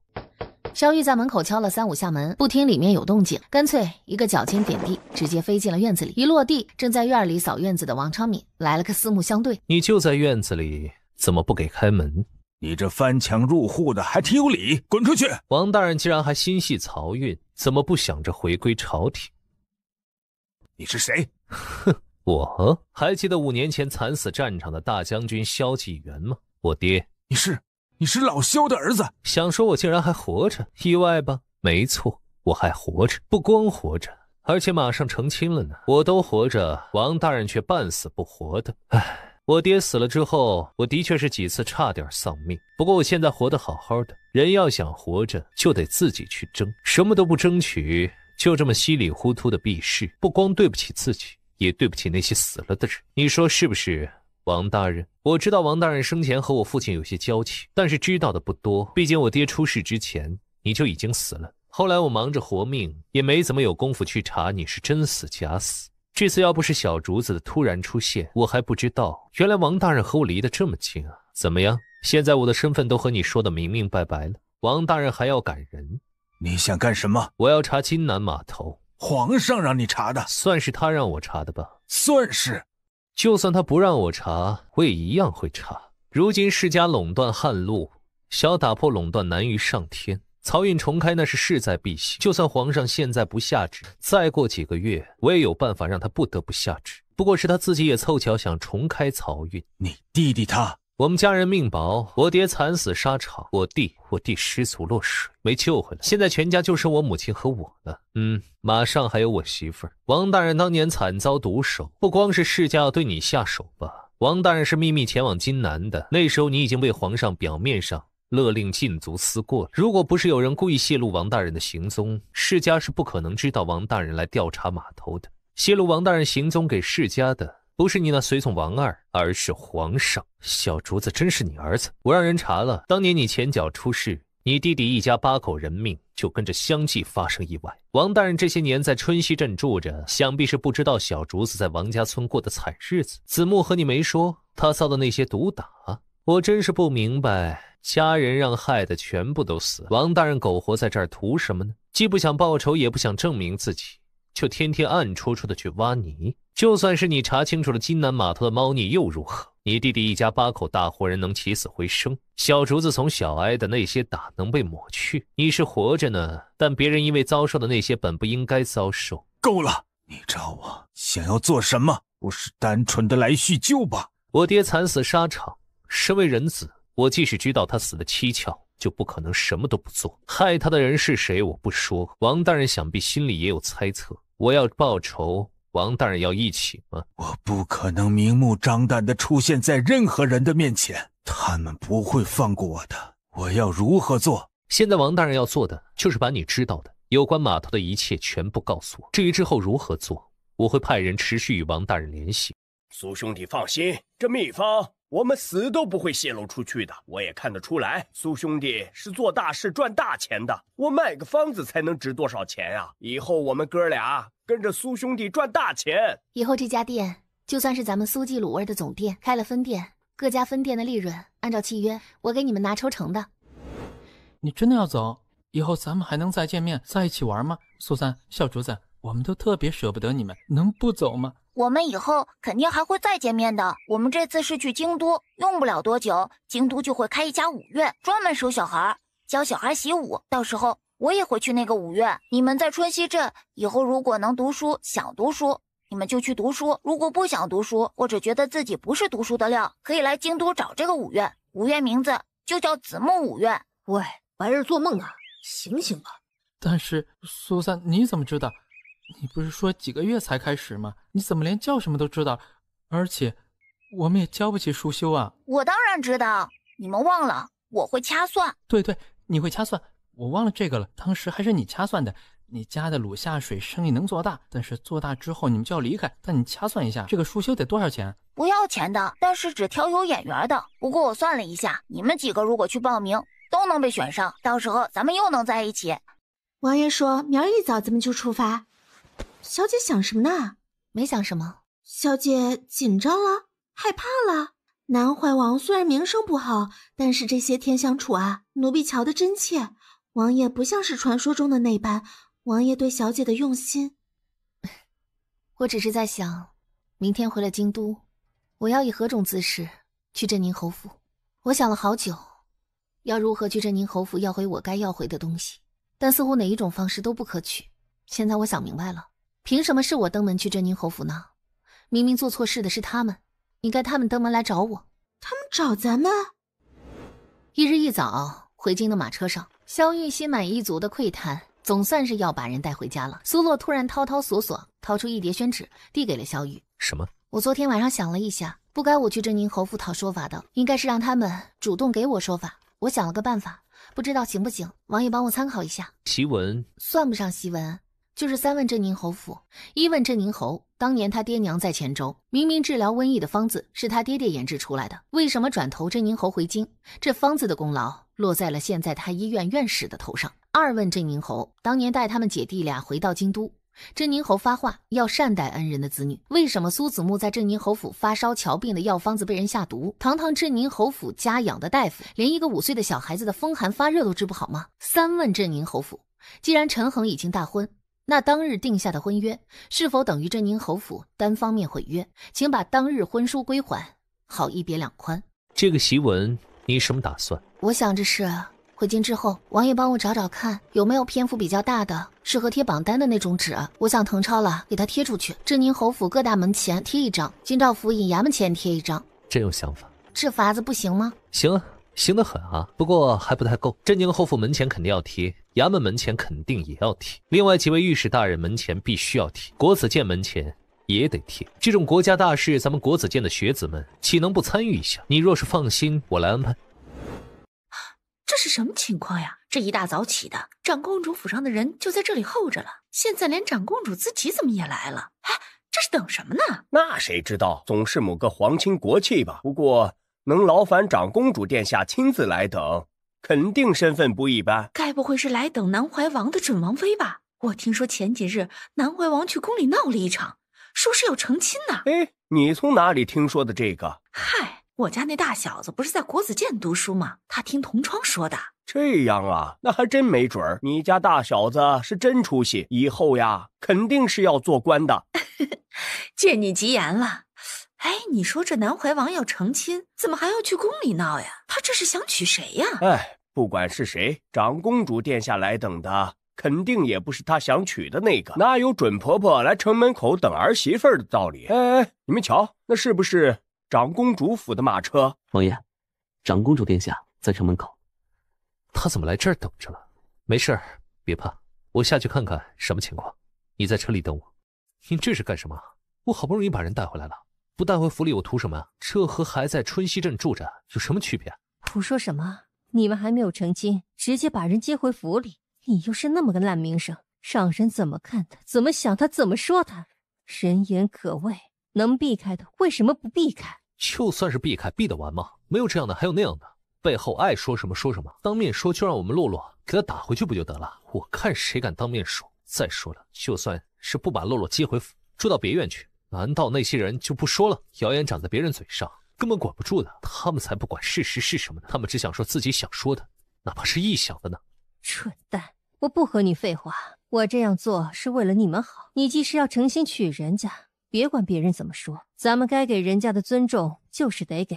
没有成亲，不能住了府里，别院那里又不会委屈到他，那边一应伺候和府里是一样的。到时候3媒6聘都去别院，他出嫁也得从别院出嫁，你总不能让人家出嫁从咱们府里出嫁吧？绕京都一圈再回了府里，这成何体统？没脑子的玩意儿！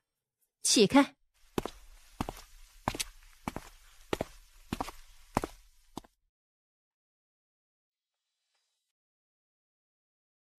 长公主殿下，万福金安。几岁了？我5岁了。又不是第一次见面，上次在酒楼都没有这样拘束呢，怎么第2次见反倒生分了？是需要来点酒助助兴？长公主话说的温和，又是这样半开玩笑的语气，苏洛立刻觉得自己的紧张和拘束反倒是不妥，尽管心中还是不安，但起码看上去放松很多。能为什么？肯定是因为上次见面不知道咱俩关系，这次见面这是婆媳见面，能不紧张吗？没事儿，别怕，丑媳妇儿还得见公婆呢，你又不丑。哼，这怎么还听墙角呢？都什么毛病？你快滚吧！赶紧进宫找内务府去，该干什么干什么。你别吓唬我们洛洛啊，他胆小。别怕，我也是喜欢你的，只是现在接你回府里住不合适，对你不好。我在京都有一处别院，咱们住到那边去。玉儿已经进宫求了陛下圣旨赐婚，皇上也应允了，只等青天见择日子了。你说什么？南怀王将苏姑娘接回了京都，如今被安置在长公主府的别院。今儿一大早，长公主就去城门口等着了，把人接着之后，亲自送去别院的。现在满京都的百姓都在传，南怀王要娶苏姑娘，明媒正娶。不可能，苏洛是我陈恒不要了的，这满京都的谁不知道？她是我的未婚妻，是我不要了的女人。她堂堂南怀王长公主的嫡子，怎么可能娶一双破鞋？小雨绝对不会真的娶苏洛，他就是想要用苏洛来对付我，无耻之徒！我不会让他得逞。别院在哪儿？现在过去。世子爷要去哪儿？这不是你能管的。你要去找苏洛吗？我是镇宁侯府明媒正娶的世子夫人，你去找别的女人，这不是我能管的吗？你找她做什么？想要带回来跟她立个平妻吗？想要带她回来让她做妾？无论是哪一种，都是我能管的。我不许你去，我才是你的正妻。我从来没打算要娶你，是你和我母亲给我下药，让我不得不娶你。你现在得到了我正妻的身份，还有什么不满足的？难道还想得到我这个人这个心？别痴心妄想了。陈恒一把推开顾瑶，就朝外走。陈恒，你想清楚了？你要是去见苏洛，就别怪我对他下手。你敢动他一根手指头试试？陈恒撂下一句话，转身离开。嬷嬷，我身上难受。夫人别难受，世子爷是被苏洛那贱蹄子蒙了心才会如此的。夫人仔细想想，以前在镇宁侯府的时候，你可曾见世子爷对苏洛上心半分？哪次夫人来找世子爷，世子爷不是耐心的陪着？夫人可曾见他陪过苏洛？世子爷如今这般，必定是有其他缘由的。咱们先不要急，先去夫人那里吧。夫人不会让世子爷将苏洛带回来的，更不许世子爷有外室。堂堂镇宁侯府的世子，若是养了外室，成何体统啊？再者，那苏洛是从春熙镇被南怀王带回来的。之前南怀王办金南码头漕运的事儿，不也在春熙镇？孤男寡女的，南怀王那纨绔日日泡在青楼，见了苏洛能不起色心？两人呀，说不定早都暗通款曲了。那苏洛的身子早就不干净了，这事儿怎么能只咱们知道呢？得让大家都知道啊。据说是长公主亲自将苏洛接到别院去的。夫人急糊涂了，长公主是什么人呢？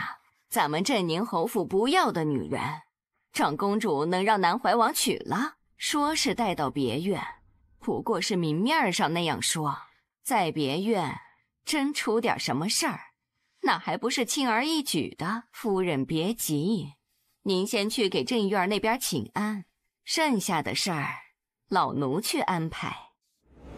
太后娘娘，您心疼心疼云霞吧。您知道云霞一直喜欢玉哥哥的。太后一直知道云霞对萧玉的那点心思，也想着两人从小相熟，有情分在，让云霞过去帮着束缚一下萧玉。但是去年她明着暗着和长公主提了一句，长公主直接回绝了。驸马当年枉死战场，我们母子已经够难了，云霞的爹爹也是战场死了的，若是真嫁进来，我们家成什么了？母后就当心疼儿臣吧，看在儿臣孤儿寡母的份上，玉儿的婚事就不要指婚了，让玉儿自己挑一个。太后娘娘，云霞是什么品性，您知道的一清二楚。云霞就是您一手养大的，可苏洛哪怕玉哥哥娶个别人的，云霞也不至于心里就这么难受。是苏洛，他实在是配不上玉哥哥。别的不说，单单他从镇宁侯府离开，都还能在春熙镇把玉哥哥迷得七荤八素，这能是什么善茬啊？这种人嫁给玉哥哥，这不是害了玉哥哥吗？太后娘娘，您就下懿旨赐婚吧，懿旨赐婚，让玉哥哥娶了我，苏洛就再也折腾不出什么花样了。你先别急，等镇宁侯夫人来了，问过来再说。正说着，外面工人回禀，镇宁侯夫人道：“你们家的事儿到底是怎么回事啊？人在你们府里养了5年，怎么最后成亲却是换人了？”不怕娘娘笑话，但凡有的选，我们镇宁侯府也做不出这样让人戳脊梁骨的事儿。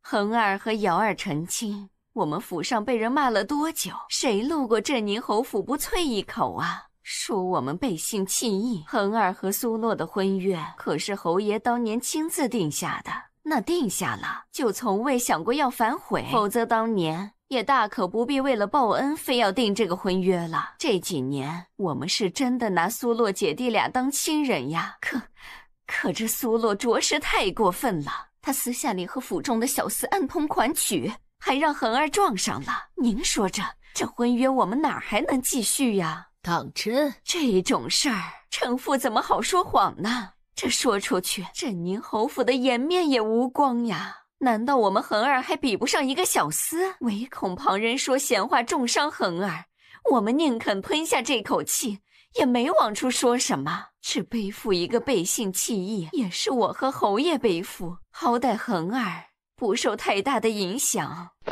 太后娘娘，苏洛都这样了，绝不能让她嫁给玉哥哥啊！南怀王要娶苏洛，这可万万使不得呀！使不得？为何使不得？本宫刚刚没听错吧？是你说玉儿娶苏洛，娶不得，为何？你闹什么？让人传你进宫，怎么现在才来呀？母后恕罪，不是儿臣不来，实在是儿臣出门的时候让人绊住了脚。我们玉儿今儿把苏洛从春熙镇接了回来，我前脚把人安顿进了别院，后脚贵府的世子就找上门，逼着我把人交出去，这是什么道理？人不是都从你们镇宁侯府出来了吗？你们世子不是都成亲了？这样纠缠人家一个前未婚妻，是想要做什么呢？正好在这里遇上侯夫人了，还请夫人回家多约束你们世子，别再纠缠苏洛了，不然就别怪我不看僧面也不看佛面了。陛下不知，世子去应该不是为了纠缠苏洛，他应该只是想要提醒玉哥哥不要娶苏洛。苏洛和镇宁侯府的小厮暗通取款。暗通款曲？真的吗？真的，镇宁侯夫人刚刚说的，是世子亲自撞破的。原来苏洛和贵府的小厮暗通款曲呀，那我就不明白了，他都暗通款曲了，还是被陈恒亲自撞破的？怎么陈恒还像是一条赖皮狗一样缠着苏洛，许他一个平妻的身份呢？据说顾瑶和陈恒成亲之后，陈恒从来没有踏进过顾瑶房间半步，说是要给苏洛守身如玉呢。这可不像是撞破暗通款曲的人呐。侯夫人不妨解释解释。行了，你去吧，哀家乏了。珍宁侯夫人顿时如蒙大赦，屈膝行礼，一扶出去了。要是让长公主继续问话，还不知道能说出什么羞辱她的话来，偏偏她还反驳不得。你见过苏洛了？见过了，儿臣亲自把人安顿了别院里，现在过来是想要和母后商议一下他们成亲的事，还请母后给儿臣一个面子，给苏洛一份天妆。好人家的姑娘那么多，玉儿怎么就偏偏挑中了她呀？别的且不说，单她和陈恒那5年就足够人闲话了。你个做娘亲的也能容忍玉儿让人背后说闲话吗？反正玉儿自己名声也不怎么样，虱子多了不痒，债多了不愁，说去呗。那陈恒和苏洛还藕断丝连吗？苏洛长得好看，陈恒舍不得放手也是正常，既想为了利益娶了顾瑶，又想为了美色占着苏洛。不过苏洛这里和他断得干干净净了。罢了，你们自己折腾去吧。哀家等着含饴弄孙，不比什么都强啊。那母后别忘了添妆。哼，就你事多，快走吧，哀家看着你就烦呢。长公主笑呵呵，转身告退。玉哥哥当真要娶苏洛，这时就拦不住了。太后娘娘，好孩子，你对玉儿的心，哀家明白。可你也看到了，玉儿和他娘都是满意苏洛的。哀家若是强行一纸赐婚，那哀家成什么了？好儿郎多的是，哀家给你挑的肯定不会比玉儿差的。事已至此，云霞知道暂时是指望不上太后了，只能抿唇不情不愿地点头。京都的大街上，随着一张张檄文的出现，整个京都瞬间沸腾。茶楼、舞房、街头巷尾，大家见面交谈起来，谁不说一句：“镇宁侯府那事儿，您听说了吗？”哼，混账东西！你和苏洛已经什么关系都没有了，你还去找他做什么？现在满大街的人都在说我们镇宁侯府，这下你满意了？我从来没说要娶顾瑶，是父亲和母亲逼我娶的。镇宁侯的书房外，顾瑶一瞬间脸色苍白。我喜欢的从来就是苏洛，她既是做了我的未婚妻，我就绝对不可能让她再去嫁给萧玉。我今天不妨和父亲把话说清楚，我要带苏洛回来，抬做平妻。你敢？我为什么不敢？父亲是怕我带回苏洛，还是怕那檄文上的第一问？混账！苏云平不过是个乡野郎中，能研制出什么治病的方子？当时在黔州，那么多双眼睛上上下下的看着呢。邹贺那时候不过一个小太医而已，他能抢了苏云平的方子？苏洛这分明是跟着萧玉回京，想要与我们镇宁侯府为敌。狼心狗肺的东西，不念养育之恩也就罢了，竟然还要为敌作对。你不去质问他，不去让他闭嘴，倒是质问上为父了。我会把苏洛带回府里。若是当真让苏洛和萧玉勾结在一起，现在萧玉又抢了徐兴，不知道藏在哪里，那当年的事……思绪一闪，镇宁侯只当是拗不过儿子，愤怒地叹了口气，却没再说别的。外头顾瑶眼见镇宁侯都不阻拦了，一颗心凉透了，踉踉跄跄离开。他前脚出了镇宁侯的书房，后脚陈恒也从书房出来。方才爷和侯爷说话的时候，世子夫人过来了，刚走。陈恒扬了一下眉梢，转头大步流星朝外走。不过转眼，陈恒从背后一把拽住顾瑶的胳膊。偷听，苏洛回来之后，我会让他住进他原本住的那院子。你着人去收拾一下，日后若是让我知道你为难他和苏子木……陈恒眯了一下眼睛，后面的话没说出来，松了顾瑶，抬步离开。顾瑶望着陈恒的背影，只觉得心口像是让人插了刀。春日花宴，清风吹过，隐隐绰绰。萧玉坐在苏洛对面，只觉得心满意足。配方我已经写好了，只等张大哥、张二哥那边再稳定10天半个月的，王爷就能安排人以开分店的名义去他们那里学习一下。这些分店只要分散在不同的城镇，彼此错开一些距离，除了能给王爷搜集情报、笼络人心以外，应该也能赚出不少的银两。拿回来银子都归你。萧玉拖着腮帮看着苏洛，和你说正经事呢，别这样看我。这是和我撒娇呢？不好意思了，这有什么不好意思的？和自己准夫君撒娇不是天经地义？再撒一个。长公主过来就瞧见这个样子，让你去找内务府，怎么又跑过来了？已经和青天剑那边说了，他们会选择一个最近的日子。内务府我也说好了，现在就等皇上一张圣旨赐婚了。不过我估摸着皇上不会太痛快的给我，他不给我正好呢。我这婚事本来也不是皇家的婚事，这是萧家的婚事，祖父祖母那边早就派人去接了。小姐，咱们真要出门呐？这几日陈恒天天都来找您，都被门口护卫挡了回去。有一次他还想硬闯呢，咱们现在出去，岂不是正好羊入虎口？春杏跟在苏洛身后，皱着小眉头，有点不安心。春杏身侧是长公主给苏洛的婢女，名叫玉珠，功夫了得，但不怎么爱说话。春杏絮絮叨叨，她则面无表情，一言不发。我若不出去，那檄文岂不是白写了？长公主府高调奢华的车辇在京都繁华的鼓楼大街缓缓前行，最终停在了京都最大的首饰店门前。苏洛才扶着春杏从车辇中下来，背后便传来一道带着咬牙切齿的低吼。苏洛！陈恒怒火冲冲地从人群中走出来，玉珠抬手一挡，放肆！世子今日来，是来退还我的婚书的吗？当年侯爷为了报答我父母的救命之恩，立下我和世子的婚约。如今镇宁侯府违背婚约在前，世子爷另作他取，劳烦世子爷还是将那婚书还给我吧。陈恒宛若看一个陌生人一样看着苏洛，他不明白，不过是短短几个月，苏洛怎么就像是变了一个人一样？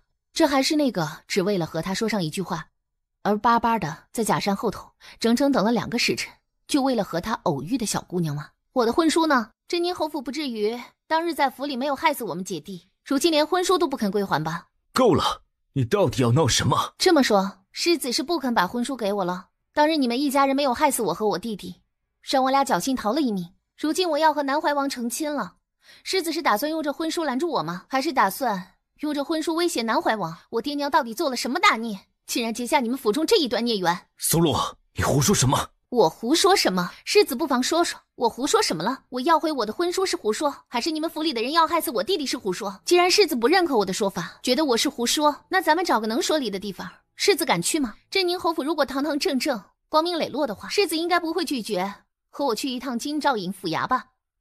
你说去哪儿？我说错了，难道不应该去京兆尹府衙？难道应该去大理寺或者户部？本来很简单的一件事，贵府把婚书还给我，咱们就算是两清了，为什么不还给我？哦，对了，还有一事我也不明白，还请世子明示，为什么我从镇宁侯府离开之后，世子几次3番找到我，想要挽留我，甚至说要给我一个平妻的身份，但是太后娘娘传召令堂进宫问话，令堂却要告诉太后娘娘，我当时之所以离开镇宁侯府，是因为我和府里的小厮私通，被世子你撞见了呢。哎呦天哪，这也是我们能听的，会说多说点儿。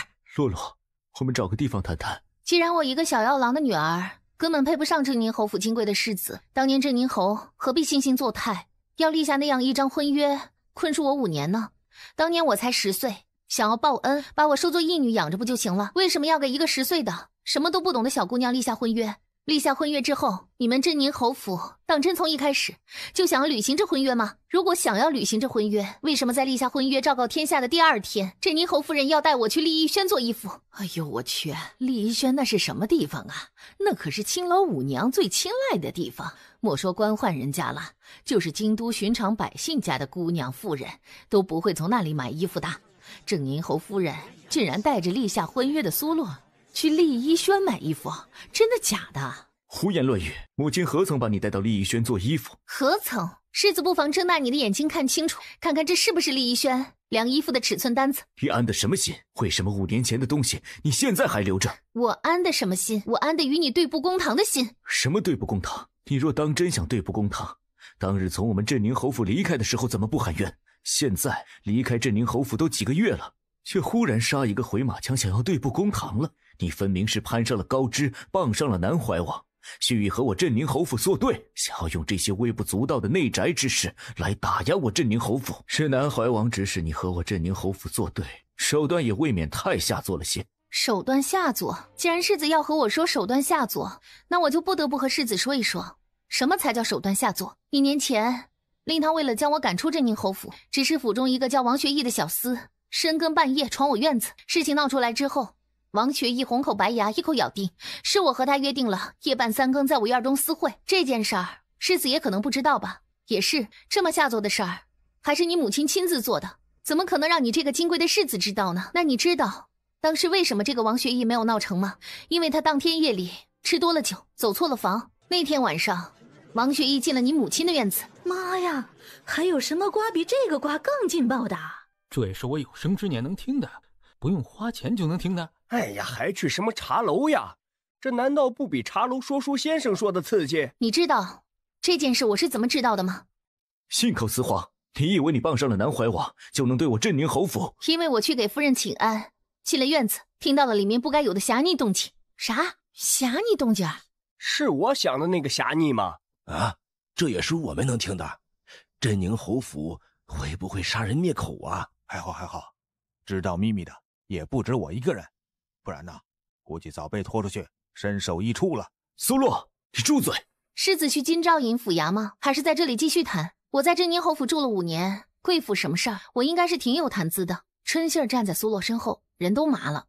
这么大一个瓜，他怎么从来都没有吃到过？没错，镇宁侯府那么多见不得人的事儿，世子爷不会是想让我们逐一在这里给大家普及普及吧？这说书先生说书，人家茶楼还给钱呢，我们在这里就白说啊！谁他妈说书先生要收钱？我看这俩祖宗说起书来不要钱也挺嗨。或者世子想要当街较量一下？看来我已经没有别的选择了，只能去金兆尹府衙了。王学义真的去了夫人院子里，他们俩还侠孽，这小姐都能听到。夫人院里其他人呢？当然没有，我编的。啊，编的？不对啊，我怎么不记得我家小姐还会编瞎话？以前多好的小姐啊，这会儿怎么变得蔫坏了？这总不能是近墨者黑，让我们王爷传染的。镇宁侯夫人能那样污蔑我，我难道不能以彼之道还回去？谁还管这话经得起推敲，经不起推敲呢？大家最爱听的八卦，不就是高门大院里的桃色绯闻吗？哼，等着瞧吧。这镇宁侯府呀，可有的闹了。春杏儿默默竖起一个大拇指，一脸学到了的表情。金兆尹只觉得自己倒了8辈子霉了，才会遇上这么一天。陈大人和苏姑娘这是？回禀大人，如今苏姑娘和我们家王爷议亲，但是苏姑娘之前的婚约还在镇宁侯府手里呢。奴婢受长公主殿下吩咐，今儿陪苏姑娘来拿婚书。我说世子爷啊，您都已经大婚了，人家婚书你给人家不就完了？这怎么还闹到公堂上呢？婚书丢了啊！金兆尹一脸看不懂学不会的表情，看向苏洛和陈恒，干脆装个傻子充个愣子，反正这两边他哪个都惹不起。丢了无妨，正好这里是公堂，方便得很，还请世子补办一份，然后归还于我。这婚书既是作废，也要写清楚作废的缘由，不是我苏洛品性有亏作废的，是世子心有所属，毁约另娶作废的。心有所属，毁约另娶，你就一点心都没有了吗？一定要如此吗？我没有心吗？我若没有心，就会让世子爷写清楚，是顾瑶和镇宁侯夫人联手妄图害死我弟弟，想要逼得我因为我弟弟过世而无法正常履行婚约，主动退婚。我不过是被迫离开镇宁侯府短短数日，世子爷就新婚大喜，我没有心。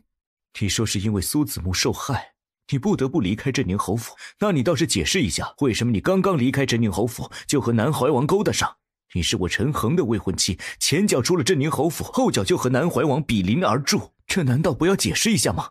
婚约作废，我另娶他人，难道不是因为你先背叛婚约，你与南怀王私下有往来，才让婚约作废？我顾及你的颜面，一直替你保守，你倒是咄咄逼人了。你与萧玉狼狈为奸，我镇宁侯府绝对不会背负有错悔婚的骂名。嘿，私下往来，世子爷真是会倒打一耙。世子爷说我们小姐和南怀王私下往来，证据呢？难道就因为镇宁侯夫人和府里的小厮不干不净，世子爷就看谁都不干不净？那若是这样，岂不是顾瑶和世子爷早就不干不净了？我们小姐还在府里住的时候，顾瑶就搬进了镇宁侯府吧？那时候我们小姐和世子爷的婚约还在呢，世子爷和顾瑶就已经有了夫妻之实了，这是什么道理啊？哼，胡编乱造谁不会啊？上下嘴唇一碰，这还不是张嘴就来？哼，镇宁侯和世子爷当日吃醉了酒，为了顾瑶争风吃醋，父子俩险些在家业上打起来了。那个时候你考虑过我们小姐的心理吗？嘿，这朵春杏花是不是青出于蓝而胜于蓝的，未免有点太蓝了。这事态如此，我该如何收尾呢？真的假的？镇宁侯都那么老了，还有这个功能？我操，这是什么惊天大瓜呀！镇宁侯和陈恒父子俩为了顾瑶争风吃醋，这你妈爬灰爬的这么劲爆吗？别看我们王爷也扯不出这么扯淡的瞎话来。陈恒脸都气绿了，他怒火喷发，一步过去，伸手就要给春杏一巴掌。今儿是来解决世子爷和苏姑娘婚约问题的，世子爷冷静点，既然已经婚约作废，何必这么大一个世家纠缠人家一个无父无母的姑娘呢？世子爷如今在这里咄咄逼人的欺负苏小姐，可是想过5年前镇宁侯一条命都是人家苏小姐的爹娘救回来的呢？不说别的，单是这一点，世子爷痛快的把婚书还给人家不行吗？世子爷若是不肯还我婚书，那咱们今儿个要不然就说说5年前的事儿。5年前我10岁，好歹还有些记忆，我若是以受害人女儿的身份来状告邹贺和镇宁侯，世子爷觉得这案子是该告到金兆尹呢，还是托南怀王的关系告到大理寺呢？陈恒铁青着脸说，苏洛与萧玉狼狈为奸，他镇宁侯府绝不会背负有错悔婚的骂名。一甩衣袖，陈恒转头离开府衙公堂。小姐，他不给咱们婚约可怎么办啊？不给正好，他不给婚约，就让王爷去抓邹贺。到时候邹贺进了大牢，一听说是因为陈恒不肯给我婚约才导致他被抓的，你说他会怎么想啊？所以您今儿压根也没有打算要回来婚约。苏洛带着春杏和玉珠回到别院的时候，萧玉正在大门口靠着门框斜倚着，真帅。因着萧玉就在门口等着，马车没有直接被赶入二门。春杏和玉珠十分有眼色的率先下了马车回府。老远就见你从车窗瞧我，看够了吗？没看够，让你多看一会儿。哪有，我才没有看你，我看门口的石狮子呢。是羡慕石狮子成双成对吗？苏洛双脚落地，又瞪了萧玉一眼，抬脚进府。青天剑已经定下了日子，就在10日后。这么快？快点不好吗？我巴不得今儿就成亲呢，你不想快点嫁给我？你是长公主的嫡子，又是御封的王爷，成亲的话怎么也不该这样快的。我和青天剑要求的，我和他们说了，算出来的日子超过15天，我就去一把火点了青天剑，让他们顺便算算我这把火什么时候点。嫁妆什么的你不用担心，到时候那边都准备的整整齐齐。这别院已经过到你名下了，以后这就是你的宅子。我今儿把陈恒引到金兆尹府衙了，他没还我婚书，当众离开了，你可以抓邹贺了。真厉害，等抓了邹贺，我审问他的时候，好好问问他当年岳父岳母的事。下一步有什么打算？昨儿听长公主殿下说他要开个酒坊，先前我不是也说过吗？等鲁下水的生意做得稳定了，我就开个酒坊。当时我的盘算是酒坊的生意做大了，我的身份不一样了，或许我就能和镇宁侯府对抗一二的。现在不用了，我在酒水方面还算知道一些。长公主殿下开酒坊的时候，我想和她一起。那你和母亲说过了吗？没呢，这几日都没见呢，等下次见了面说，这个不着急的。母亲要开酒坊，那酒坊的作用其实和咱们弄的那鲁下水的作用是一样的，都是用来四散在各地收拢消息和人心的。以前没有你，我们也只能想到开个酒坊，现在咱们已经着手安排在各地开鲁下水的分店，这个酒坊可能就有计划有变，到时候和母亲再商量。好，我听你的。王爷，春熙镇来人了，在书房等着。我离开春熙镇之前，王昌敏就混进了金南码头的劳宫里，开始对码头进行进一步的查看和修整。现在那边突然来人，难道是他出了什么事儿？你去歇着吧，我晚上若是过来吃饭，会提前和你说。没说啊，你就别等我，再等10天，你就搬到那边了。萧玉梅让苏洛送。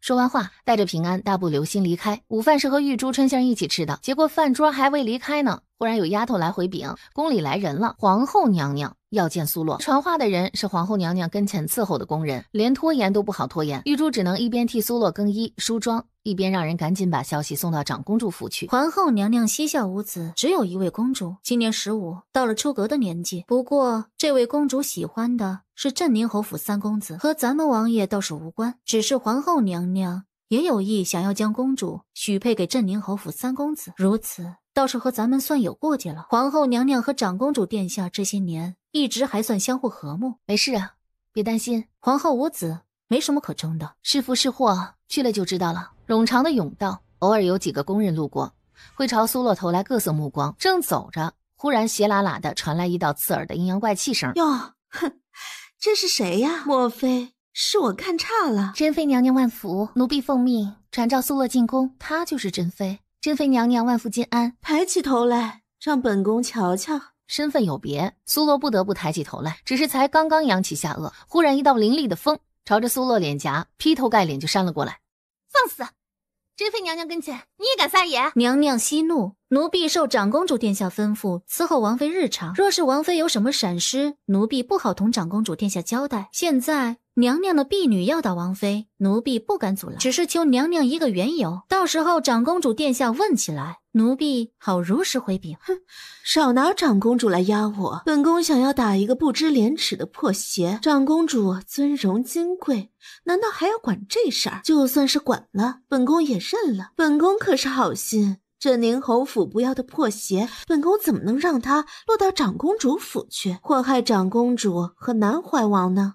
珍妃娘娘慎言，我们王妃娘娘是我们家王爷3媒6聘下了聘礼的，尽管尚未成婚，但也已经送了订婚礼。娘娘口中的破鞋是何人，奴婢不知，但是我们王妃是我们王爷千挑万选的人，是和我们王爷和长公主殿下荣辱与共的人。就你，也配做南怀王的王妃？你既是要做南怀王妃了，就不要再缠着世子不放。在镇宁侯府的时候不知自爱，被撵了出去。现在有人不嫌你脏，还要娶你为妻，你就该每天3炷高香，感恩戴德。我当时为什么离开镇宁侯府？珍妃娘娘是当真不知呢，还是装作不知呢？不管你是真的不知还是假的不知，我今天不厌其烦，愿意再解释一遍。我离开镇宁侯府，那是因为我和顾瑶不一样，我做不到当了儿子的发妻，再去伺候公公睡觉。我的天，这话什么意思呀？是我理解的那个意思吗？镇宁侯府容不下我这乡野小妖郎的女儿，我也未必有多瞧得上镇宁侯府，一家子有多阿杂。我在那里住了5年，深有所感。真不知道将来顾瑶生了孩子，珍妃娘娘是要叫这孩子什么？这孩子是算陈恒的呢，还是算侯爷的呢？这辈分，你们真的不会差？放肆！抬手就要去撕苏洛的嘴，苏洛朝后退了一步。娘娘今若是有本事，直接打死我，我身份地位不敢反抗。但是娘娘但凡让我活着出去，这些年我在镇宁侯府的所见所闻，我就写个大字报贴出去，让全天下的人瞧瞧，咱们国之柱石的侯门府邸日子过得多刺激。珍妃娘娘这些年回家省亲，也去镇宁侯府住过吧？珍妃倒是真被苏洛这话给威胁住了。话本子谁不会编呢？怎么皇后怎么编？切，你们这些主人公都不怕，我一个编话本子的怕什么？我与镇宁侯府再无半分关系了。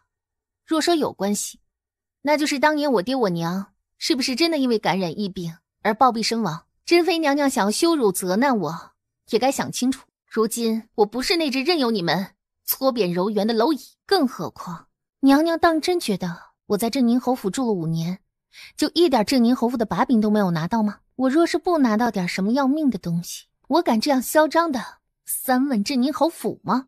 你拿了什么？拿了什么？那要看看侯爷缺了什么，可能侯爷自己都还没有意识到呢。正好辛苦珍妃娘娘去通个风，报个信儿。说完，苏洛后退半步，朝着珍妃恭恭敬敬行了个万夫礼，抬脚离开。当真苏洛拿了镇宁侯的把柄，珍妃让下的再无后话。苏洛拿了什么把柄，奴婢不知，但是珍妃娘娘的确是在苏洛说完这话之后，脸色难看的像是喘不上气儿，马上要晕过去的样子。皇后转头看向身侧的嬷嬷，且不说苏洛是不是真的拿到了镇宁侯府的把柄，单从珍妃的反应来看，镇宁侯府应该是当真有一桩要紧事，这事可能关系重大，一旦泄露了，可能后果极为严重。不然珍妃在宫中一向嚣张，也不至于就让苏洛几句话吓得不敢再刁难人了。会不会是咱们猜的那件事儿？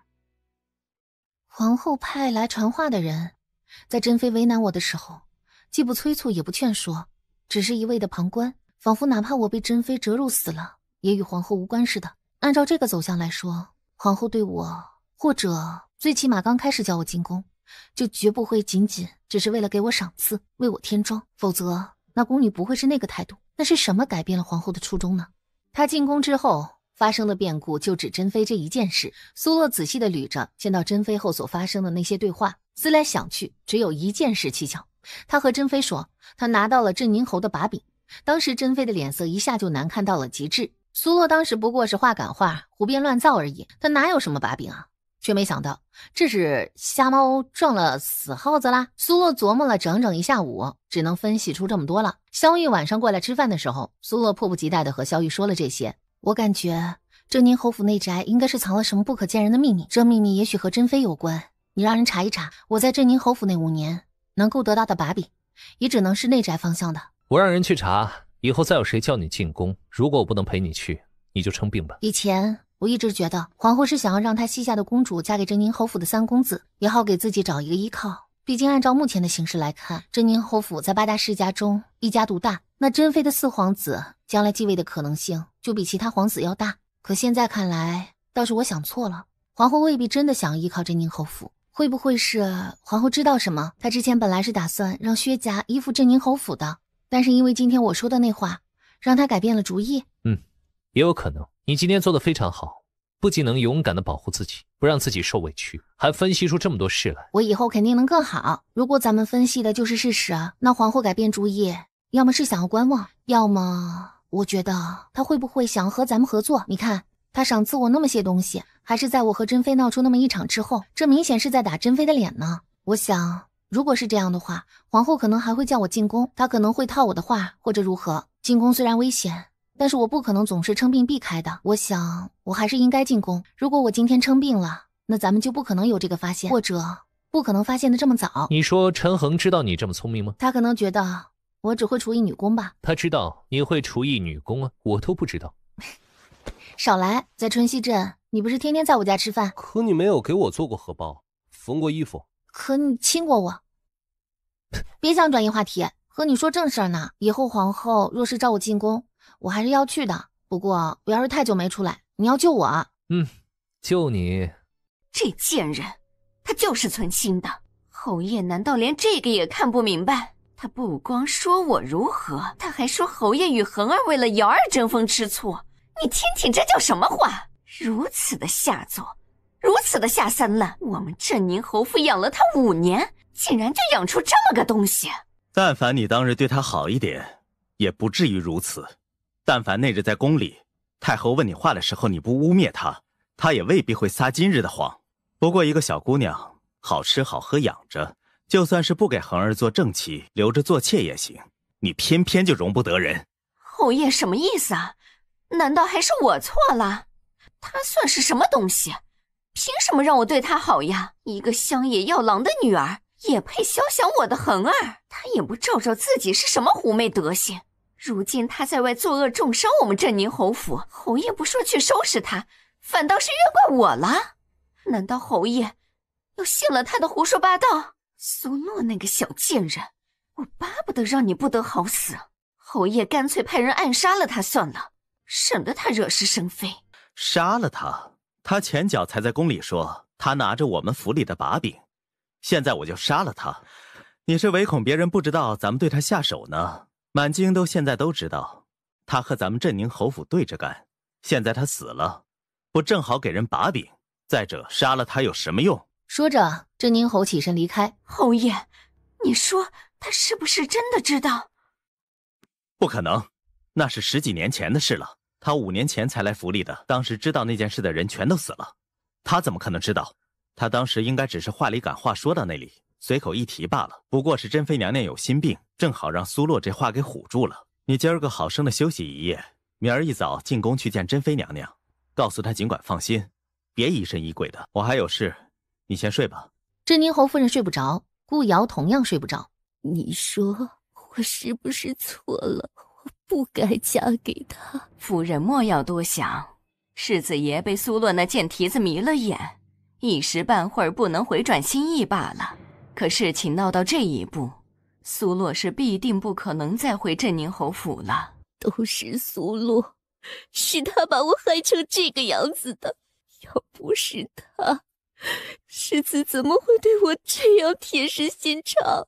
凭什么我在这里独守空房，她却要嫁给南怀王做王妃？难道日后见了面，我还要给她行礼问安不成？她不能进镇宁侯府的门，可我更不想让她嫁给南怀王。我要去找世子，比起让苏洛嫁给南怀王成了南怀王妃，我更想让她来镇宁侯府做妾。爷，早点歇了吧。你说他真的喜欢萧玉吗？苏姑娘和南怀王相识也不过才数月，他和我之间可是有5年，萧玉算什么？金宝动了动嘴角，没言语。正说着，外面小厮忽然回禀说，世子夫人求见。深更半夜不睡觉，跑来折腾什么？我没空。夫人，您不能。顾瑶从外头进来。你做什么？深更半夜胡闹什么？我知道表哥心里喜欢苏洛，以前是我嫉妒苏洛，做错了事。今儿我狠狠地反省了一下，我不能太自私，不能因为我喜欢表哥，就不让表哥喜欢苏洛。苏洛要嫁给南怀王，表哥心里难受，我看着表哥难受，我也难受。我来是想和表哥诚心诚意地说，我接受苏洛了。哼，你接受苏洛了，真是好高贵的一句话。你接受了，所以呢？然后呢？我失去的那些，苏洛遭受的那些，就能一笔勾销了。表哥，我今日来不是来和你吵架的，我知道你不舍得苏洛，所以我绞尽脑汁想到一个法子，能阻止苏洛嫁给南怀王，还让他回咱们府。到时候表哥抬他做平妻，我和他一起侍奉表哥。你打的什么主意？表哥不信我，我能打什么主意？让他回镇宁侯府，难道对我有什么好处吗？我不过是舍不得表哥，因为他伤心到这般地步。这些天表哥肉眼可见的消瘦，我也心疼的。表哥心里有多放不下他，我心里就有多心疼表哥。我也不说我能容得下他，但为了表哥，我愿意让步。我这里有个主意，能不能行？我不保证，但是表哥不妨听一听。陈恒看着顾瑶没说话，顾瑶也没在意。宫里那位云霞郡主是喜欢南怀王的，他一心想要做南怀王妃。如今南怀王突然要娶苏洛，他不免有些意难平。如果让云霞郡主在宫中办一次赏花宴，届时邀请京都名媛贵女，只要在这赏花宴上让苏洛和表哥能私下见面，想必云霞郡主是求之不得的。见了面，表哥如果能和苏洛，到时候苏洛就还是表哥的人。虽然手段不迟了些，可现如今距离苏洛和南怀王的婚期没几天了，这是最有效的。表哥要不要试一下？你考虑考虑。若是愿意，我可以去和云霞郡主联系，私下安排这件事。为什么？你为什么要这样？那目光太冷，冷的顾瑶心里像是也结了冰。陈恒根本不相信他的好心，但陈恒应了他的好心。表哥，今儿你和苏洛已经撕破脸成那般，苏洛那样污蔑栽赃侯夫人，你那样恶心我和侯爷，谣言那样难听的沸沸扬扬，你的心到底是什么做的？怎么能无视这一切，还想要把苏洛带回府呢？几日不见，你怎么瘦成这样了？这是病了？你今儿怎么进宫了？侯夫人进宫看望珍妃娘娘，我陪着一起来的。现在她们姐妹在说提起话，我不好在跟前，就出来转转，正好有一事想要问你，就过来了。你这瞧着也太憔悴了些。你想问我什么事儿？我知道你和南怀王青梅竹马，从小感情就好，就是想要和你打听一下，南怀王怎么突然就要娶苏洛了？你也知道我们家的情况，苏洛是世子爷的前未婚妻，因着世子爷不喜欢她，他本是带着他的弟弟离开了镇宁侯府，这走都走了，怎么隔了几个月又回来了？还摇身一变，竟然要嫁给南怀王，这事也太离谱了。昨儿他在大街上散播谣言，重伤侯爷和夫人，连我也骂进去。现在这谣言沸沸扬扬的，不怕你笑话镇宁侯府，让他搅得鸡飞狗跳的，糟心的很。嗨，我也没有别的意思，就是百思不得其解，他怎么就攀上了南怀王的高枝儿了？你问我，我问谁去？不瞒你说，苏洛在我们镇宁侯府那几年的确是不太好，不然侯爷和夫人不可能冒着被人戳脊梁骨的风险悔婚的。你说我们府里都不要的人，怎么南怀王和长公主殿下竟是很满意他的样子？具体内里我不知道，我也提醒你一句，你和南怀王感情好，私下要不你问问他，别让苏洛给骗了。咱们感情这么好呢，你专门来提醒我？我也有私心，世子心里还有苏洛，为了他一直冷落我，我见不得他好，我恨不得他毒发身亡了，死了才好呢。可我再恨他，世子爷心里有他，我还能怎么办？我又没办法坏了他的名声，让世子爷厌恶他。我本来是想要问问你，苏洛是如何勾引了南怀王？我看样子你同南怀王青梅竹马，南怀王喜欢他，你对他也是喜欢的吧？夫人那边应该是要出来了，我先走了。顾瑶转身离开。上次端康伯府办赏花宴的事啊，你听说了吗？听说了。哎呀，笑死人了！他们府里办的赏花宴，结果这赏花宴到了一半，他们府里说出的二小姐让人当众撞上了偷人。哎呦，丢死人了！竟然小男人想到了这一步，在赏花宴上偷人。哎呀，我听说原本这位二小姐已经在议亲了，好像男方的条件还挺好的。我府虽然高贵，可庶出的小姐身份到底不行，能嫁个称心如意的好人家不容易。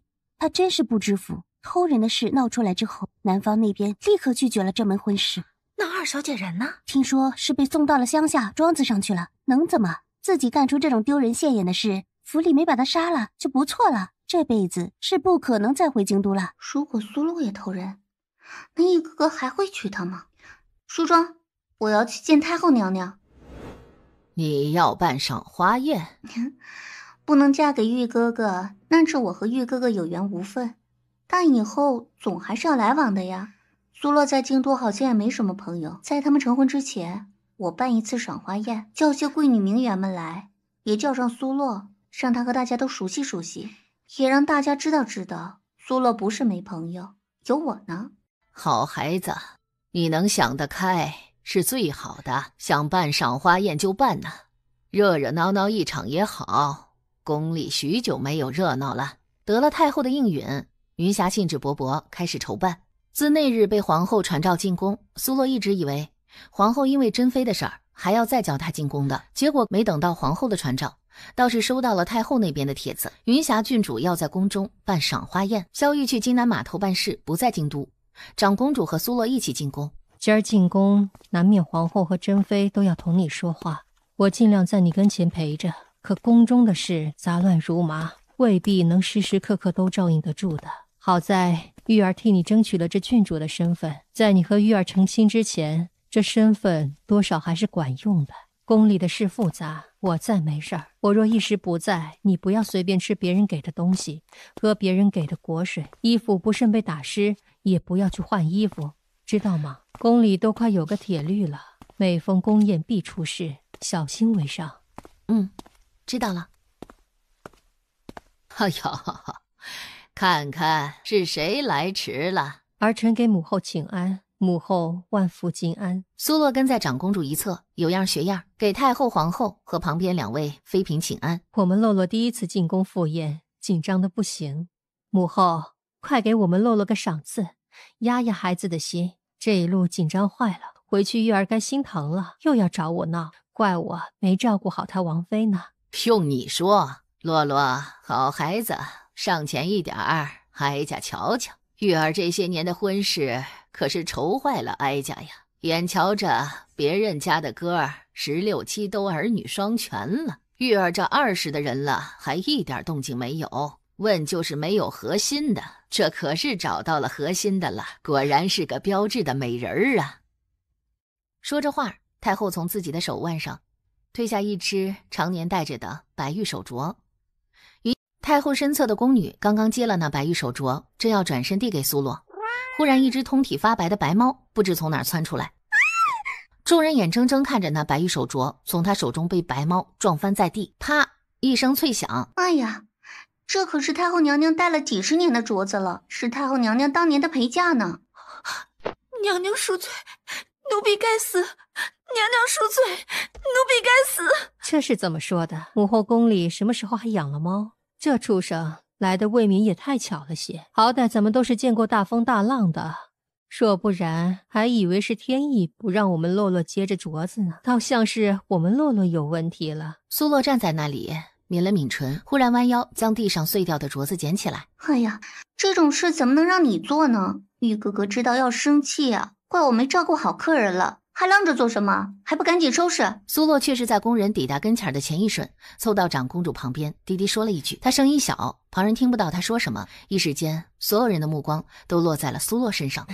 不怕，和大家也说说，不知太后娘娘素日里都是如何保养这白玉手镯的？这白玉手镯上有荆芥的味道。苏洛才疏学浅，有幸家父从医，从小耳濡目染，知道这荆芥对猫的吸引力比较大，一般猫难以抵抗这种味道。今日赏花，院中鲜花各色，味道飘香，这荆芥味混在花香里，凡人难辨。但是对荆芥味道敏感的猫是能准确感受到的。太后娘娘可以让太医们来查看这手镯的。母后还是宣太医来查看清楚吧。母后身上带的东西都能让人做了手脚，这事儿若是不查，怕是隐患无穷啊。苏洛一个乡野小药郎的女儿，卑贱低微，怎么会识得药味？怎么办？总不能真让太医来查吧？是因为荆芥吗？天啊，我倒是忘了啊，是我的错了。我前几天在花圃那边带了2盆荆芥回来，因着它的味道清爽好闻，被养在房里当熏香用了。可能是我身上沾染了荆芥的味道，又时常替娘娘收拾首饰那些，沾染到镯子上了，都是我的错。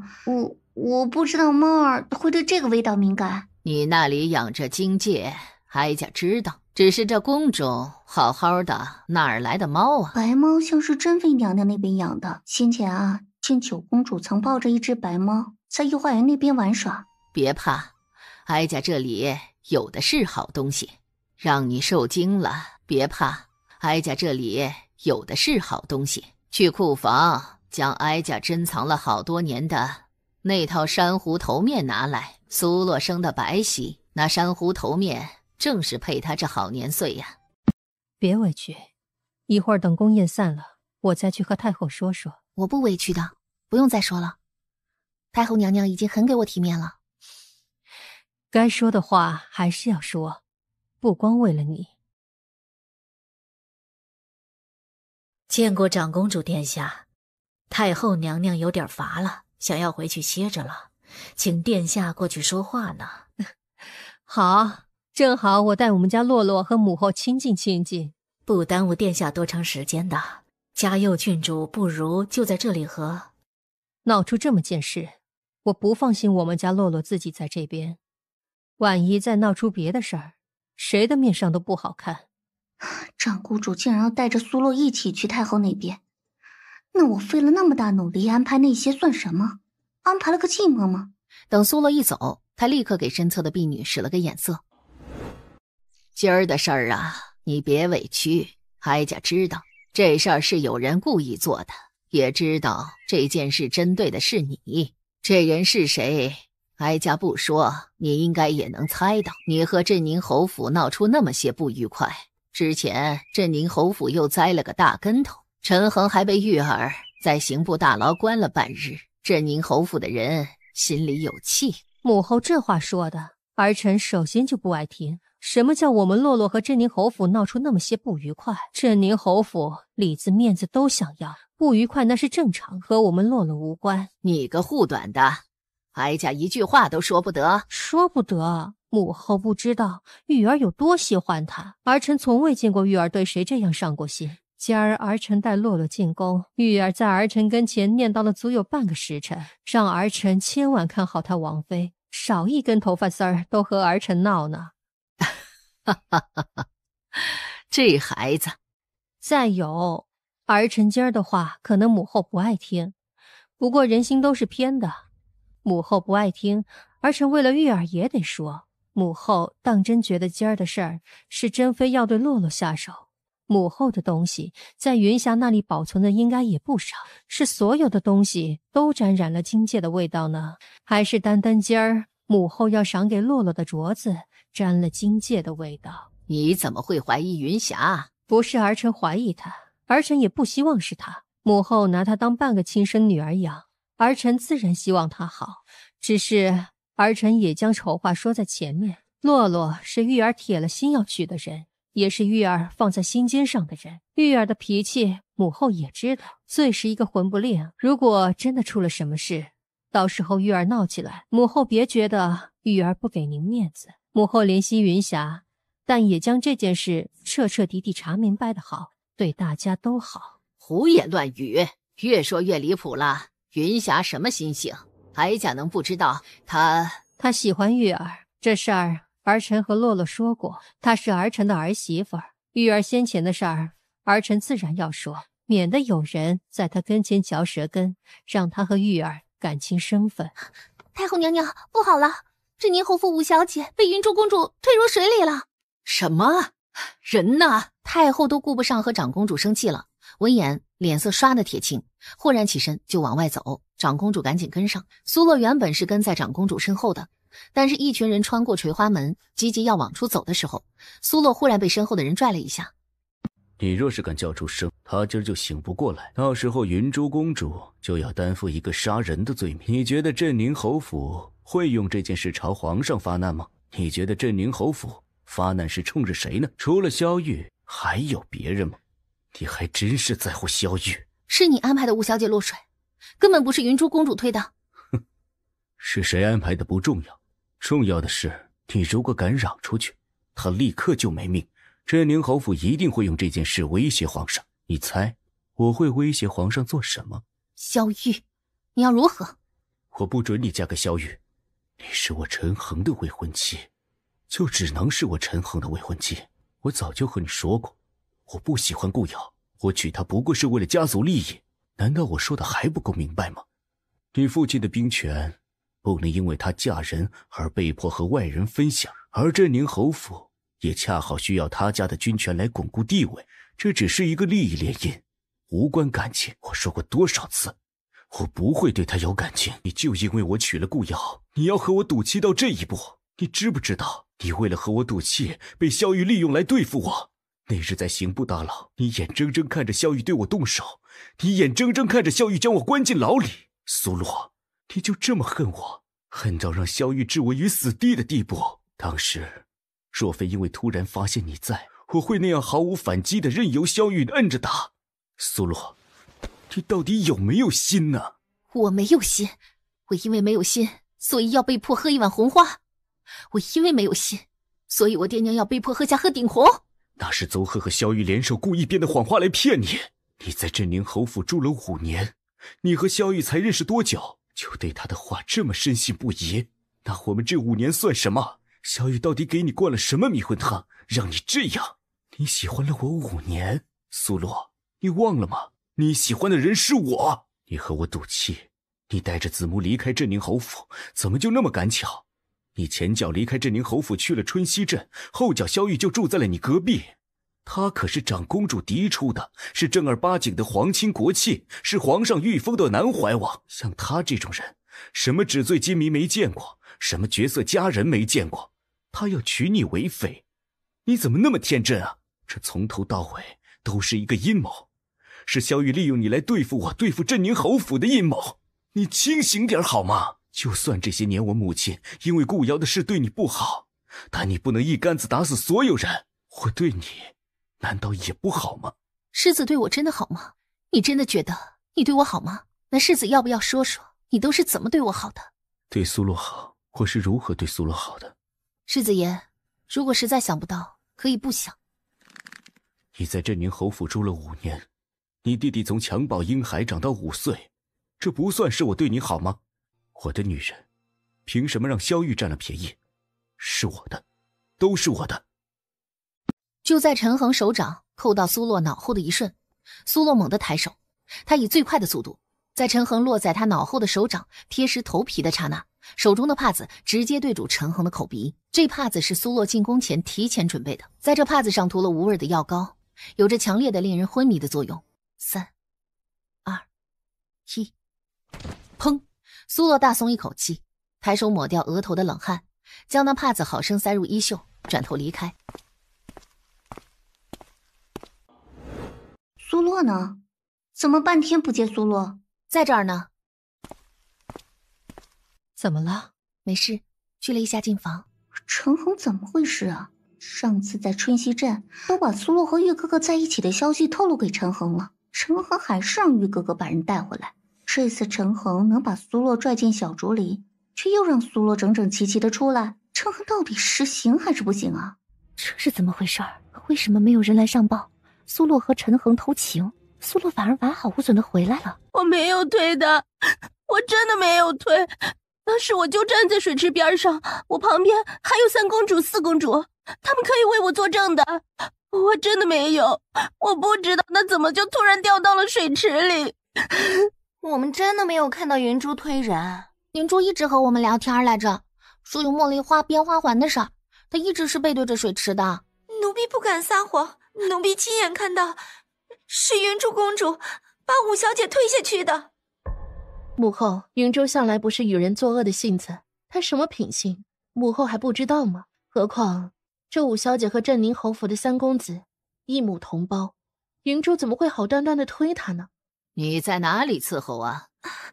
奴婢是御花园负责鲜花照料的宫女，因着这次赏花宴，有不少的花是从御花园那边搬到这边的，奴婢便跟着花儿一起过来，负责照料赏花宴上的鲜花，保证宴席期间花朵不败不枯。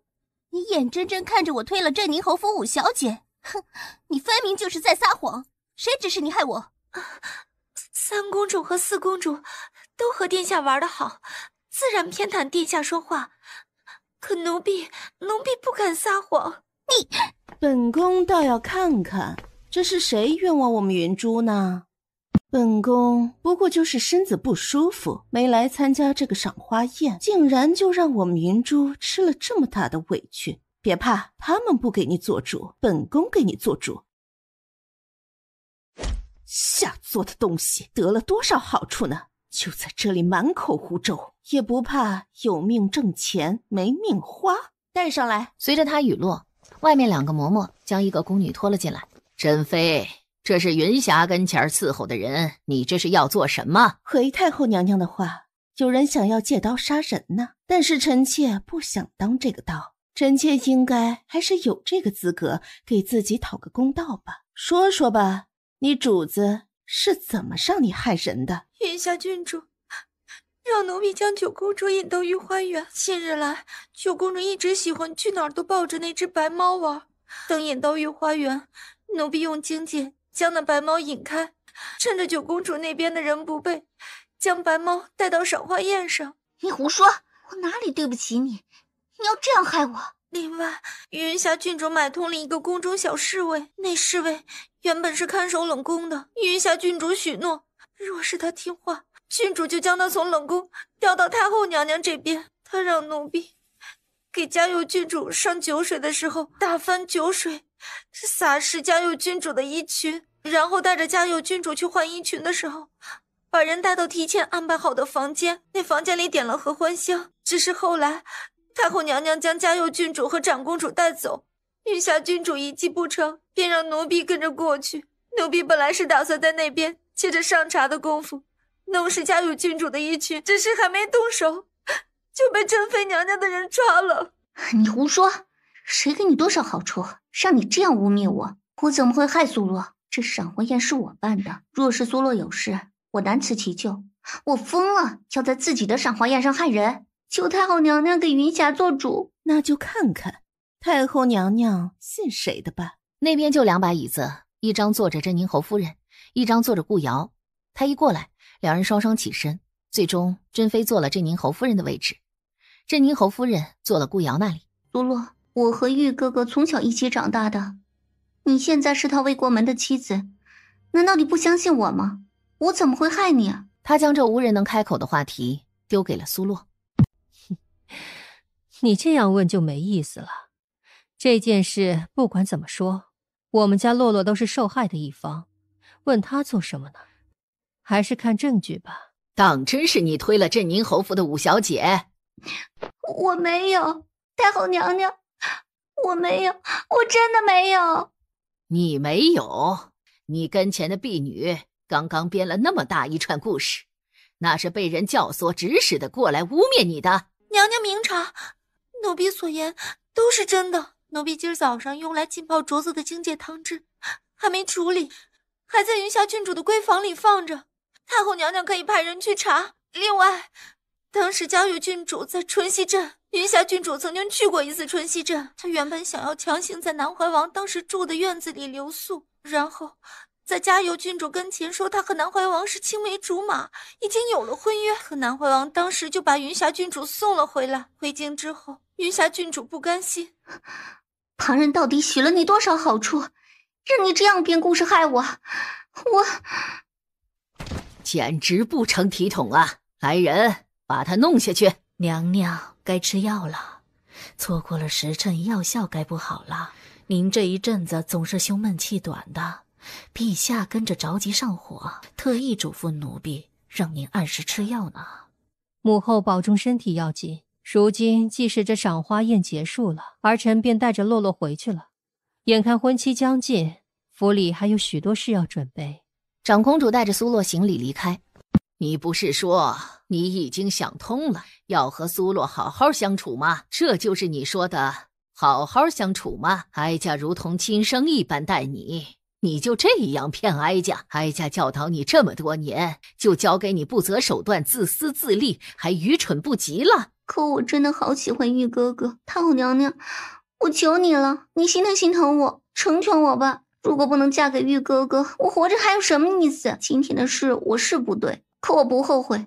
如果我得手了，苏洛名声就彻底毁了，她就不可能嫁给玉哥哥了，我就有机会。混账！你这是要气死哀家呀！哀家这是做了什么孽？滚回去，面壁思过去！没有哀家的吩咐，不许出来！娘娘息怒，保重身体要紧呐。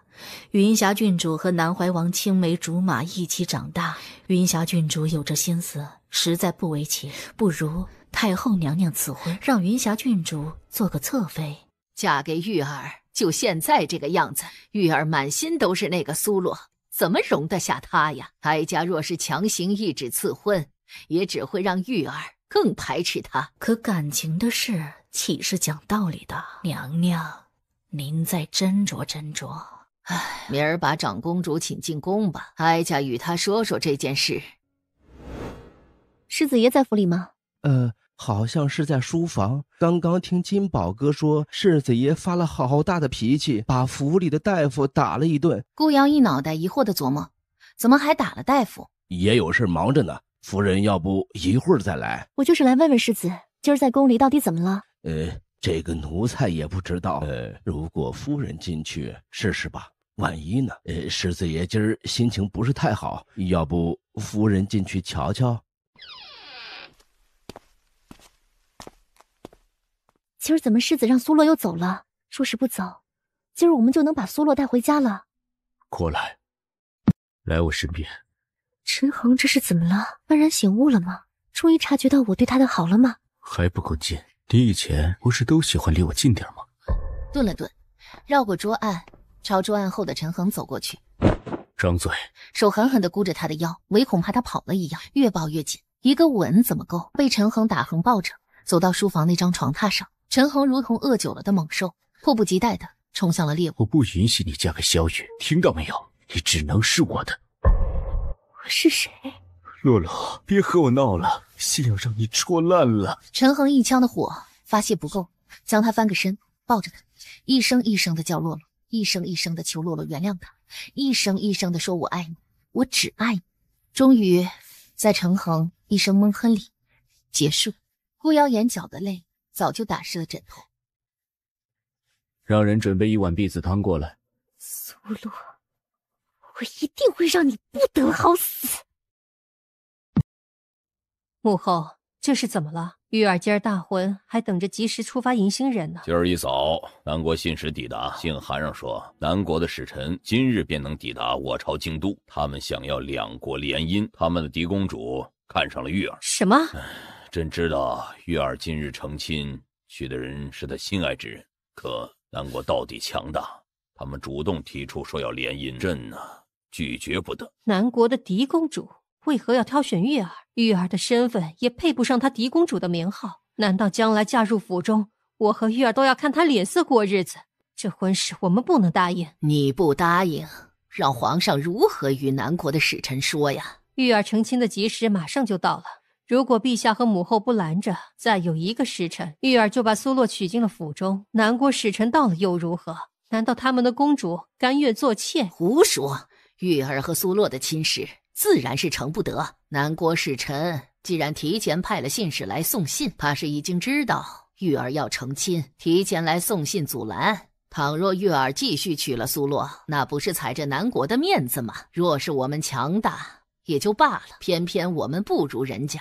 你一向以大局为重，怎么这个时候倒是犯糊涂啊？我现在是寡妇，我已经死了丈夫，死了一个儿子，现在就剩玉儿了，难道连她成亲的自由都没有？陛下，如果执意要阻拦玉儿的婚事，那我只能恳请皇上褫夺我长公主的封号，贬为平民。贬为平民？你可知道平民过的什么日子？原来陛下知道平民过的什么日子呀？过得生病看不起病的日子，过得吃饭买不起米的日子。但我宁愿过这种日子，也不像玉儿的婚事被人左右。你也是如此。我只能说，如果陛下强行让我娶了那个什么南国公主，白天成亲，晚上血溅3尺，一日一早，南国使臣给他收尸。你放肆！他们强人所难在先的，我过得不如意，凭什么要成全别人的如意？玉儿不得放肆，混说什么？家国大事也是你能拿来赌气的。我家都没有了，还管什么国家大事？眼看吉时将至，臣就不和陛下多商议国事。南国之事不是臣一人之事，陛下还是在早朝上和满朝文武一起商议吧。臣要回去成亲。姐，平安果拿好了，以后都平平安安。姐，咱们以后肯定越来越好。咱们嫁给了王爷，遇上什么事儿你都要跟王爷说，不能瞒着，知道不？这么小个人儿，怎么这心操得跟老大爷似的？我就这么一个姐姐，我俩没爹没娘的，我不操心谁操心啊？我和你说话呢。知道了。知道什么了？以后不管有什么事儿，都和王爷说，不能瞒着。那你自己记住你自己说的，到时候遇到事情了，想一想劲儿答应我的。到时候我想一想。吉时到，新娘出嫁了。随着他这一句悠扬的喊声落下，外面顿时传来了噼里啪啦的鞭炮声，声音是从外院传来的，脑子里不免的走马观灯。5年前，他作为镇宁侯府世子爷陈恒定了婚约的未婚妻进了这京都。谁能想到5年后，他就要成为南怀王妃。萧玉立在红毯的另一端，英俊的眉眼间带着难以克制的笑，那样温柔地望着一步步朝他走过来的苏洛。明明还剩最后几米，可他等不及了。在一众人的哄笑声里，他干脆大步朝前走过去，迎了苏洛，一把将他兜腰抱起，喜悦升起，鞭炮齐鸣。在锣鼓沸腾的欢闹里，萧玉将自己的小娇妻送入了花轿，花轿被8人抬起，萧玉翻身上了枣红色的高头大马，欢庆的队伍开始启程，从这别院离开，直奔长公主府。1拜天地，2拜高堂，送入洞房，揭盖头，吃桂圆，嚼莲子，夫妻共饮交杯酒。在喜娘欢天喜地的吆喝声里，苏洛和萧玉一项一项完成这些事宜。做完全部的事宜，他在苏洛耳边轻声说道：“等我回来。”说完起身去了前院。姐姐，刚刚院子里一个小厮和我说，我和小竹子的院子里还修了跷跷板。我都马上6岁了，玩什么跷跷板呀？你赶紧给我生个小外甥，让他玩去吧。马上6岁了，不玩跷跷板那玩什么呀？我有正经事要做啊。什么正经事儿啊？我听人说，镇宁侯府的世子爷养了一批弓弩手，那些人都是陈恒精心培养的。我也准备养一些人，从小养着。你养谁？我养张小川他们呢。我在春熙镇那10来个好朋友，我感觉他们都挺适合学功夫的。我这次和姐姐回来，王爷和长公主都赏了我好多东西，我想变卖1两个换来现银，然后买下一块地方，把张小川他们都弄了，然后和王爷商量，让教我和小竹子功夫的先生先住到那边去，也教张小川他们，好吗？姐姐，你想了多久？从知道王爷喜欢你开始，我就在想了。姐姐，我很深思熟虑的，不是在玩呢。那姐姐应我吗？应你。一会儿我和王爷说一声，王爷和长公主殿下赏你的东西，你且留着，让王爷瞧瞧有没有什么合适的地方，让你办一个。姐姐真好。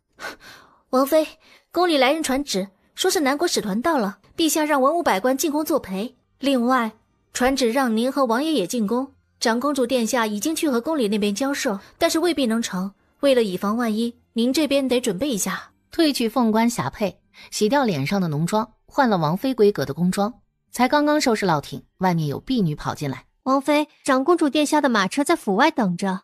春夜微风动，袭人心头痒。南国公主赵运输坐在宽大的马车里，挑起一点珠帘，看外面那玉树临风的人。早在2年前，她偷偷带着婢女溜出来玩，去了南国的边境，在那里见过一次萧玉，那双好看的桃花眼，让人一眼就难以忘记。从此以后，再相看朝中其他未婚男儿，总会不由自主的和这张脸去对比。直到这边送过去一张画像，说这是南怀王。赵运输一眼看到那画像，就拿定了主意，他要来联姻。你好，我是运输。2年前我在2国交界的戎城见过你，是本公主亲自挑了你做驸马。有幸率文武百官前来迎接公主殿下，一路舟车劳顿，宫中已经备下了接风洗尘宴，还请公主再忍耐1、2，先上车，咱们先进宫。你什么意思呀？难道给我做驸马？还委屈了你？怎么不接我的话？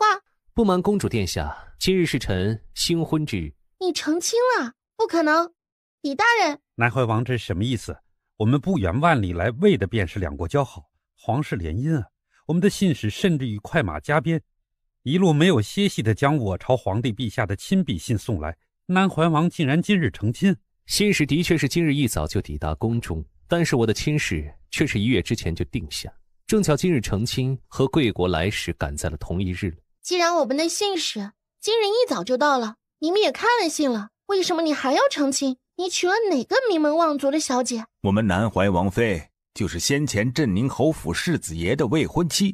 世子爷大婚前，这未婚妻从镇宁侯府跑了出来，结果哪成想和南怀王有缘分。你娶了一个别人不要的。率文武百官来，是来恭迎公主进宫的。镇宁侯府世子爷的未婚妻，我如果消息不错的话，陈恒在5年前就有未婚妻了，这算是童养媳了吧？人家的镇宁侯府住了5年，还是以未婚妻的身份。5年之后，陈恒大婚却没娶她，你是专门捡破烂的吧？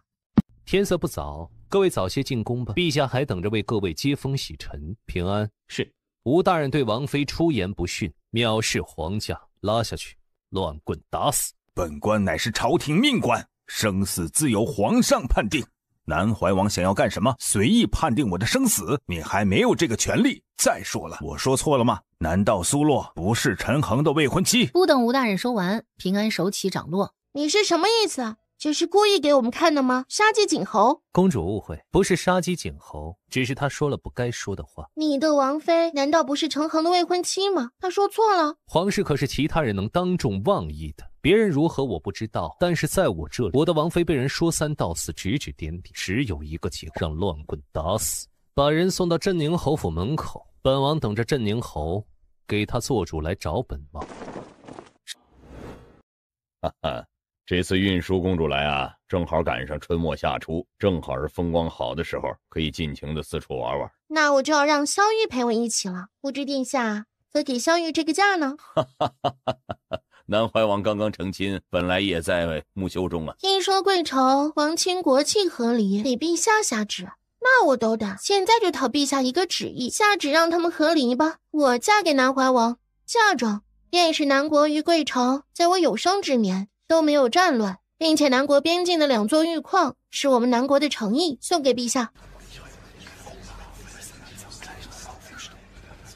2座玉矿一旦开采出来，那得是多少钱？可南怀王今日大婚呢，这新婚王妃是他自己千挑万选的，朕怎么能棒打鸳鸯？千挑万挑也有看走眼的时候。陛下作为南怀王的舅舅，理应帮他及时止损。嘿嘿嘿，陛下还有什么好犹豫的？不论是才貌人品还是家世背景，我们的公主都是最好的。南怀王年轻气盛，一时看走了眼也是有。陛下若是能及时止损，成就一桩天作之合，岂不是美谈佳话？我们2朝的友谊就在陛下手里了。南国必定会举全国之力操办这场盛大的婚事。陛下，臣觉得南国有意2国交好，我朝该礼尚往来，方不辜负2国百姓。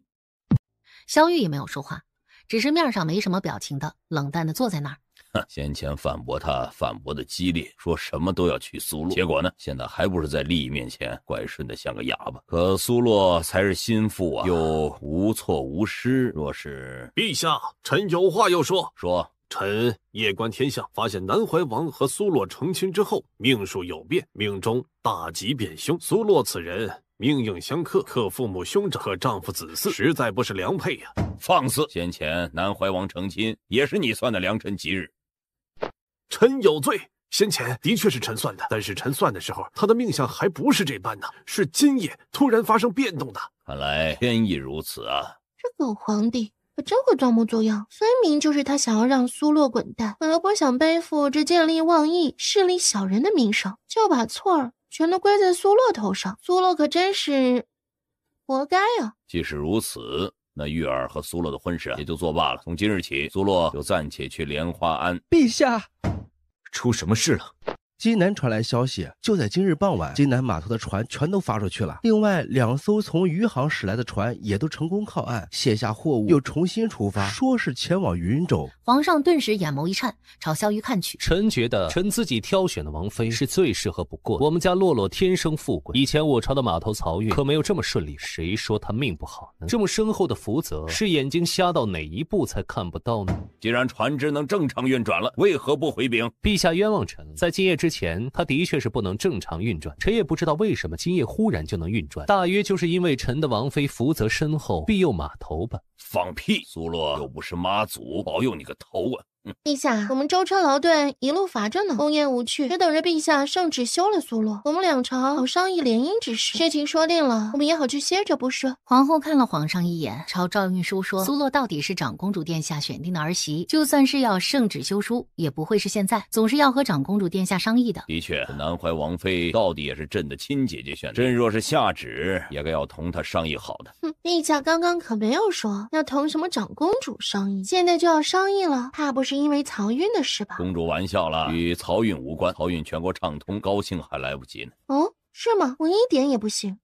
陛下要与长公主殿下商议，我没有意见。毕竟将来长公主殿下也是我的婆婆，我愿意给她这个面子。不过只此一夜，今儿宫宴就这样吧，我累了，先请告退，就不劳烦陛下给我准备行宫驿站，我直接住南怀王府。臣不会娶南国公主，也不会休妻。陛下如果为了两国友好要牺牲臣，那臣愿意辞官离职，从此闲云野鹤。说完，萧玉起身。既然南国的公主执意要住我家，我也不能破坏两国和睦往来。那宅子送给她了，我入赘到我王妃的宅子里就是了。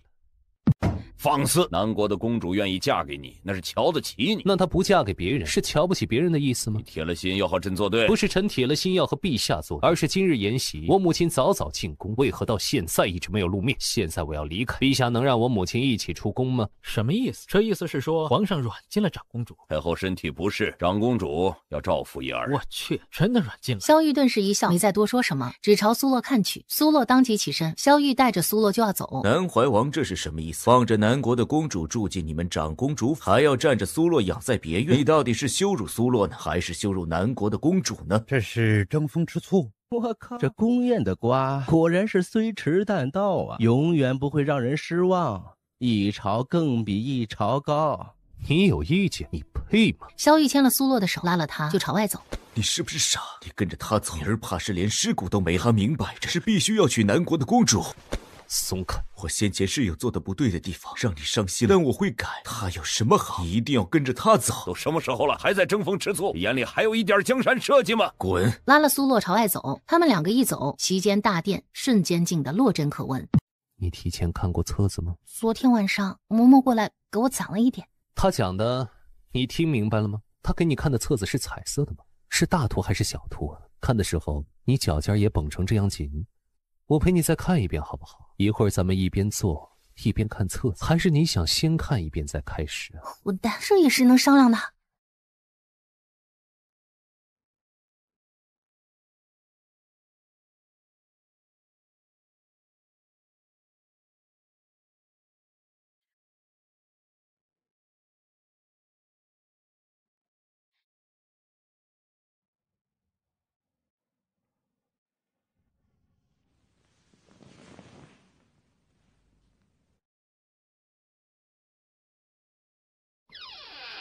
昨晚上，按照王爷吩咐，在运输公主住的那院子里放了火。南国使臣在长公主府闹的是人仰马翻，连夜搬走了，住进了驿馆。另外，卑职打听到，南国本土好像因为水质原因，他们这半年来酿造出来的酒水全都发苦。这次运输公主来，应该也不全是为了她自己，主要还是为了酒水。南国人好酒，一日不喝酒，犹如蚂蚁爬参。说是南国边境最近都在朝邻国购买酒水，但是酒水的税收一向很重，就是咱们酒水卖到南国去，价格也不低。他们应该是想借着这次联姻，一方面满足运输公主自己的选择，一方面就是解决酒水的问题。正好母亲在宫里被皇上软禁，你送个话进去吧。长公主好酒，更懂酒。南国使臣到底奔着什么而来？母亲打听的比旁人打听的要更加准确一些。昨儿夜里，皇上连夜派人去了京南码头。今儿一早，皇上安插在那边的人回了京，只怕码头顺利运转，皇上不会甘心吧？无所谓，让他闹，你只让人把码头守好船看好就行。行了，想吃点什么？现在半下午，是直接吃正饭呢，还是想先垫一口，然后晚上再吃？我要吃正饭。好，吃正饭。我让人给你炖了汤。咱们南怀王妃昨儿可是累坏了，今儿好好补补。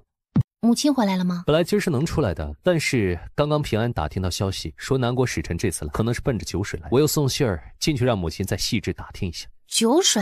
南国这半年来，国内水质改变，他们酿造出来的酒水始终发苦，但是南国人好酒，已经到了无酒不欢的地步，所以这次照运输了，一是为了联姻，二则是为了解决南国的酒水问题。人家怎么就认定了你了呢？可能是我长得太帅了，他们南国男人没有一个能比得上，所以就被他惦记上了。可惜他惦记我，我心里只惦记你。南国人喜好什么样的酒水啊？南国的男人们一般喜欢比较烈的酒，他们喝的酒往往比花雕还要烈。女子们则喜欢果酒，只是这果酒也比咱们平日里喝的要烈上1、2分。你想和南国做生意吗？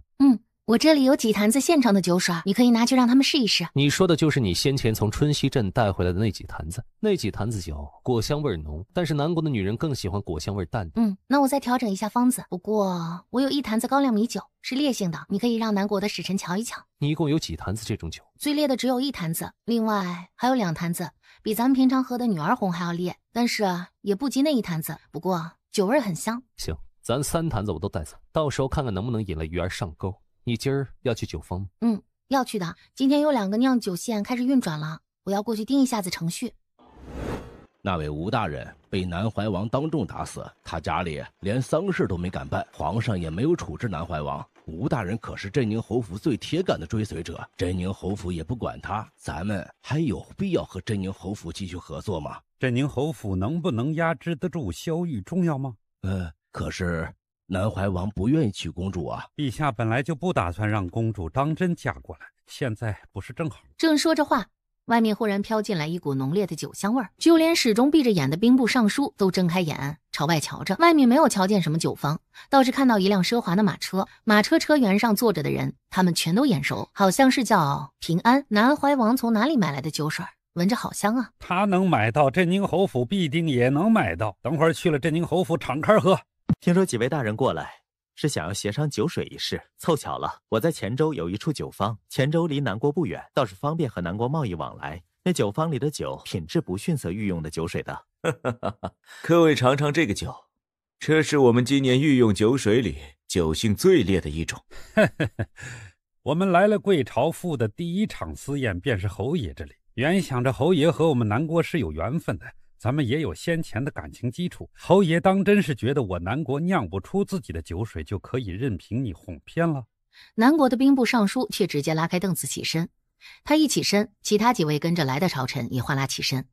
镇宁侯坐不住了，立刻跟着起来。几位大人这是什么意思？是小侯哪里做的不对，还请几位大人明示。侯爷口口声声说招待我们用的酒水是你朝最好的酒水，就这样的味道，清淡毫无诱人气息的酒水，切，你说是最好的，当真以为我们是傻的？既然侯爷没有诚心合作，那我们也就不多叨扰了。说完，兵部尚书转头朝外走。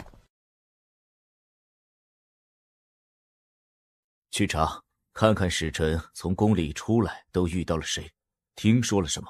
是。好端端的，谁给他们灌了迷魂汤？怎么喝都没喝那酒水，就认定那酒水不是最好的？如果南怀王从中作梗，让南国的使臣和他合作了，咱们要如何应对才好？哼，你有办法？办法倒是有一个，本朝的边境邻国不止南国一个，只要能从萧玉的书房搜出他通敌的证据，就算是他和南国合作了，也是枉然。你说的轻巧，他要是真的那么好摆布，我们能失了曹院的掌控？我如此说，自然是有准备的。父亲同我回书房，我仔细给父亲解释。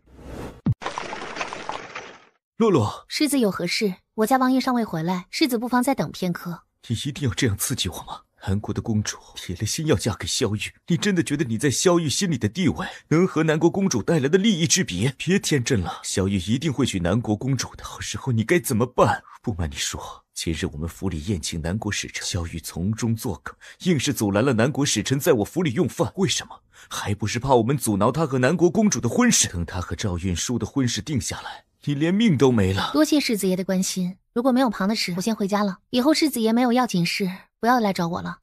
洛洛，跟我走吧，我以前有做的不好的地方，我全都改。我们之间有5年啊，5年的感情不可能说忘记就忘记。你觉得你配来找我？我的爹娘死在你父亲手里，你却在这里和我上演痴情未退，你比你父亲更让人作呕。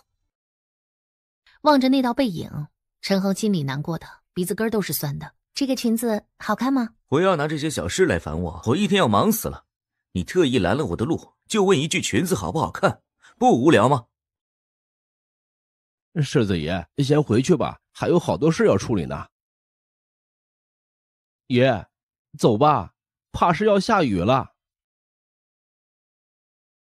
风卷起沙石落叶，卷起了陈恒的衣摆，豆大的雨点子噼里啪啦的砸了下来。王妃，陈世子还在门口呢。萧玉淋雨了吗？什么时候回来呢？也不知道他会不会喜欢自己做的马蹄糕。大门外雨地里，陈恒赎罪一般的淋在那里。金宝实在是心疼的不行，劝说又无用，只能派人回去给府里传话。哼，这就是你教出来的好儿子，一天到晚没完没了的丢人现眼，还不去把人弄回来。捂着火辣辣的脸，镇宁侯夫人从镇宁侯的书房出来，冒雨前往苏洛的别院门前，亲自去把陈恒带回来。人仰马翻的动静惊动了顾瑶，他立在门口，冷眼看着一群人前呼后拥的将陈恒带进院子，连上前关心一句的欲望都没有。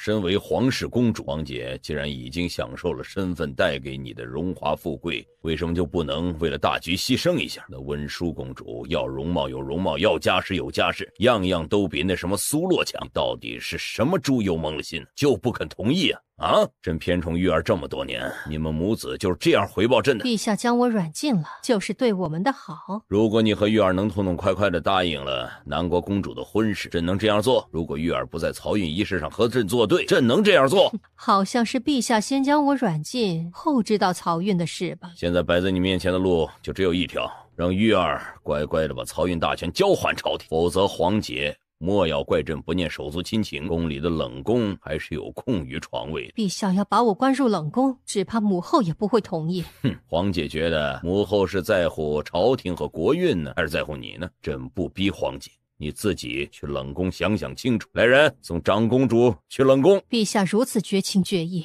那你最好不要有什么用得着我的地方。说完，干脆利索转身，一句求饶的话都没有，背脊挺直，跟着那小内侍便出了御书房，拍了桌案。朕九五之尊还能有什么用得着你的？不自量力！端起旁边凉透了的茶水灌了一口。陛下，南国使臣求见。请进来。怎么这个时候出宫了？陛下也知道，我南国的人一向喜好酒水。今儿我们在鼓楼大街偶遇南怀王，从他马车里闻到了一股奇特的酒香。后来查到南怀王那酒是从近郊一家酿酒坊得来的，只是那酒坊似乎是新开的。我们前去打听，什么都没有打听到，还请陛下能派人帮忙查一下，看看这酒坊的东家是谁。我们想要与其合作。东家是谁？东家是长公主。他才把长公主赶进了冷宫，难道现在又要把人请出来？那酒厂那是朕的酒厂。哈哈，难怪呢，我们去打听那酒厂什么都打听不到。既然是陛下的酒厂，那就更加方便了。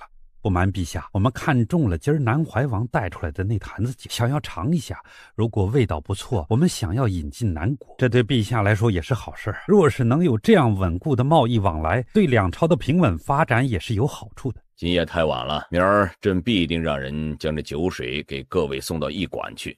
臣等之所以连夜进宫，其实就是想尽快的尝到那酒水的滋味。今儿若是尝不到滋味，怕是夜里都睡不着。如此就只能辛苦陛下派人跑一趟，抱一坛子酒过来，咱们先尝尝滋味。至于合作，明日再定下来也不迟。好，既是如此啊，几位稍后，朕派人去取，你亲自去跑一趟。是，皇上。怎么回事？让你去取酒，怎么就取了一碗？启禀陛下，酒厂那边实在不知道使臣要喝这个酒。这个酒一共就酿了2坛子，一坛子南怀王今儿带走了，另外一坛子就剩下这一碗的量了。这样好喝的酒水，既然酒厂是陛下御用的，那宫宴上为何不用这种酒水？这个酒啊，不好酿造，回成品啊，也就那么1、2坛子。就算只有1、2坛，我们尊贵的公主不远万里来，难道配不上陛下这1、2坛子吗？既然南怀王今儿能带走1整坛子，那之前的宫宴为什么不把那一坛子酒用来招待我们的公主殿下？我们千里迢迢的来联姻，竟然这样瞧不上我们。也罢，既然陛下瞧不上，我们也没有必要死皮赖脸的留在贵朝京都了。几位留步，事情不是你们想的那样。这酒厂虽然是朕的，但是朕平日里啊哪有时间打理它？平时都是南怀王在管理酒厂，酒厂里出了什么新酿的酒，都是他送进宫，一般也没有多少。这次的酒水啊，着实是南怀王没有送来。陛下，南怀王求见。必定是南怀王听说我们惦记陛下的酒水，特意来送了。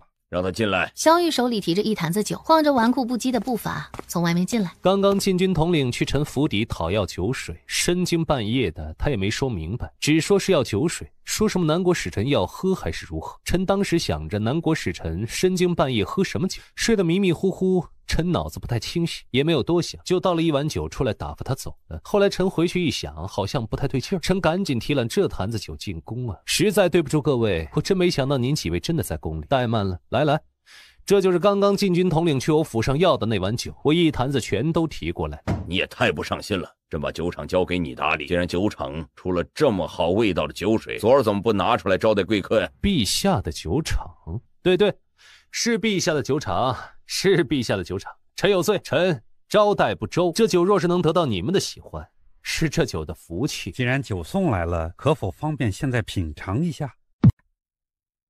上好的酒啊，真是好酒。的确是好酒。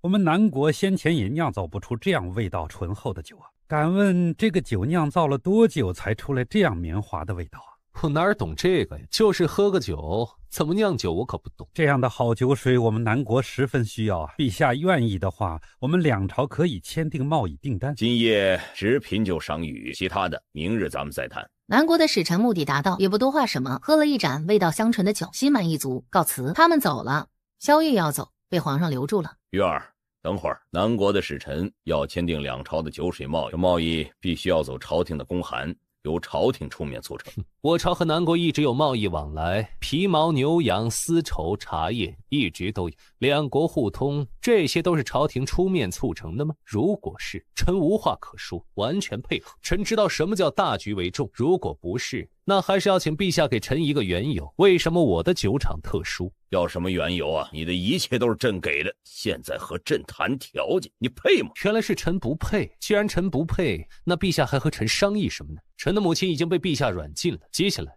陛下软禁谁呢？陛下如果打算软禁臣，那请尽快，毕竟出了宫门，臣极有可能就坐船走了。天下是朕的天下，臣对陛下的江山从来没有兴趣。目前臣只掌控漕运，对别的毫无兴趣，但是陛下若是逼得臣没有活路了，臣就未必还会如此。说完，萧玉朝皇上行了个礼，转头出去。听听他说的什么话？他在威胁朕吗？他要造反吗？现在就去酒厂，将酒厂的人能给朕带回来。不过就是酿酒，难道没了他萧玉，朕还酿造不出来这酒水了？正如王爷所料，陛下连夜把人全部都带进宫了。那些人咱们全部都提前打好招呼了，今儿晚上不会说出王妃才是酿酒之人，会东拉西扯，暂时拖延时间。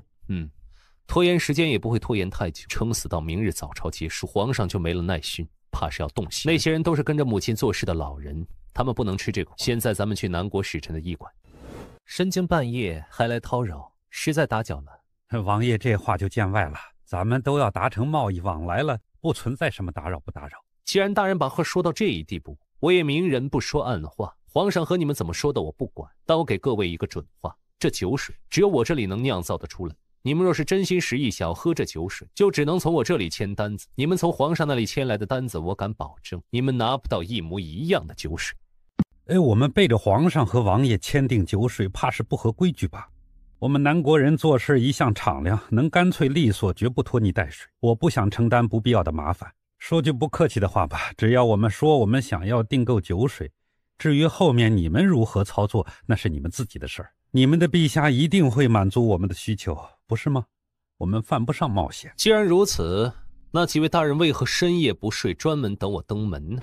南怀王果然是率真啊！既然如此，我也就不兜圈子了。一坛子酒按照800文的价格，这坛子我们现在就能和南怀王订。若是不行，那就对不住了。800文，你该知道，800文连一坛子上品女儿红都买不到吧？但是成本价咱们都心知肚明。这是你们诚心实意给出来的良心价，800文绝对给王爷留了利润空间的。既然如此，那就算我今夜唐突了。800文一坛子的酒水，我今儿给各位尝的那个味道，莫说一坛子，你连半坛子也买不着。我只把话放在这里，明儿早朝之前，你们若是和我下订单，那这价格我按1两500文一坛子算，过期就是2两银子一坛，到时候还望几位大人能够记性好一点。说完，萧玉转身离开。从南国驿馆出来，平安问萧玉：“王爷，被抓进宫的那些人怎么办？明儿动刑的时候，让他们招供。就说酿酒的曲母那些都是我亲自弄的，他们只负责后面的工艺。”吵醒你了？没睡着呢。为什么没睡着？担心我？事情不好处理吗？你怎么知道？能感觉到啊，你心情不是太好。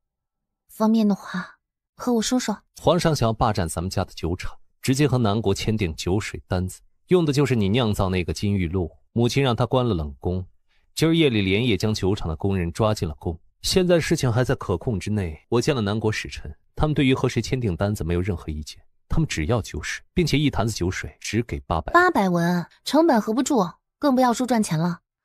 起初皇上将母亲关入冷宫，就一个目的，想要逼着我联姻。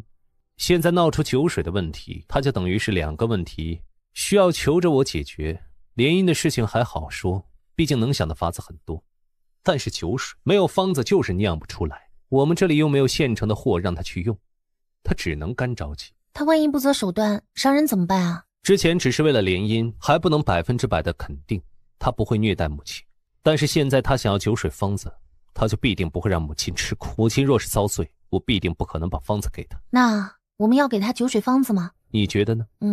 方子必定是不能给，给了就等于是卸磨杀驴。你觉得如何是好？我们这个酒水的酿造不光是方子独特，酿造工艺也和别的酒水有所不同。皇上就算是拿走了咱们的方子，他也酿造不出咱们的味道，所以我们没必要把方子藏着掖着，可以光明正大的给。但是这方子里的曲目是我自制的，这个他拿不走。也就是说，他拿了方子，但又没有完全拿到方子。一早，苏洛收到宫里传来的消息，公主要去金水河畔做陪南国的公主，让苏洛也过去。今儿这一身穿得俏丽，哀家就喜欢小姑娘穿得艳丽些，不像云霞小年纪总是穿得太素净，哀家得让她和你好好学学。多谢太后娘娘夸奖，叫太后娘娘生分了，月儿叫哀家外祖母，你也该叫一声外祖母的，只是好像你还没有上萧家的宗室玉牒。听说南怀王的祖母曾经和南怀王妃拌过嘴，王爷为了哄王妃高兴，还烧了他祖母住的院子。哦，还有这种事啊？哀家问你话呢，当真有这种事吗？启禀太后娘娘，那时我还没有与王爷成亲，是在别院收到长公主婢女的通传，说是长公主殿下要见我。我当时带着婢女玉珠前往长公主府，结果长公主殿下进宫了，并未在府中，而是祖母那边假借了长公主殿下的名义，在见完宫中杨嬷嬷之后，立刻见了我。见面呢，也没说别的，只是说我是被真宁侯府撵出府的破鞋，下贱不堪，配不上南怀王，让我有点自知之明，有多远滚多远。放肆！我当时也觉得这话放肆，毕竟我再是破鞋，也是陛下圣旨赐婚的，这话传出去，岂不是告诉大家他对陛下不满吗？你是觉得是哀家跟前的杨嬷嬷教唆他如此了？我只是陈述事实，当天确实是杨嬷嬷离开不到1刻钟的功夫，祖母假传口信儿叫了我，前因后果我不敢隐瞒。既然太后娘娘问我，我自然是要完完整整原原本本的说出来，免得太后娘娘听了别人的传言心里动怒，伤了身体。哦，对了，事发之后长公主殿下回府就杖毙了当时假传口信的婢女和小厮。南怀王妃真是伶牙俐齿，太后娘娘何等身份，竟然也能让你这样的铁齿铜牙逼得张不开嘴，本宫真是见识了贵朝的礼仪。不成体统啊！哀家就说好好的玉儿，最近怎么总是闹脾气呀？哀家始终找不到原因，今儿可算是让哀家大开眼界，有你这样的王妃，玉儿迟早要走上歪路啊！难怪在镇宁侯府住了5年都得不到一个结果。行了，自己找个位置坐吧。1年1次的朝花节，哀家拘着你们，岂不是成了恶人？都出去玩吧，小心别掉了水里啊！苏娥依靠着栏杆，立在甲板一角。王妃，别往心里去，王爷和长公主殿下对王妃好才是真正的好，旁人的话有人酸有人妒，听听罢了。天哪，那个小孩子！苏洛顺着惊叫的声音看过去，一眼看到岸边有一个5、6岁的小身影，扑通落入了水中。是不是子墨？奴婢瞧着就是，刚刚人群里像是有人叫了一声子墨。不等玉珠说完，扑通又是一声，不好了不好了，有2个小孩落水了。落水的是不是荣安侯府那个小孩？是苏子墨。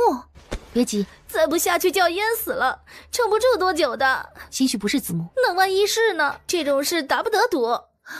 我的天哪，苏洛竟然不去救他弟弟，真是冷血，自己不去救，还不许自己的婢女去。苏洛，你还真是铁石心肠，自己弟弟都不救，怎么怕为了救弟弟耽误自己的荣华富贵吗？天哪，2孩子都沉下去了。苏洛，你还是人吗？就这样站在这里看着自己的亲弟弟落水，太没人性了！你真是，南怀王怎么就娶了你啊？你是觉得自己克死自己的爹娘还不够吗？现在还要克死自己的弟弟？就在赵运输雨落，岸上的护卫再有2个慢条斯理的扑通扑通入水。地下孩子被东西缠住了，救不上来，快扔个匕首下来！我的天哪，怎么会救不上来啊？必定是水底的水草太多，把人缠住了。娘呀，好可怜的小孩！就在船上人议论纷纷，都相挤着朝水面上看去的时候，天哪，南国公主和她的婢女掉下去了！是苏洛把人推下去的。怎么回事？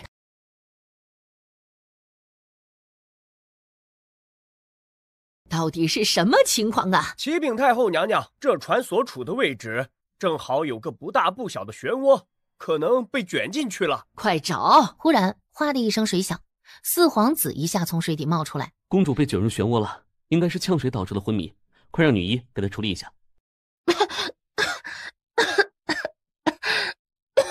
如何？有些受惊，别的无碍。臣开一剂安神的方子给公主喝，另外再开一剂驱寒的方子。放肆！当时我怕你坚持不住才……公主息怒，这四殿下可是做了什么惹怒公主了？刚刚是四殿下将公主救上来的。你是四皇子？是，可能是我长得实在大众，没让公主记住。巧云呢？公主刚掉下去，巧云就跟着掉下去了，还没救上来呢。怎么会还没有救上来？你们是死的吗？这么大一个大活人救不上来？底下有个漩涡，被吸进去确实不太好救。我过去的时候，你差点被卷入漩涡。少废话，救人啊！要是救不上来巧云，你们全都给本宫陪葬去！苏洛和玉珠不知在低低的说什么，玉珠不断的点头。找到了。一个护卫踩着另外2个护卫的肩膀，脚尖一点，飞身将巧云送到了甲板上。巧云，快给他瞧瞧，他若是有个3长2短，你们谁都别想好活。太医脸色狠狠一变，整个人瞬间跌坐在地。怎么？巧云姑娘没了。昏夷，你若是敢让她死了，我南国绝不善罢甘休。太医，瞧清楚了。太医院院士点头，我们一定好好的补偿他的家人。我用得着？我南国什么没有，缺你那点补偿吗？人没了，你和我说补偿？是苏洛把人推下去的。混账东西，你做的好事。我没有，运输公主。你好大的胆子！我没有推你，更没有推你的婢女。何况这船的围栏这样高，你觉得这是我推一下就能把人推下水的吗？想要落水，那得双脚离地。就算你不知道自己是被谁弄下去，但是当时怎么掉下去，你总还有印象。我要凶手给巧云赔命。你说不是你，你有证据吗？这是堂堂太后娘娘南怀王的亲外祖母说出来的话吗？我如果没有证据，我就是杀人凶手吗？那我倒要问问，别人有证据，别人也是凶手吗？首先，太后娘娘和运输公主瞄准我，是因为人群里有人喊了一句，那第一时间我们是不是应该把喊这句话的人找出来？太后被顶撞的心口发疼，却发不出火来，正要朝苏乐怒斥，忽然从水面上飞了个人上来。启禀娘娘，卑职等在水下搜寻巧云姑娘的时候，发现此人鬼鬼祟祟在船底。好端端的，你跑到船底做什么？草民就是来游水。游水游到了黄江游船的船底下，再胡言乱语，便大刑伺候。是南怀王妃让我把落水的人摁到水里淹死。苏洛，你还有什么话好说？来人呐，把苏洛给哀家拿下。运输公主，现在你如果让我被抓了，那我敢保证，你们南国想要的那批酒水，绝不会那么轻易到手。死到临头，还要危言惑众，带下去。让公主受惊了，发生今日的事情，哀家也很难过。巧云的家人，哀家必定全力弥补他。可人死不能复生啊！我要知道，当时在人群里是谁喊出那句话，说苏洛推了本宫下水？最好自己站出来承认，不然谁也别上岸了。就在这船上待着吧，找不到人，本宫就一个一个把你们都丢到水里喂鱼。是他，对，就是他。当时我就站在他旁边。臣女当真看到是南怀王妃推了运输公主。不等太后开口，赵运输朝他走过去，问他当真是亲眼看到。是。赵运输一把将他拖到了围栏旁，弯腰把人腿一掀，扑通，那姑娘直接落入了水中。赵运输拍拍手，转头看目瞪口呆的人群。他说的本宫一个字都不信。哀家已经将苏洛抓了，你还要如何呀？凡事适可而止。别和我说什么适可而止，人命关天，止不了。查凶手吧，查出来大家下船，查不出来就耗着。到底是谁指使的你呀？哀家再给你一次机会，说。是个40多岁的嬷嬷，找的我。哪个嬷嬷？可在现场啊？没有，我擅长画画，能画出她的样子。等着。我的天，这不是上面画的是谁？是镇宁侯夫人跟前伺候的嬷嬷。这里面会不会有什么误会啊？母亲怎么会害苏洛？事实都摆在眼前了，还有什么能不能的？转头看向太后，杀人偿命，也不能就凭这个人一面之词就断定一定是镇宁侯夫人做的吧？就是他买通的我，他绑架了我的儿子，现在人在哪我都不知道。求你们大恩大德，给我儿子一条生路，救救他，他才12啊！运输公主，怎么？尚书大人有令，请公主和南怀王妃过去。这里忙着呢，什么事一会儿再说。是酒水的事儿，尚书大人发现他们皇上给咱们的酒水根本和之前的货不对版，真正的酒水只有南怀王妃能酿得出来。大人让公主和南怀王妃现在过去。苏洛不过是个乡野药郎的女儿，她会什么？送运输公主下船。至于苏洛，她不知尊卑，罪无可赦。请娘娘恕罪，我们尚书大人点名要见南怀王妃。那个贱人，她早就料到会有人来接她，故意说的吧。管好你们自己的事就好，不要插手我朝的事。去把尚书大人请来，说是巧云被镇宁侯夫人害死了。我今儿要是得不到一个说法，我就炸平他皇宫。公主殿下，出什么事了？先去传话，下官先留2个护卫保护公主。你一定要如此不给哀家颜面吗？你若是能够秉公处理，谈何颜面？我要一个说法，难道不应该吗？带着巧云，我们走。公主留步，这件事我们必定给公主一个满意的解决方案。放肆！我们公主也是你能碰的，松手！镇宁侯让他猛地一踹，朝后一个趔趄的空档，松开了赵运输。兵部尚书带了赵运输就走。太后娘娘到底做了什么？怎么能让南国的公主自己在外面待着？太后娘娘却在船舱里休息。是哀家不让她进来吗？是她自己不进来，哀家能有什么办法？与其在这里指责哀家做的对不对，不如问问你夫人做了什么伤天害理的事情。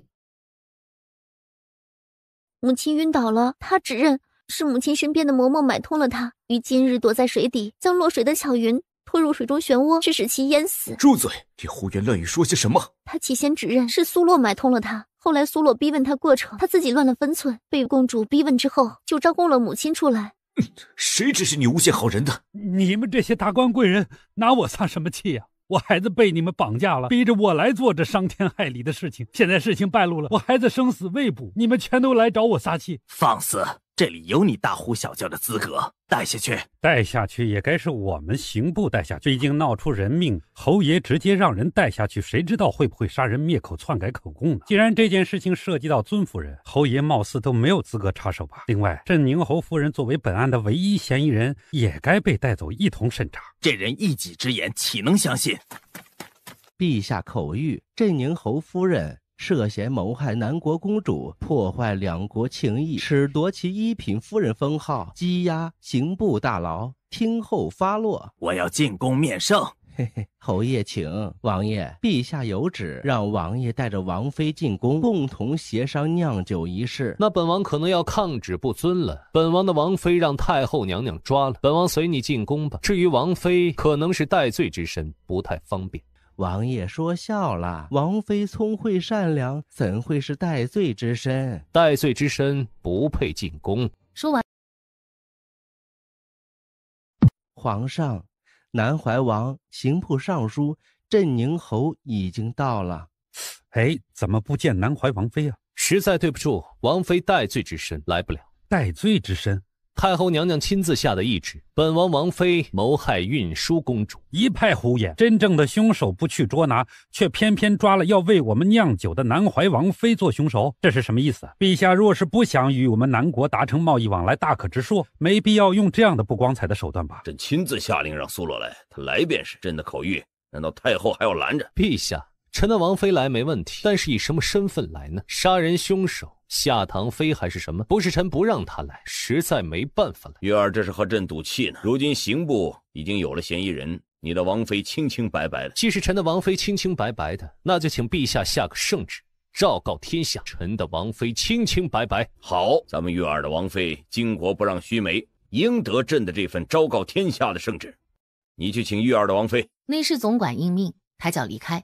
玉儿这下火气可是消了。哼，陛下一贯疼臣。启禀陛下，按照目前得到的全部线索，供词人证能够完全确定就是镇宁侯夫人。镇宁侯约束府中内眷，下人不利，褫夺侯爷封号，贬为镇宁伯，发俸3年。陛下，这打发要饭的呢？臣自知罪无可恕，赔偿运输公主精神损失10万两，赔偿巧云姑娘丧葬费10万两，赔偿巧云姑娘家人安抚费20万两，一共40万两。现银？是，自然是现银。令夫人3日内问斩我们巧云姑娘的尸体，要被带到现场，让她在天之灵亲自看着凶手被问斩，并且将令夫人的尸体埋在我们巧云姑娘的棺椁之下，永生永世给我们巧云姑娘驮棺。40万两雪花银还不够你们消气吗？死的不过是个低贱的奴婢，竟还要我夫人抵命，未免有些欺人太甚了吧？欺人太甚！我们巧云姑娘背的可是我们运输公主的命，这也就是本官想着两朝和睦相处，想要大事化小，小事化了。若是依着我们公主的脾气，那必定是要让铁骑踏平你京都。南国使臣寸步不让，要将镇宁侯夫人的尸体带回南国，并且给巧云驮棺。臣妇叩见陛下。萧玉早就从椅子上起身迎上他，随着皇上一声平身，将苏洛扶了站直。听说那酒是南怀王妃亲手酿造的？那坛子酒的确是我酿造，我这里还有几种比那坛子酒味道更为烈性的，不知几位大人是不是有兴趣？竟然还有更烈的，味道也那么好？味道这种东西我说了不算，得各位大人尝了才知道。正好我今儿过来的时候带了2坛子，一坛子是和先前那一坛子一模一样的，另外一坛子我称之为蒸馏酒，要更烈一点。蒸馏酒既然带来了，当然要品尝一下。苏洛提着酒坛子给南国的使臣依次倒了一碗，最后朝皇上说道：陛下，这酒水浓烈，我朝之人未必能喝得惯，只怕喝了会禁不住。这意思是不给朕喝？凭什么？给朕满上。臣给陛下斟酒。萧玉提了酒坛子上前给皇上倒了多半盏。好酒啊，这才是真正的好酒啊！我等喝了半杯子酒，竟是白喝了。这世上竟然有如此味道的好酒，王妃还有吗？再来一碗。实在对不住了，这酒出酒量低，拢共也就只有半坛子，还是因为知道几位大人和运输公主要来，提前专门酿的，再多就没有了。我们要签这个酒水的订单，另外还望南怀王妃能不辞辛苦加急酿造几坛子，让我们先给我们的陛下送回去，让我们的陛下也品尝一下这等好酒。可以。本王先前和几位大人说过，当时若是和本王直接签订酒水单子，咱们是一个价格，现在再签订，那就是另外的价格了。放肆！这话当着朕的面说出来，真的好吗？你们就不能出去说吗？反正你们签订酒水单子的生意已经不带朕玩了，为什么要当着朕的面说呀？为什么？糟了，陛下这是喝多了。南怀王，不如且先带着几位使臣离宫，去驿馆或者长公主府商议。不许走，谁都不许走。朕没醉，我还能再喝。来，马上。王爷，要不我们出去谈？让几位大人见笑了，实在是这般烈酒，也只有贵朝男儿能扛得住。谁都不许走，今儿谁都不许走。喝！王爷快走，您带着使臣们快走啊！去，将长公主殿下请出来。今儿若是不放人，明儿全京城的人都会知道陛下喝多了，到时候本王就说是你传出去的。王爷，皇上下令的事，奴才如何敢更改？你去请人，明儿陛下问起来，我就说是陛下自己吩咐的。到时候你不说，我不说，难道会有别人说？就是，这释放长公主的命令自然是陛下亲自吩咐的，我们几个亲耳听到的。第一种，先前本王给出价格是一坛子1两5，现在的价格一坛子5两银子。5两银子，你们怎么不去抢啊？我以为大人知道。我这就是在抢。南怀王未免有些太过分了。我们的东西好，放眼任何地方，我们都是独一无二的，就值得这个价格。至于蒸馏酒，工艺复杂，所以会更加昂贵一些，10两银子一坛子。后面若是我们合作愉快，当订单总量达到1万坛子的时候，之后的就是5两银子一坛子，如何？从10两变为5两，那另外一种酒水也是1万坛子之后价格减半？自然。好，那就成交。我们先交预付款，等酒水酿好之后，我们付清余下尾款。爷，南怀王和南国签订了酒水契约，完全绕过陛下，只他们双方签了单子。听说一共签了2种酒水，一种是5两银子一坛的，一种是10两银子一坛的。这么多，萧玉这是在抢劫。南国使臣同意了？不仅同意了，现在还在酒楼吃饭庆祝呢。陈恒几乎一口气没提上来，险些把自己给气死。这算什么？合着南国从我们家得了赔偿，转手用我们家的银子支付给萧玉，这和我给萧玉送银子有什么区别？什么酒水值得南国使臣如此破费？什么酒水不清楚，但是从宫里传出消息，据说这酒水是南怀王妃亲手酿造的。他会酿酒？南怀王妃的确是会酿酒。之前在咱们府邸的时候，有一次中秋节，她带了一坛子自己酿的酒，想让大家尝尝。当时夫人说这酒水上不得台面，让撤了下去。世子爷，不好了！伯爷他怎么了？伯爷他从床上翻下来，头撞在了旁边的花架上，现在昏迷不醒。陈恒脸色一寒，抬脚就朝郑宁伯住的院子走。大夫怎么说？大夫说伯爷头上大包，若是淤血散不好，也许伯爷醒来之后会记忆不清，或者眼睛失明。郑宁伯的屋里浓烈的汤药味让陈恒反胃的恶心，他一脚踏入屋内，身体却顿住了。瞧着屋里3、4个大夫焦头烂额的忙着，瞧着郑宁伯的贴身随从在旁边紧张的配合着，瞧着一院子庶子庶女心惊胆战的陪着，陈恒忽然不那么想要进去了。没意思，一切都没意思。苏洛，这一切都是因为你。萧玉和南国签订的那些订单，绝不能让他正常支付。爷的意思是，萧玉的酒厂不是在京郊吗？去他酒厂的对面给我再开一家酒厂，我们也做酒水生意。可咱们手里没有酿酒师傅，而且宫中御膳房擅长酿酒的厨子都酿不出苏姑娘那味道的酒水。现在是酿不出，但不久就能酿出来。你先去安排。根本不远万里来这边，为的就是嫁给萧玉。现在萧玉没有嫁成，反倒是将自己的贴身婢女折了一条命。运输公主从朝花节之后便再也没有露面，直到3日后，陈恒的母亲被午门问斩，南国使臣一口博官将其入殓，与巧云的尸体一起扶灵回国。赵运输没了再谈情说爱的闲情逸致，自然也不愿意再多待，带着南国使臣离开。王妃，对面那边奴婢刚刚打听了一下，他们也要开酒水厂啊，也做酒水？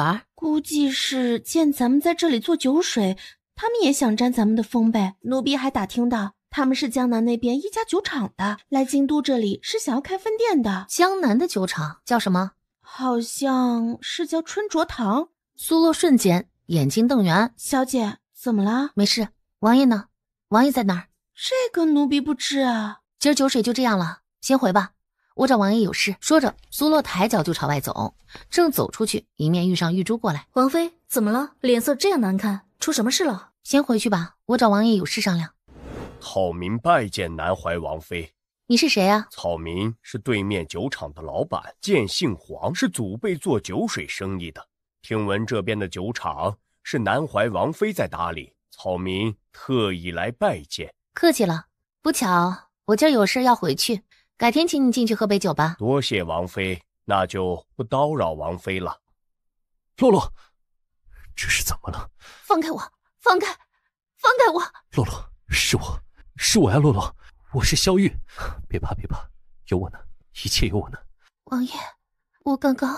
乖宝，不怕了啊，我在呢，不哭了好吗？能和我说说是发生了什么事吗？咱们酒厂对面也开了一个酒厂，那个酒厂的东家在江南也有自己的店，叫春卓堂。春卓堂的老板姓黄，本名叫黄宗和。我小时候被黄宗和绑架过，然后对我疼吗？他没有真的，就是摸我。忘掉那些吧，以后我带给你的都是快乐，用我把记忆填满，好不好？谁？苏洛从外头进来。你怎么来了？王妃，这是什么意思？平安没让黄宗和把话说完，直接上前一步，一把捏住了黄宗和的膀子，把人一拽一扯。你还记得我是不是？我不知道你在说什么。你知道，甚至还挑衅一样，专门找到我门上去，想要做什么？黄宗和一眼看到苏洛背后从门口晃悠进来的萧玉。南怀王这个婊子不干净，他早就不干净了。他合着你是打算来威胁我呢？是。那你想威胁本王的王妃，为你做什么呢？这还是个男人吗？看样子，萧玉是已经知道了苏洛的经历，怎么不仅没有动怒，反而带着苏洛找上了门？说，想要威胁我什么？我想要你手里的酒方子。谁让你来京都开酒厂的？这不是我想要在……别和本王玩花样，本王撒过的谎比你尿过的尿都多，老实点交代。你自己也少吃些苦头。是镇宁侯府的世子爷让我开的酒厂。他和你说他是镇宁侯府的世子爷，这还用得着他和我说吗？这不是明摆着的吗？他可能没脸告诉你，现在没有镇宁侯府了，只有镇宁伯府。你和他合作，真有眼光。您堂堂王爷，有必要和我这样的阴阳怪气吗？我乐意。陈恒知道你以前做的那些丧尽天良的事？不知道，我没告诉他。那他为什么找你？他只是让人去江南请我，让我在京都开一个酒厂，能和镇宁侯府不是镇宁伯府搭上关系，我当然愿意啊。现在呢，摆在你面前的路有2条。第一条，你和我合作，他让你干什么你就干什么，但是他和你说完，你立刻就要告知我。第2条，我现在就闹出去，让所有人都知道你今儿夜里被我找过。你说陈恒还会相信你吗？王爷就不怕我嚷出去王妃的事？若是嚷出去，我只能让你和你全家都尝一尝后果了。西天最近可能3缺1，我送你去好不好？哦，对了，几年前你绑架本王的王妃，向他母亲勒索酿酒的方子，定是谁告诉你本王的岳母手里有酿酒的方子的呢？人家开的明明是药堂。是当时的黔州知府。当时的黔州知府？谁？胡立月。胡立月，当今皇后的亲弟弟。他是如何知道我岳母手里有酿酒方子的？这个我也不知道啊，就是他和我说黔州苏家药堂的娘子手里有一张绝世好方子，我若是能得了来，必定能把酒水做到江南第一。我们春卓堂的生意就是靠着那张方子不断扩张做大的。胡立月得到的好处呢？他和我5-5分。难怪。你们是如何分账？每个月初1，我们当面清算。巧了不是，明儿就是初1。好，明儿你们定了在哪儿清算，提前告诉本王一声，本王过去凑个热闹。你这条小狗命，本王先留着。爷，刚刚收到消息，苏洛在长公主府右大街前被人劫持，当真？咱们的人亲眼所见，已经有人跟上去了，应该会沿途留下踪迹。那还等什么？立刻去追，找到了，不惜一切代价把人带到庄子上去。是。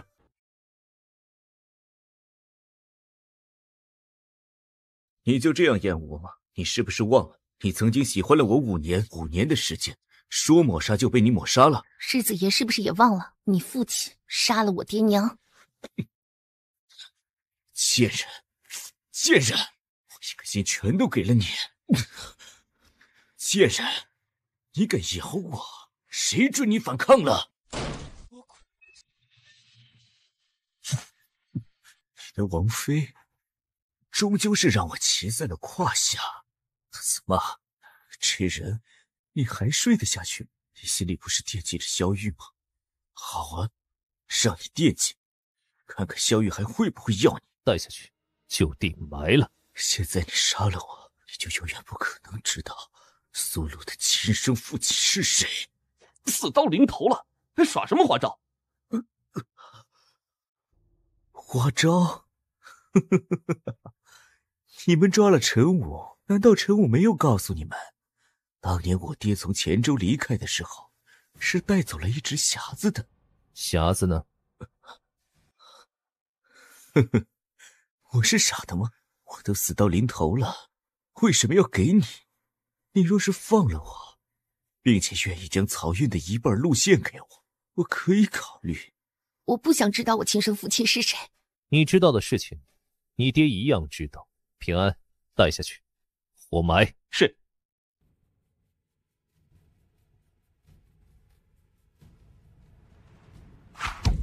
把陈恒放过来，我就给你们一条活路，不然今儿你们都要葬身火海。你是谁？我出去看一下外面什么情况。等我。想要陈恒啊，想要人可以，那就出来个人接他们。你们不出来，我不会放人。好，把陈恒放了，我派人来接。放人。放人呢？好说。平安呢？在。放人。好嘞。哼，还给你。耍我？耍你？我可不敢。你直说要人，我也说了给人。你没说怎么样，我自然按照我理解的给。有问题吗？给我烧死他们！你们想清楚，现在要还能要个缺胳膊的陈恒，要是真放火烧，你连个缺胳膊的喘气的陈恒都没有了。你竟然敢威胁我，真是不知所谓！给我烧！陈恒猛地捏拳，他不甘心呐。不甘心啊？后悔吗？平安的声音忽然从陈恒的头顶传来。陈恒猛地抬头看向平安，眼底全是怨毒。不甘心就对，就是要让你在不甘心又懊悔却又无能为力反击回来的情况下，一点一点的死去，这是你该得的。你们府上上上下下一个一个来。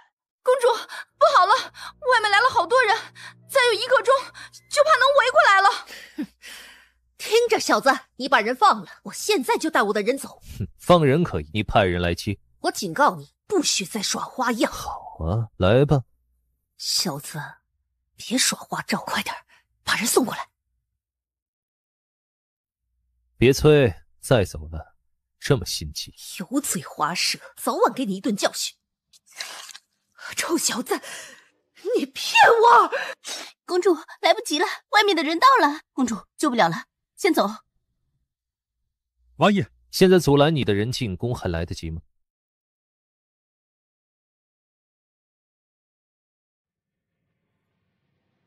这可是陈恒啊！就算是镇宁侯府成了镇宁伯府，这陈恒在皇上那里也照样是有一定分量的。我说我不是故意的，你能信吗？我信你个大头鬼！我派人尽量去拦截你的人，拦住了最好，拦不住就拦不住吧。你只能发际线再后退一点。我他妈的这是眼瞎了吗？那当时怎么和萧玉这个狗东西站在同一条船上？镇宁伯府庄子夜里遭受不明人士袭击，是世子爷抵抗时遭受奸人暗算，当场毙命，收整现场。是。他没有得逞到最后一步，他没有得逞。已经没事了，乖，下着了。是我的不是，来得晚了，让你害怕。一会儿回去罚我好。被陈恒的那些话影响了，忘了吧，我不是他。天底下的男人，像他那样的人不多，别人如何我自己我知道。乖宝，我爱你。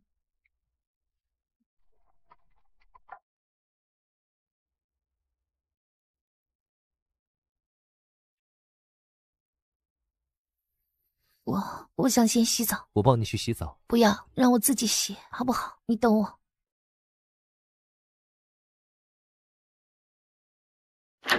京都那边截住了吗？没有，晚了一步。咱们的人刚去，人家进宫了。传回来消息，御书房一直灯火通明，陛下招了保皇党的几个老臣，连夜进宫。告诉刑部尚书，让他在庄子这边多耗一会儿时间，不着急返京回避。咱们先审问那个活捉回来的，问清楚对方的来路，再做定夺。萧玉进去的时候，里面已经没有多少雾气了。他正在发狠的用力的搓自己的手臂，2步上前攥住了苏洛的手腕。苏洛抬眼看他，我想洗干净。他手臂用力一拉，将苏洛直接从木桶中拉得站起身来。随着苏洛一声惊叫，萧玉直接将人打横抱起来。你很干净，在我这里，你干干净净的很。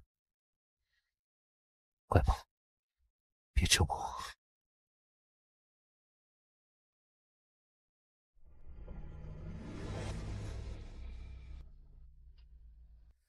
招供了，这帮人是玉门派的，所以是玉门派的人劫持了苏洛，继而被陈恒的人截胡。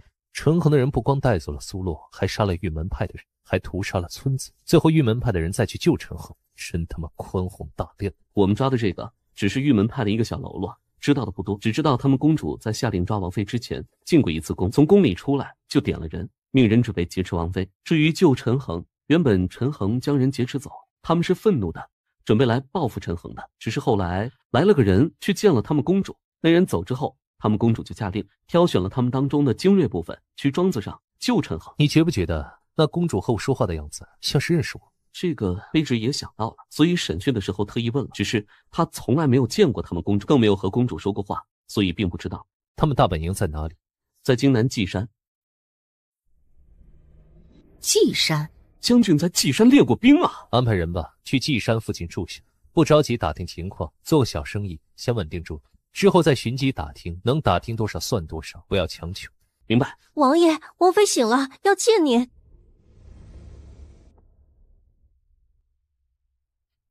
怎么了？陈恒可能把顾瑶关起来，他和我说，府里再也没有能约束他的，他能光明正大的把我接回他的府中。他母亲没了，父亲病倒，但是顾瑶还在呢。他敢这样说，可见是丝毫不忌惮顾瑶的。顾瑶的爹爹是大将军，他如果对顾瑶不好，那将军必定不饶他。他敢肆无忌惮把我接进去，只能说明一点，他控制了顾瑶，不怕顾将军知道。现在陈恒出事，京都那边未必会顾及到顾瑶如何，我们也许能占一个先机。把顾瑶关起来，怎么想的？真当顾瑶的爹是吃素的？幸好你说了。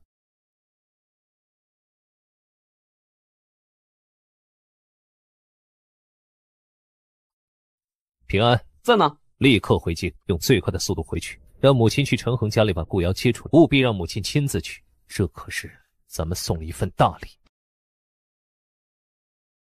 你难道怕我有什么病传染给你？你倒也不必什么事都往自己身上揽。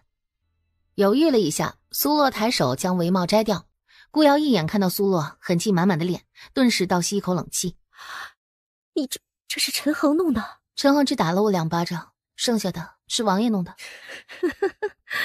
你也没比我好到哪儿去嘛。我以为你嫁给南怀王，当真过得很幸福，没想到他也对你动手，还不如陈恒呢。陈恒最多是打我几巴掌，王爷这王爷亲的眼底是肉眼可见的不可思议。陈恒绑架了我，想要欺辱我，王爷怕我心里留下阴影，昨儿夜里折腾的有点凶了。你让陈恒欺负南怀王，不仅没有嫌恶你，而还很难想象，是吗？在你心里，女人只要被玷污了，那男人一定会嫌弃她。不瞒你说，之前我也这样想，被陈恒绑架，我最怕的不是死，我怕陈恒玷污了我，王爷不要我了。我想尽一切办法去反抗，所幸陈恒没有得逞到最后一步。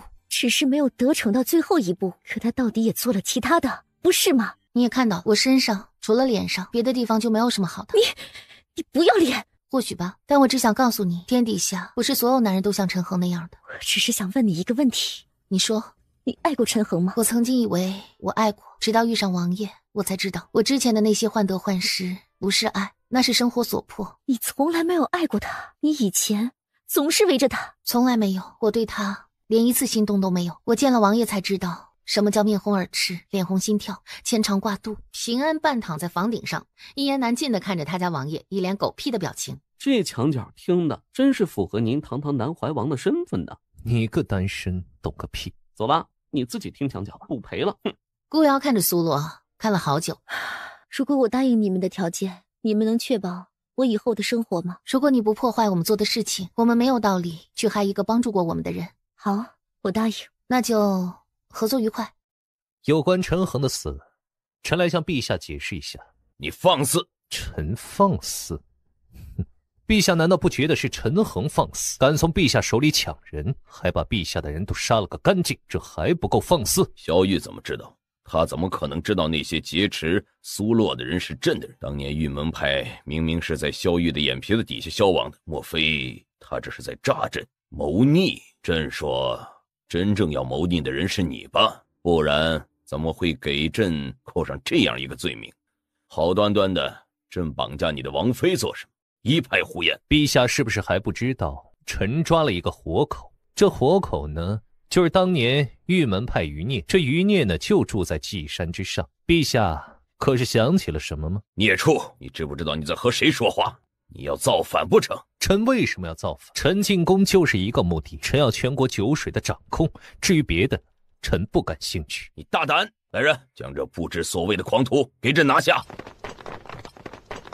臣既是赶来，就不怕陛下将臣拿下。只要臣半个时辰没有离宫，那转眼京都大街小巷、全国各个码头就会以最快的速度将陛下是如何为了酒水绑架南怀王妃的下作手段生动形象地传播出去。我是不是不该冲得这么快？这样我就什么都不会听到。朕会让你唬住。拿下！只要臣被押着出了这御书房的门，那7大世家的事，臣绝不会再多管半分。陛下想清楚，是要处置臣，还是与臣合作？臣只想给我家王妃弄一个好的酒厂。你冒着忤逆之罪顶撞朕，就是为了你给王妃弄个酒水产业？不然呢？他哭着想要，难道我拒绝？就在萧玉要被带到御书房门口的时候，慢着，麻溜的把萧玉放开了。臣多谢陛下对臣的信任和理解。朕可以给你酒水的掌管权，但你必须将漕运的一部分交还回来，否则这件事没得谈。可以，普天之下莫非王土，陛下要的，臣自然给。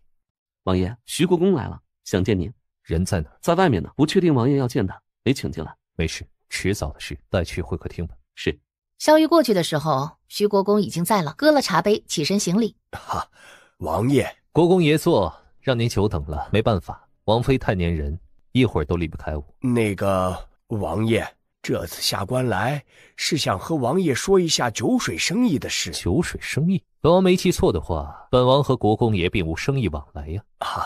是，之前是没有酒水往来，但是王爷现在接管酒水事宜，调整了各地的酒水赋税，这税款是不是有些不合理啊？不合理？那税款可是本王和王妃逐条研究出来的，你竟然说不合理，你是不是不想祝福我们？这有关系吗？你们幸福不幸福关我屁事！哈，王爷说笑了，王爷和王妃天作之合，自然是人人祝福的。只是王爷将酒水的税款调低，是不是有点太突然了？您这突然调低全国税款，会大大减少我们各家每年向朝廷上交的那部分税款，直接导致朝廷的国库收入降低呀。国库收入降低关我屁事，国库又不给我发银子。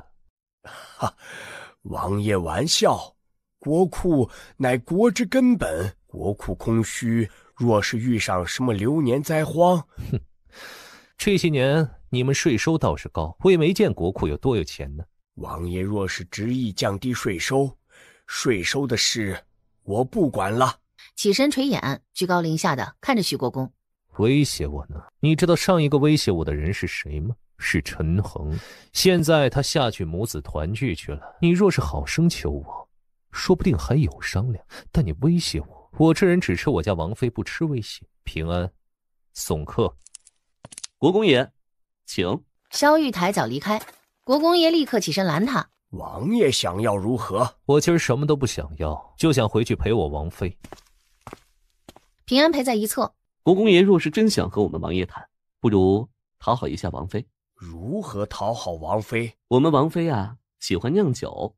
国公爷若是想投其所好，不如将自己手里的酒水产业都送给王妃，王妃必定心花怒放。你们简直欺人太甚！一甩衣袖，愤怒离开。国公爷红嗓子呢，什么诚意都没有，还想指手画脚我们王爷的事儿？你想要涨高酒水价格，大可试试呗。这是我专门给母亲酿造的，这酒亲属画师，您尝尝。好，我尝尝。这么偏心呢？没有我的。苏洛忍俊不禁，给他倒了一盏。人长公主且还没尝呢，他仰头一碗干了，一抹嘴儿，真好喝，不愧是你酿的。哼，你这牛饮似的，你尝着味道了吗？你就说。儿啊，秀恩爱没必要舞到你老娘跟前，好吧？确实好喝，这个味道带着一股清甜。对了，3日后宫中要办赏花宴，这离中秋还早呢，这么早就办赏花宴？太后娘娘的意思是，今年多事之秋，宫里办个宴席，热闹热闹。每逢宫宴必出事，我们洛洛不去。但是顾瑶必得去。今日不同往时，他现如今掌管镇宁伯府里里外外，这样的宫宴他不可能缺席。顾瑶若是去，我和洛洛就得去。母亲，这宫宴是谁提出来要办呢？皇后和太后提了一嘴，太后正有此意，算是一拍即合。既是皇后主动提的，那就要查一查皇后或者皇后的娘家人最近有没有和徐国公府的人来往。最近咱们触碰的利益最大的就是徐国公府的酒水生意了。你怎么这么聪明？你是不是有病啊？好歹注意一下影响啊！我怀孕的时候是吃了什么不干净的东西？怎么就生出这么个没脸没皮的玩意儿？转眼到了赏花宴这一日，苏洛莹润白皙的面孔在这头面的辉映下显得格外的顾盼生辉。明明我才是和萧玉青梅竹马一起长大的人。云霞，云霞，云霞在心头咒骂，还是旁边的婢女轻轻地推了她一把，一个机灵看向了太后。你不是酿了一坛子菊花酒吗？想让洛洛帮你尝一尝，品鉴品鉴。可以吗？不好意思，我今天来月事，王爷特意嘱咐了好多遍，不许我喝酒的。郡主让旁人帮着鉴赏吧。嫁给玉儿也好几个月了，这肚子还没有动静吗？本来是想要孩子的，可先前母亲无缘无故忽然被关了冷宫，吓坏了我了。我怕那一日我也进了冷宫，若是怀了身孕，反倒是成了不便，就没敢怀呢。真不愧是玉儿亲自挑选的王妃呀，果然是个伶牙俐齿的。玉儿是陛下圣旨御封的正儿八经的亲王，府里怎么能只有一个王妃，没有侧妃呢？哀家和皇上商议过了，云霞也愿意委屈一下，给玉儿做侧妃。册封的圣旨应该1、2日就能发了你府上。母后，这是什么意思？什么时候玉儿要娶谁做侧妃，都由不得玉儿自己做主了。云霞是哀家从小亲自养大的，与玉儿又是青梅竹马，她嫁给玉儿只是做侧妃，难道还委屈了玉儿？母后是年纪大了，记性不好，忘记了上次的赏花宴，云霞郡主是如何谋害我们家洛洛的了。王妃大人大量，就不要和妹妹计较了吧。我已经知道错了，日后必定拿王妃当亲姐姐一样侍奉，你就原谅我吧。太好笑了，但凡我能忍得住，我也不会笑出声。我特别好奇，侧妃说的好听，这不就等于是妾室吗？如果没有记错的话，我们收到的帖子是进宫赏花吧？花呢？我寻思云霞郡主现在就算是吸引了大家的视线，她也不能堪称为一朵花吧？放肆！你当这是什么地界儿？敢在这里胡言乱语！云霞再不济也是郡主，你是个什么东西？既然我不是个什么东西，也不配这赏花宴，那以后宫中的帖子就不要发到我镇宁伯府手里。说完，顾瑶转身就要退席。瑶儿留步，别闹性子。珍妃，你快劝劝他，脾气真大。也不怪瑶儿脾气大，实在是现在啊，陈红还在丧期，她本来就不适合来参加宴席的，只是这帖子又发到她手里来了，她不得不来。她婆母没了，夫君没了，真不知道这帖子是谁拟定的，怎么就发给她了？哀家不过是怕她一个人在府中苦闷，怕她委屈坏了，让她出来散散心，倒成了哀家的不是啦。嗨，娘娘说笑了，臣妾没有这个意思。母后，别和他计较那些了吧。咱们这赏花宴现在开始，外面那些开得争奇斗艳的各色菊花都已经备好了。好孩子，我这里有1盆菊花，专门给你准备的。我记得以前你极喜爱墨菊的，我带你去看看。顾瑶朝珍妃看过去，珍妃冲着顾瑶点头，然后也起身跟上。皇后娘娘得了这样好的墨菊，臣妾也要去开开眼。他们说笑着，其他宾客也跟着从大殿离开。长公主也想带着苏洛离开，被太后一句叫住：“你站住！哀家有话对你说，你且先自己去逛吧。哀家有话同你母亲讲。”母后有什么话直接说就好，我们府里没什么事是瞒着洛洛的。你一定要忤逆哀家才高兴吗？母后若是有事，您就直接和儿臣说事情。你这是什么态度啊？啊！哀家问你，让云霞给玉儿做侧妃，你为什么不愿意呀？因为云霞不配。她不配？难道苏洛就配吗？苏洛连黄花大闺女都算不上，也配和云霞比吗？母后今儿是非要逼着儿臣同意了。不错，云霞和玉儿都是哀家看着长大的，除了把云霞嫁给玉儿，别人哀家都不放心。好，母后尽管让她嫁，她能活过新婚第2天，算我无能。撂下一句话，长公主一把牵了苏洛的手，带着她就走。你我的母女情分，到此算是结束。关门！你既然要和哀家断绝母子关系，那你一介草民敢在哀家面前撒野，就该承担该有的责罚。来人呐！在。将这不知王法的东西给哀家拿下，杖责30。5个5大3粗的嬷嬷立刻朝长公主扑过去，长公主惊诧的人都麻了，这真是她那个母后。打！太后眼皮不眨的吩咐，板子噼里啪啦的就这样可笑又可悲，更荒唐的落下。哀家就一个要求，你将云霞带回府，好好的待她，同她一起侍奉玉儿。你若答应，哀家便放了她；你若不答应，今儿就把你直接杖毙。哀家全当没有这样一个女儿。我同意，我同意，我全都同意。太后娘娘让他们住手吧，我已经同意了。我看谁还要打，若是再打，连我一并打死。我倒要看看，我和长公主殿下都死了，云霞是不是还能嫁得出去？撤下去吧，哀家这里有一份契约，你签了它。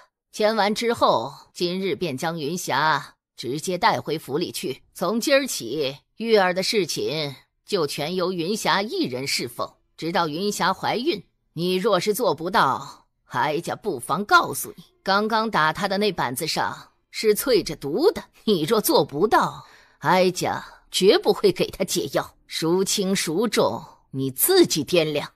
我是你怀胎10月亲生骨肉，竟然也比不过一个瘦羊的云霞。哀家只喜欢听话的好孩子，去吧，去追求你心里的真爱。有哀家在，你什么都不用怕。云霞诺诺地走到苏洛身边，以后就仰仗王妃了。好了，哀家也乏了，一会儿会有工人抬了软轿进来，亲自将你送回府里。至于苏洛和云霞，现在就像亲姐妹一样，出去参加赏花宴吧。告诉他们，你愿意让云霞和你一起伺候玉儿，直到赏花宴结束，你们一起离开。行了，去吧。你们到底搞什么？苏洛再不出来，咱们的计划还进行不进行？苏洛和云霞郡主前后脚的出来，快点告诉大家，你想违约吗？过几日我们府上要办喜事，王爷迎娶云霞郡主做侧妃，各位务必赏光啊！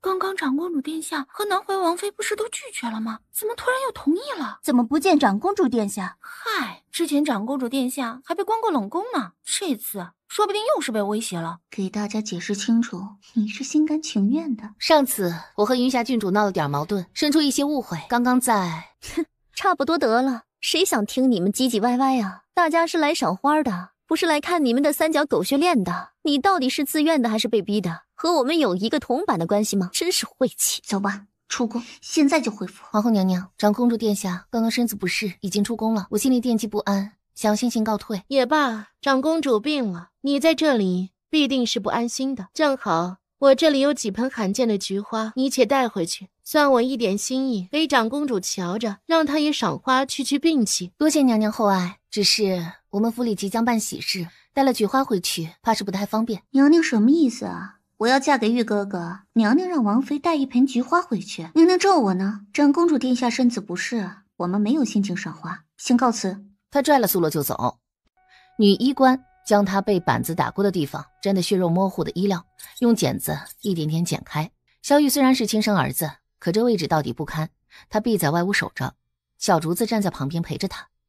唯有苏子木趁着人不注意，噔噔噔地跑了进去。殿下很疼吧？吓着子木了吧？我们家长公主殿下有点疼的受不住，能不能给她一点止痛药啊？有吗？止疼药都在太医那里，得过去取。那就先不要处理伤口了，等止痛药来了再弄吧。医官大人，先去外面休息，我陪殿下说说话，给他解闷。医官这样说，怎么能不处理？听他的吧，你先去歇着，等止疼药来了再处理吧。医官未出口的话便咽了回去。等他一出去，萧玉一脸疑惑，这样问怎么出来了。苏子木朝外探头，叫声姐夫，说长公主殿下叫他呢。怎么了？问他把人家知识开的。萧玉看向了苏子木，姐夫，殿下，我刚刚看了一下殿下身上的伤，那伤根本不是普通包扎就能管用的，那是中毒了，得用解药。你能看出来？这个毒名叫百花散，是大燕国那边的东西。你怎么知道？我以前在镇宁侯府的时候意外听到过一次。我知道这个毒的解药是玲珑草，只要在5个时辰内用玲珑草煎药，内服外敷就能解毒。平安，在去找玲珑草，莫让旁人发现。玲珑草并非罕见之物，既是解药，那这毒也没有什么威慑性。不是的，玲珑草虽然不罕见，但是并不是所有大夫都知道玲珑草能够解毒。我也是从镇宁侯府听来的。到底发生了什么事？长公主疼得受不住，冷汗直落。可事情要紧，也耽误不得，便将今日的事尽可能详细的告诉萧玉。他是疯了，为了一个云霞就做出这种事。会不会这个太后是假的呀？亲娘怎么舍得向自己女儿这样下手？以前太后也想让云霞嫁给姐夫，但是不会这样不顾脸面呢。今儿好奇怪哦，像个乡野村妇，毫无见识。王爷，王妃带着云霞郡主回来了，让我姐拖住她先。等平安哥哥的玲珑草回来，我们先解了长公主殿下的毒。先把毒解，解了毒，这个云霞就是送上门的妃呀。萧玉摸了摸苏子木的小脑袋，你和姐姐一样机灵。那边苏洛借口带着云霞先去祠堂，将云霞拖住。这边平安以最快的速度找回了玲珑草，一碗药吃下去。感觉如何？我以前听镇宁侯府的人说，若是管用，身上会有一种特别冷的感觉，等这阵冷一过去，就会觉得燥热，然后逼出一身汗，这毒就解了。你真是听镇宁侯府的人说的？几岁听的？记得这么清楚？不是镇宁侯府听来的，难道还是我自己议政瞎编出来的呀？等汗出透了，这毒就算是解了，姐夫。这些原本都应该是我的，是你半路杀出来抢了我的一切，你应该通通还给我。日后我侍奉玉哥哥就在这里住，你搬到别院去。陛下，现在京都都传遍了，您和玉门派有来往。云霞郡主是玉门派前公主的女儿，当年的明德侯没有死，是您设计了战败。那个畜生，他怎么敢呢？这事儿其实也怪不到王爷头上去。不怪他，难道是朕的错？今儿在赏花宴上，太后将长公主殿下打了板子，那板子上还淬了毒。你说什么？奴才也是刚刚得知，太后要将云霞郡主嫁进南怀王府，逼着长公主殿下和南怀王妃接受云霞郡主。可长公主殿下和南怀王妃拒绝的干脆，他就打了板子。当众打的？不是，关了门打的，逼着南怀王妃签字画押，将云霞郡主带回府去，否则太后娘娘就不给长公主殿下解药。但是偏偏南怀王找到了解药，不用受这个钳制，娘亲和王妃受到了那样大的折辱，按照王爷的性子，没有杀人放火，已经算是收敛了。原本只是将云霞郡主拉到院中当众责罚，可没想到云霞郡主遭不住打，就说出了那些。当时王爷震惊无比，以至于慢了一步，那些话就被府里的下人听了去，转眼京都大街小巷全传遍了。那老强婆害死朕啊，这是要……陛下，当时玉门派借着江湖的势力，对朝中不少官员都有所动作。现在那些官员有的满门抄斩，但有的还有活口，甚至还有亲人在朝为官，这可如何是好啊？将那老强婆带来。到底想要如何？杖责长公主？你以为她是哪个贱婢吗？由着你杖责，你是她的亲娘啊！哼，你都能把她关入冷宫，我又为什么不能杖责？违逆我的都该死！你威风，你厉害，现在你满意了？我正要来找陛下，恳请陛下将长公主府满门抄斩，即刻执行。是你疯了还是朕疯了？谁都没疯，萧玉敢那般对待云霞，就该死！请陛下下令吧。否则我玉门派能做出什么，我可不敢保证。你威胁朕？算不上威胁，只是请求。你要做什么？求陛下下旨，将长公主府满门抄斩。朕没有理由。怎么没有理由啊？那些编排皇上组建玉门派的谣言，可是从长公主府传出来的。他们传出这样的谣言，其心可诛，难道不是谋逆之罪？难道不应该满门抄斩？不然陛下想要如何解决眼下这个局面呢？陛下还要考虑到什么时候啊？只要除掉萧玉，整个漕运就是陛下的。若是错过了这次治罪萧玉的机会，陛下再想定罪，怕就难了。好，朕下旨。陛下英明，如此，哀家就不打扰陛下休息了。你真当自己是太后？哼，太后难道非要固定是某一个人？格局打开点儿，谁穿上这身衣服，披了这张脸皮，谁都能是太后，对不对呀，陛下？陛下，不好了！稷山突然夜发大火，整个山烧成一片。你说什么？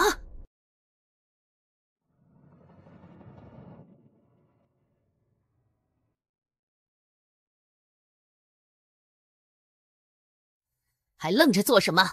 快让人去灭火！陛下，南怀王求见。萧玉，那个杀千刀的，这火必定是他放的。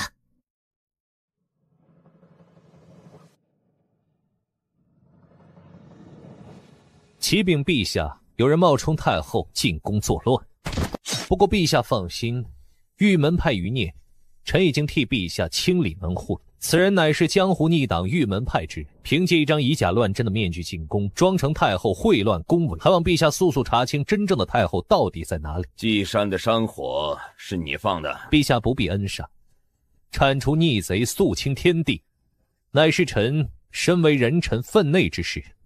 更何况早在之前，陛下便有令要铲除玉门派。臣今日之举，不过是完成陛下吩咐。孽障！今日的谣言是如何从你府中传出去的？你是何居心？陛下明察，云霞强行入臣的府邸，臣回去的时候，他正对臣的王妃大打出手，臣一怒冲冠，自然是要狠狠责罚他。只是臣没有料到他会说出那些话，这个如何能怪臣呢？陛下此时看到这个人冒充太后娘娘，难道不盛怒？笑话，他盛怒什么？当初是你的陛下亲自点头，让我假扮太后留在宫里的。我明着告诉你，5年前萧家军出征，你爹在战场阵亡，那是因为这狗皇帝他让……闭嘴！你胡言乱语，让你胡言乱语，让你胡说，我让你胡说。这是一国之君，这若是一国之君，此国将完矣。玉儿，你别听他胡说，他就是。哪儿还有萧玉的人呢？萧玉呢？启禀陛下，1刻钟前，南怀王说玉门派余孽怕没有处理干净，他要去稷山善后。来人呐！此人冒充太后，欲对朕行刺，幸得南怀王及时赶来，救驾有功，把他拖下去，烧死。陛下，深更半夜了，你要去哪位娘娘寝宫吗？去珍妃那里。这深更半夜的来我这里做什么呀？来了又不能做什么，就算做什么也是一瞬间做了，一瞬间结束，过程还没有前期时间长呢，来干什么呀？哎，烦死了！陛下怎么这个时辰来了？是才刚刚忙完吗？陛下真是千古明君啊，这般辛苦全为了天下苍生啊！陛下可要用些宵夜。珍妃的哥哥是大将军，大将军煞气重，珍妃作为他妹妹，煞气应该也重。挨着煞气重的人，晚上应该不会做噩梦。珍妃镇得住吧？准备点酒菜吧，朕有事要和你说。1壶果酿清酒，几盘冷热下酒菜。陛下要说些什么要紧话？非要这个时候？明儿还早朝呢。陛下不心疼自己个儿，臣妾还心疼呢。你想做皇后吗？你确定？顾瑶端着茶盏，自从陈恒死了，他脸上一直都是这种风轻云淡看待一切的笑。珍妃娘娘今儿一早特意传出来的消息，应该无误。皇上如果真的有意让珍妃娘娘做皇后，想必是因为真宁伯府彻底垮了，皇上少了一重忌惮的同时，也少了一个依靠。他害怕曾经被他打压过的皇后的娘家会反噬他，所以才会急着寻找新的盟友。而珍妃娘娘的大哥，也就是我爹，手握重兵，是他最好的合作伙伴。多谢你来相告，客气也用不着谢，毕竟现在我在你们的船上呢，荣辱与共吧，算是。对了，我能离京吗？我想去别院泡2天温泉。自然，我和王爷一直信你。需要有人陪吗？要说需要也行。我见你们府上有个在2门处伺候的小厮，长得眉清目秀的很，让他陪我去呗。